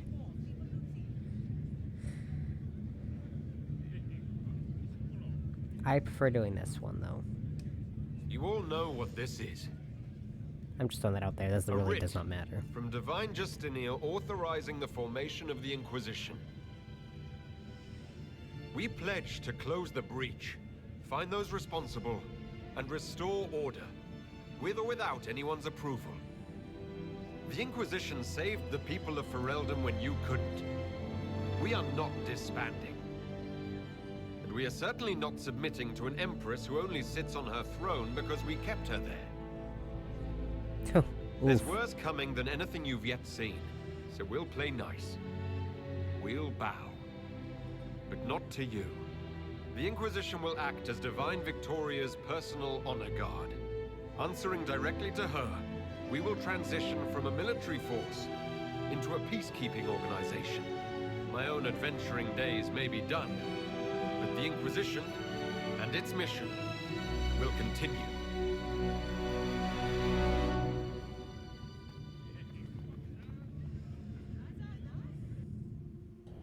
Such changeable weather this season.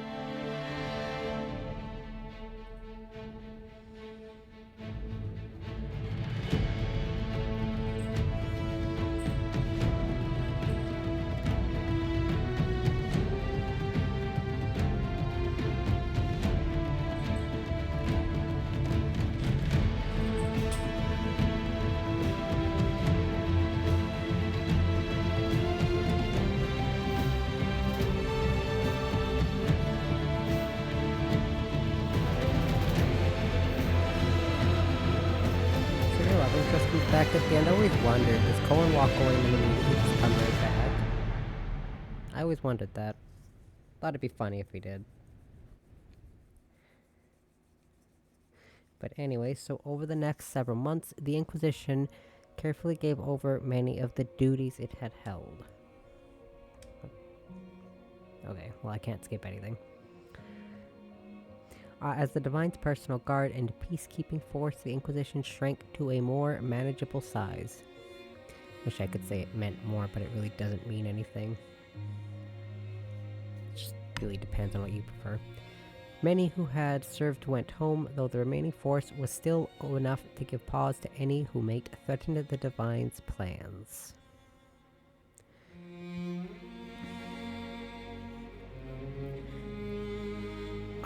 Those who served the Inquisition were tested and checked thoroughly in the hope of ferreting out any more spies within its ranks. I was not paying attention to the dialogue change, sorry.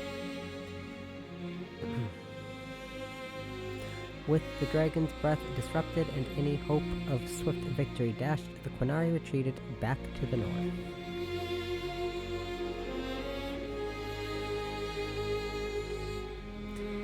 Few knew what debates were waged, Few knew what debates were waged in Parvolonsari, but not long after the Exalted Council, the Quinari launched new attacks against Tevinter. Poor Tevinter. Their aggression caught the already unstable Imperium off guard. Tevinter was soon mired in a war many feared could spread across Thedas.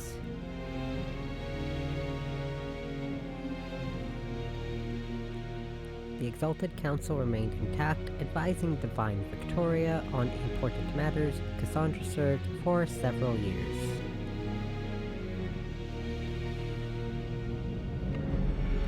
While she often disagreed with Liliana's policies, the former right and left hands of the Divine shared a mutual respect and worked well together. Aww. Cassandra also spent time in Hunterhorn Mountains north of Orlais, where she worked to rebuild the Seekers. That's wholesome. For a time, the new Seekers remained reclusive, showing no interest in worldly affairs and working to a purpose few outside their order could guess. Interesting. The end of the Inquisition as it had been sent shockwaves through the College of Enchanters. Madame de Fer ably played on the mage's fears. Her followers united to build a new circle, with Vivienne as its Grand Enchanter in direct competition with the college. That's a slick looking outfit she's got on, not gonna lie.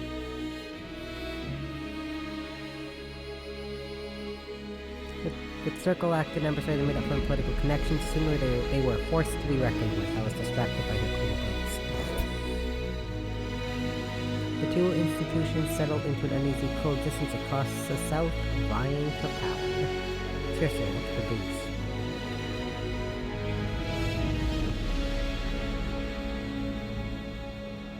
After the Exalted Council, Liliana devoted herself fully to the Sunburst throne and her dream of reshaping the Chantry.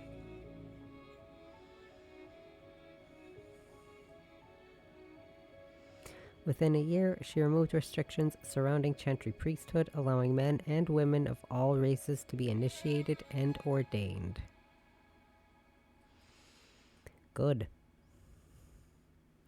This decree was followed swiftly by her decision to return the Canticle of Chartan to the canonical chant, a move that divided Andrastians deeply. Oh god, she's not a racist prick.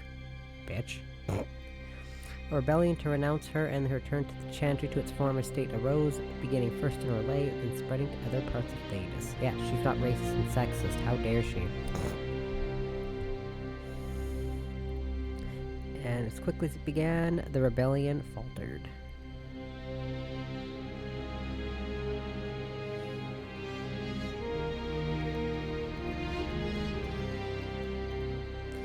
While most agreed that the rebellion collapsed due to infighting, some whispered that the Divine herself engineered its failure. It's Liliana. You really think she wouldn't do that? The rebellion fractured into a number of separate cells, some of which limped on for several months before disappearing into obscurity. I like that picture. It seems kind of creepy. See the people with the pitchforks and the torches in the back? Sarah left the Inquisition with scarcely more ties than when she began, disappearing back into her confusing weave of favors and friends. Like that little picture of Sarah up in the sky there. After seeing the world brought to the brink by arrogance and pride, it was a blessing to return to normal, however strange and normal it might be.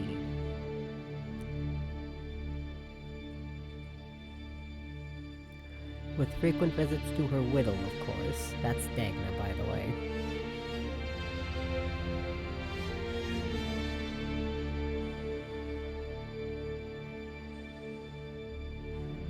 Perhaps most unnerving was Sarah's standing offer to the Divine.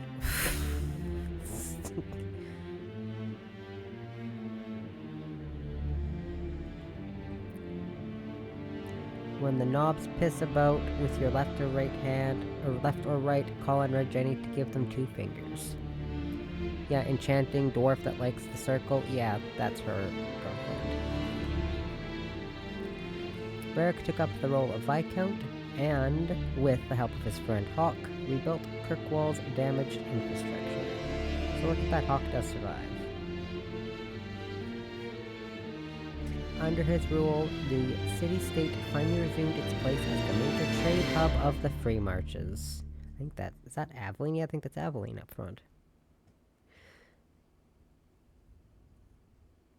He continued to ignore all mail from both the Merchants Guild and the Prince of Starkhaven. I recognize because of the bandana and her little ascot thing on her neck.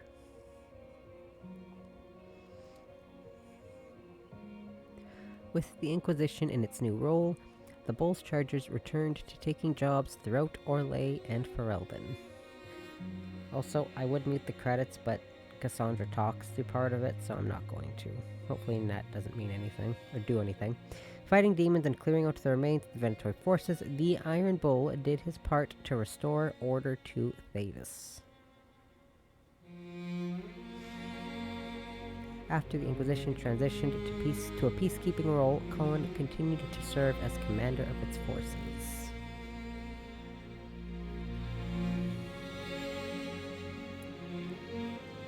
Under his leadership, the Inquisition protected the Divine's interests while enforcing new standards of security.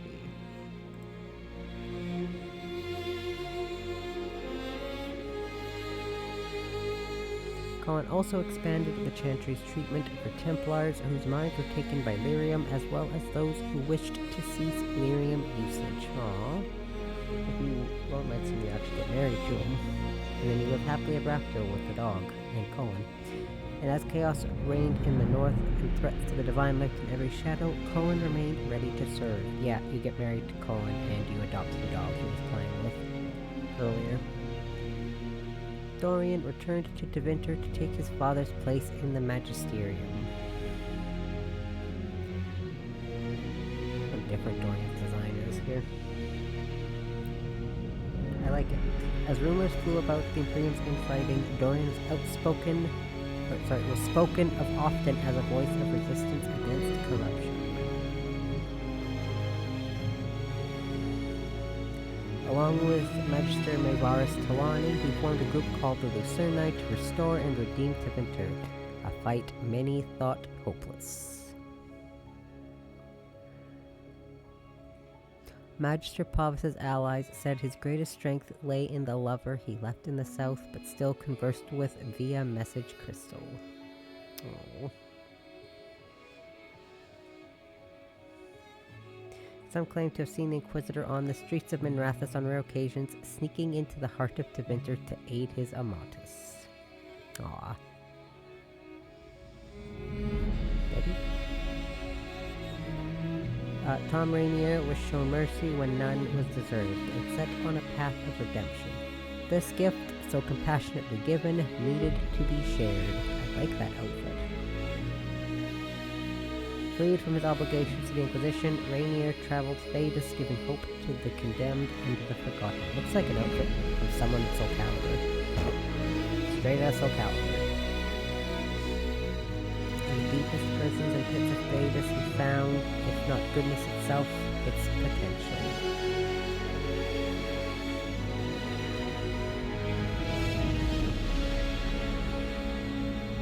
By showing faith in those who had none, Rainier lifted them up and made them into something better than they were.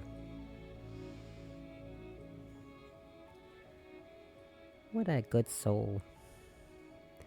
After easing the Inquisition's transition into the Chantry, Josephine returned to Antiva and her family.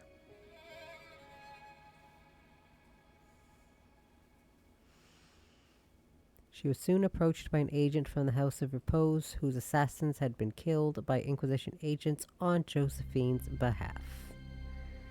Ooh. Ooh. Far from being offended, the House of Repose was inquiring as to whether Josephine might have need of their services. Oh my goodness.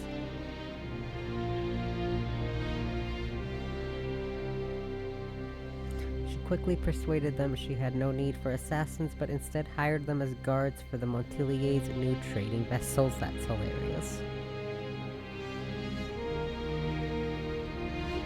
I love that. Veiny pirates looking to rekindle an ancient feud soon learned that the Montilier's ships were not lightly boarded and her house prospered greatly. Oh, nice. Cole took to the road with Meriden to find a new life and a new way to be human.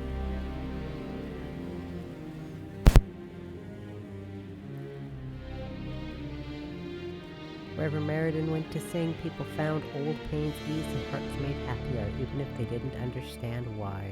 Aww. Oh look, Cole's shorter than Meriden, that's adorable. Wherever I missed that. Oh, I think that's... Oh, what? After the events of the Witch Palace, elves left the Inquisition under mysterious circumstances, as did elven servants across Thedas. I watched the playback, I didn't miss any dialogue. None could say where they went, but those who believed the Inquisitor's story about Fenharel wondered just how large the Dreadwolf's forces were.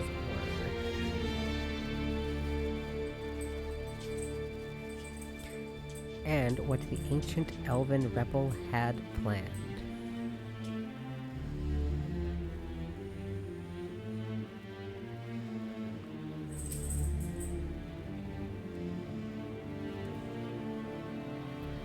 Dun dun dun. Oh, another cutscene.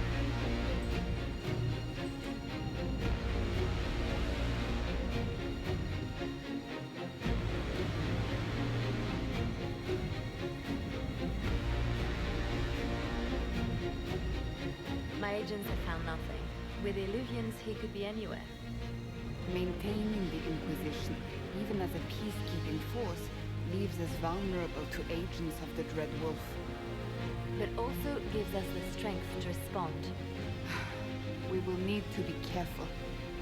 Solus knows everything about us. Who we are, how we work, our strengths and weaknesses. Then we find people he doesn't know. We will save our friend from himself. If we can.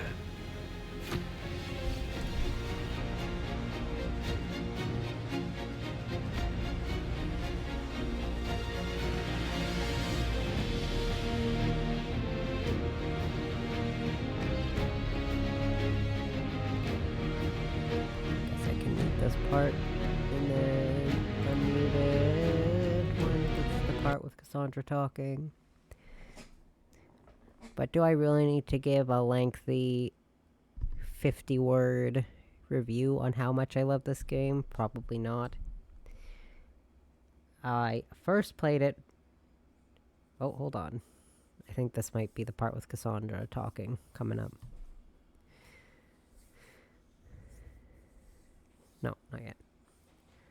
So, yeah, I first played this game when it first came out. Played it on launch when it came out at 11 p.m. And it's been my favorite game for just about 11 years. I don't think I need to go into a long tirade as to why it's been my favorite. But I've been playing Dragon Age games since 2009. Got the first game on Boxing Day in 2009. And I've been playing Dragon Age ever since. And I painstakingly waited. I sat for the almost 10 years between Inquisition and Veilguard. I waited for those full 10 years. Totally worth it to me. If you want to play a Dragon Age game, play this one. Even if you don't play the first one, the second one, even the next one, play this one. Because I love the characters, I love the combat, I love the graphics, I love everything about it. Oh, this might be the part with Cassandra. Because there's a part with Cassandra. I don't have my game audio muted, just in case.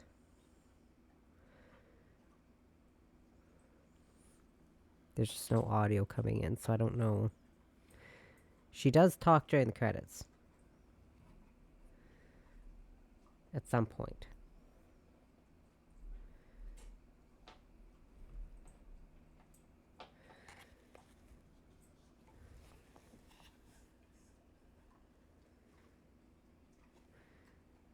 Okay, well either way I'll unmute the audio and I will be right back while the credits play. A new book? All this shit is weird. Oh, Varric, that is a terrible title. What are you even thinking?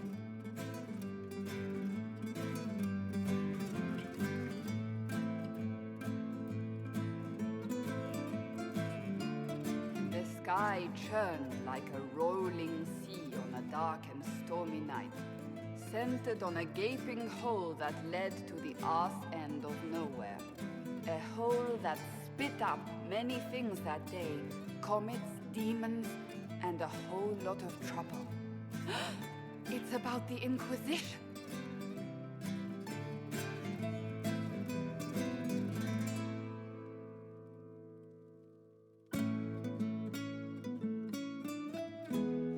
The din of the tavern cut the silence like it owed the carter money. In the middle, in her element, Red Jenny. She looked me up and down, mostly down. "Not playing, weirdy," she said, gesturing with and dismissively eating a sandwich. "Don't write that. Seriously, piss up a row."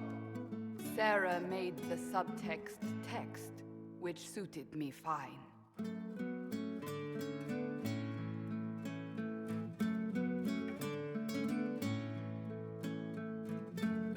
The court enchanter swirled into the room like a drop of beautiful poison spreading in a wineglass.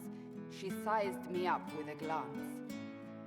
"I'm so glad you made it, my dear," she said. "I am Madame de Fair, the most terrifying person you shall ever meet."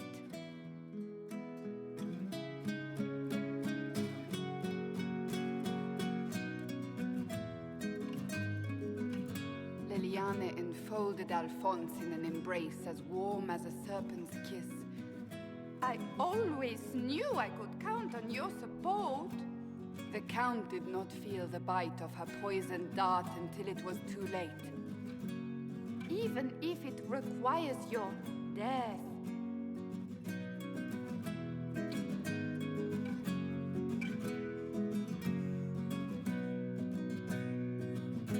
Drops of rain glistened on the griffin medallion grasped tightly in Blackwall's hand. "The silverite wings of valor, they mean nothing."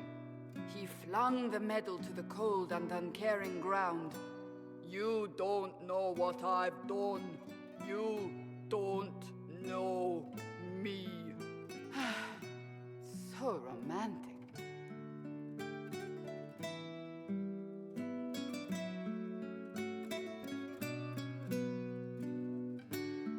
Cole moved like a shadow that also moved like a knife. A shadow wearing a hat where dreams came to die. "It's a riddle," he whispered. "A cold riddle that gnaws at your mind, but you'll feel better when it's gone." That makes as much sense as anything Cole says.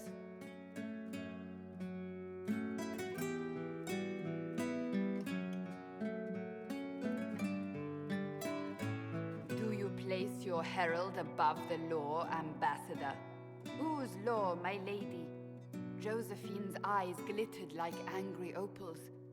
"The law destroyed by rebellion, by civil war, by poor fiscal management. We are the law."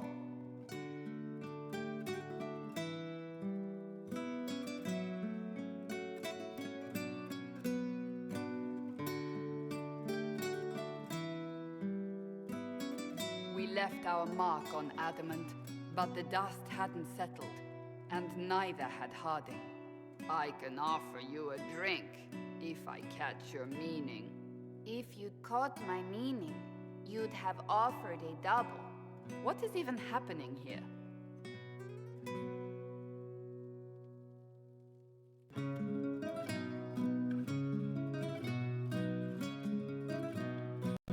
The Iron Bull was a great slab of muscle with horns that could hang a tapestry. One eye scanned for threats, while the other hid behind an eye patch like a chantry sister's old sins. "Come on," he barked, not looking back as he entered. "The dancer with the great rack comes on in 5. That is spot on, actually.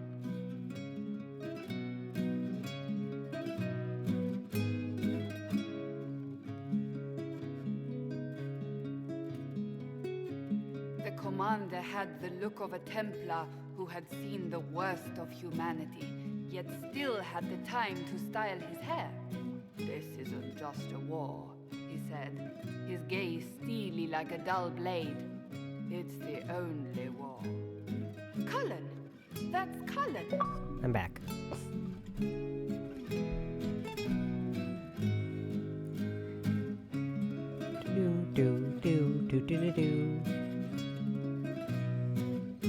Just shy of 5 hours. The mage wore a class of handsome sneer cultivated by 1,000 years of Tevinter elitism. The name's Dorian, he glared. D-O-R-I-A-N. Spell it right, you marble-headed lump, or it's toad time. A toad? That's hardly credible. I came back at the perfect time, as she was describing Dorian.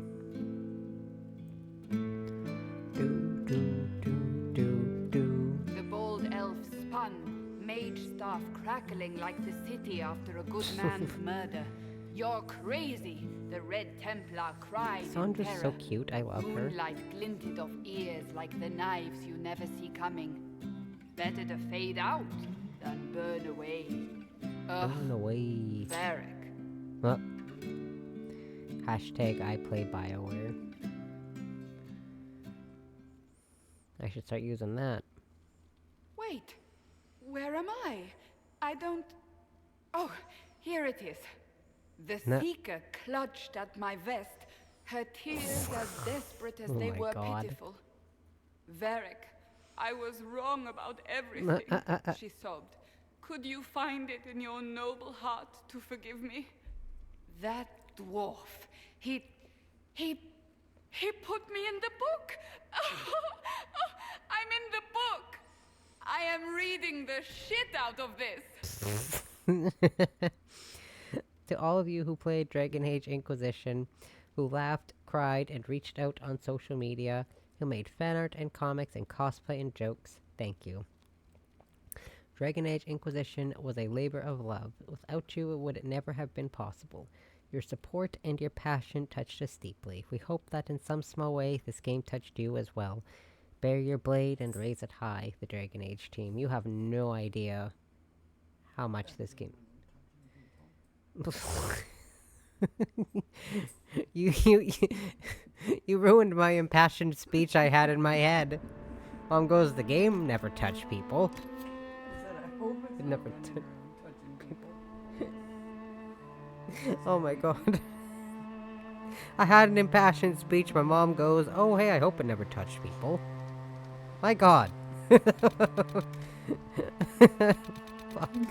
That's okay. Oh my god.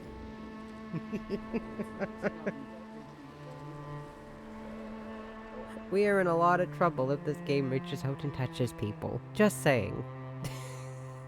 Oh my god. My impassioned speech.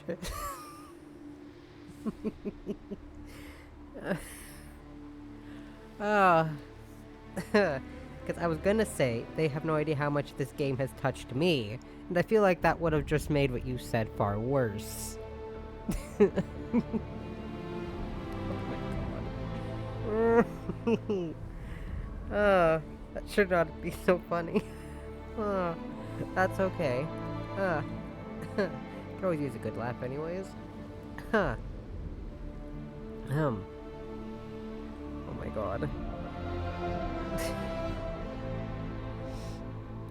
Okay, so I'm just gonna load back into this save so that the menu music doesn't play in my ear.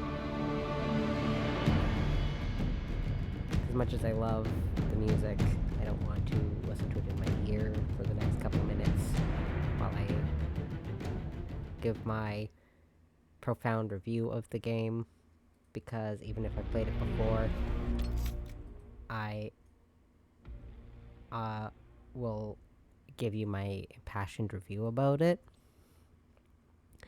So like I mentioned in the credits earlier, back in 2009, my sister and I first bought the original game on Boxing Day, essentially because it was on sale. My sister had played Mass Effect. She goes, hey, there's this cool other BioWare game. We should check it out. So she uses the money she got for Christmas to buy it. And then and it was on sale because, it was Boxing Day. Our dad took us to the mall on Boxing Day to buy it. And then that game and Awakening and Dragon Age 2, we played all three of those so much. Like Origins, Awakening, and DA2, we played those games so much, the discs just stopped working. So we wound up downloading all of them.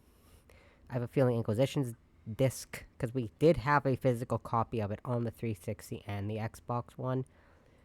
I have no idea where my 360 copy of the game went. My Xbox One copy is here somewhere, I think. But my 360 copy, I don't know where it is. The game ran like crap on the 360 anyways. But anyways, if we play on physical copy, the disc would probably not work either. I have a physical copy of Veilguard on the PlayStation, though. But anyways, so that's the story of how we got into it. And then I remember even watching the release trailer for the second one, and despite it being that actual fight with the Aeroshock at the end of Act 2, while not as cool as you remember, because I was a healing mage and I was running in circles, I swear I was doing that fight for like 15 minutes. Because you just have to run around and attack him. The fight is lame compared to how he actually fights the Aeroshock in the trailer. But other than that, and the one bug that I do not like in that game, that kind of pulls me off a little bit from it being really, it's still my third favorite, but the only thing that kind of pulls it apart from being a little bit better is the quest line with Sephiron is bugged. Even if you romanced him, it doesn't register you romanced him, but that's fine. Anyways, and then after that, because that came out in 2011 and this came out in 2014, so it was about 3.5 years because it came out at the end of the year. Also, DA2 was the only game that came out early in the year. The rest of them all came out later in the year. Not important.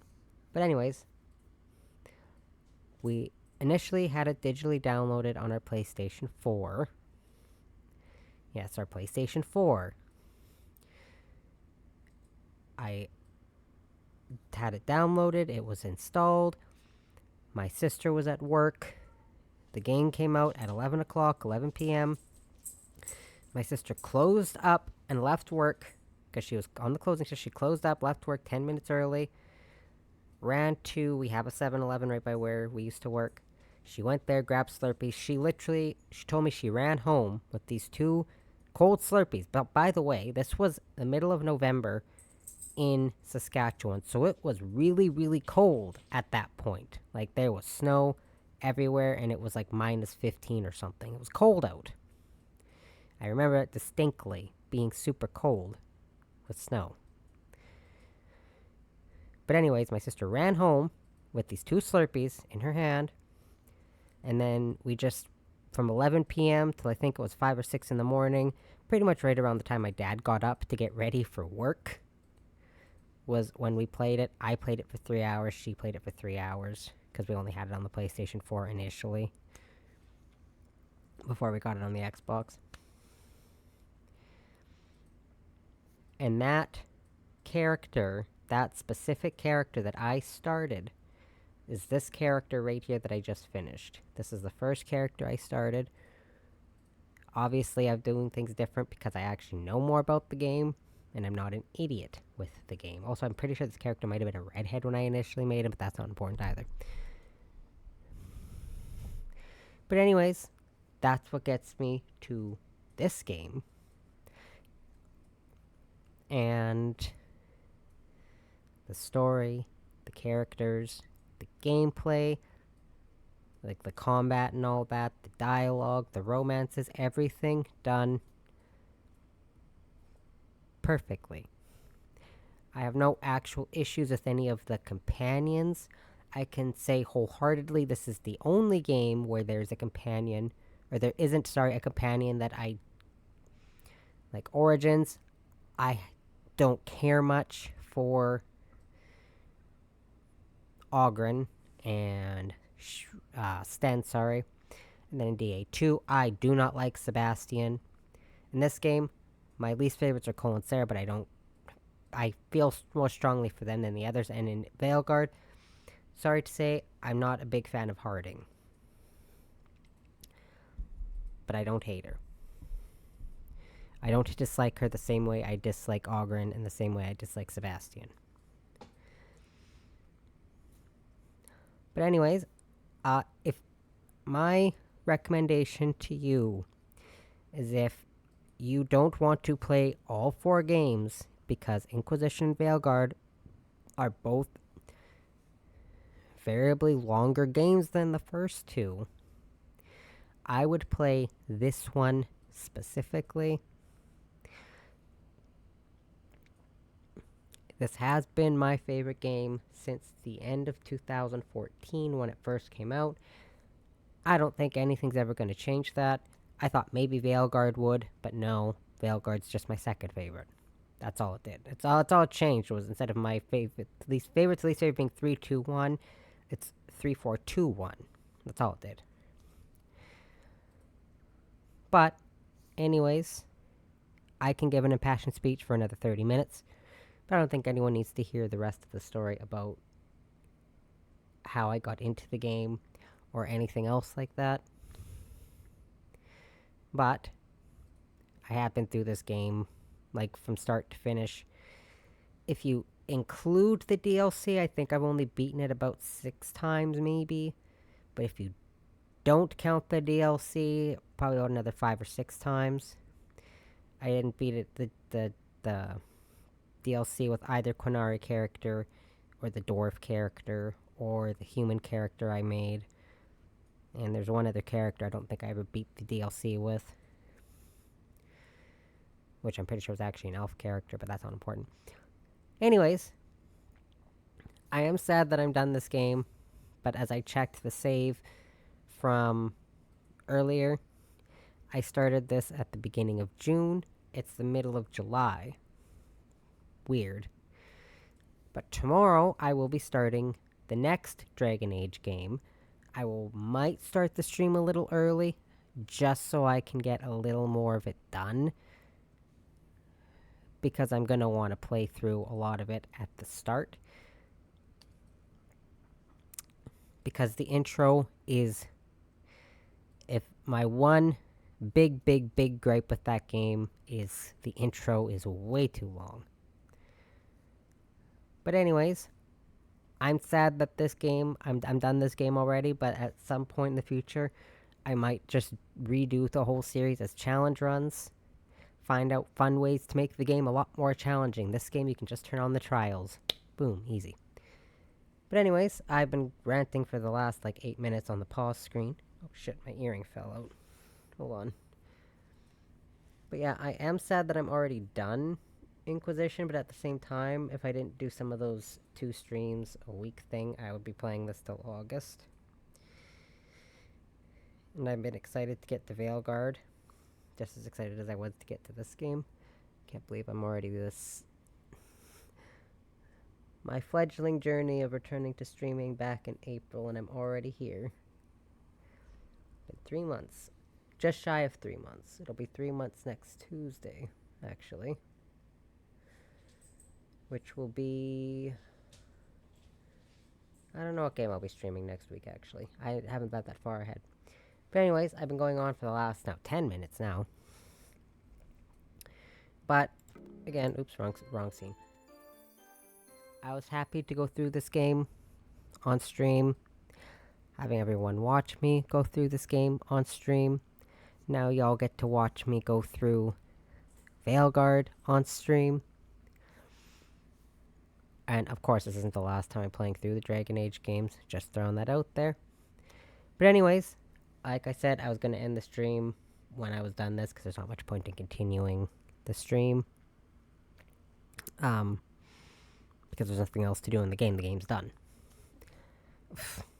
But anyways, as sad as I am, I'm happy to start the next game tomorrow. So, I do want to thank you all for going through this game with me. My favorite game ever. And I hope you all had fun. I hope you all have a good night, and bye-bye.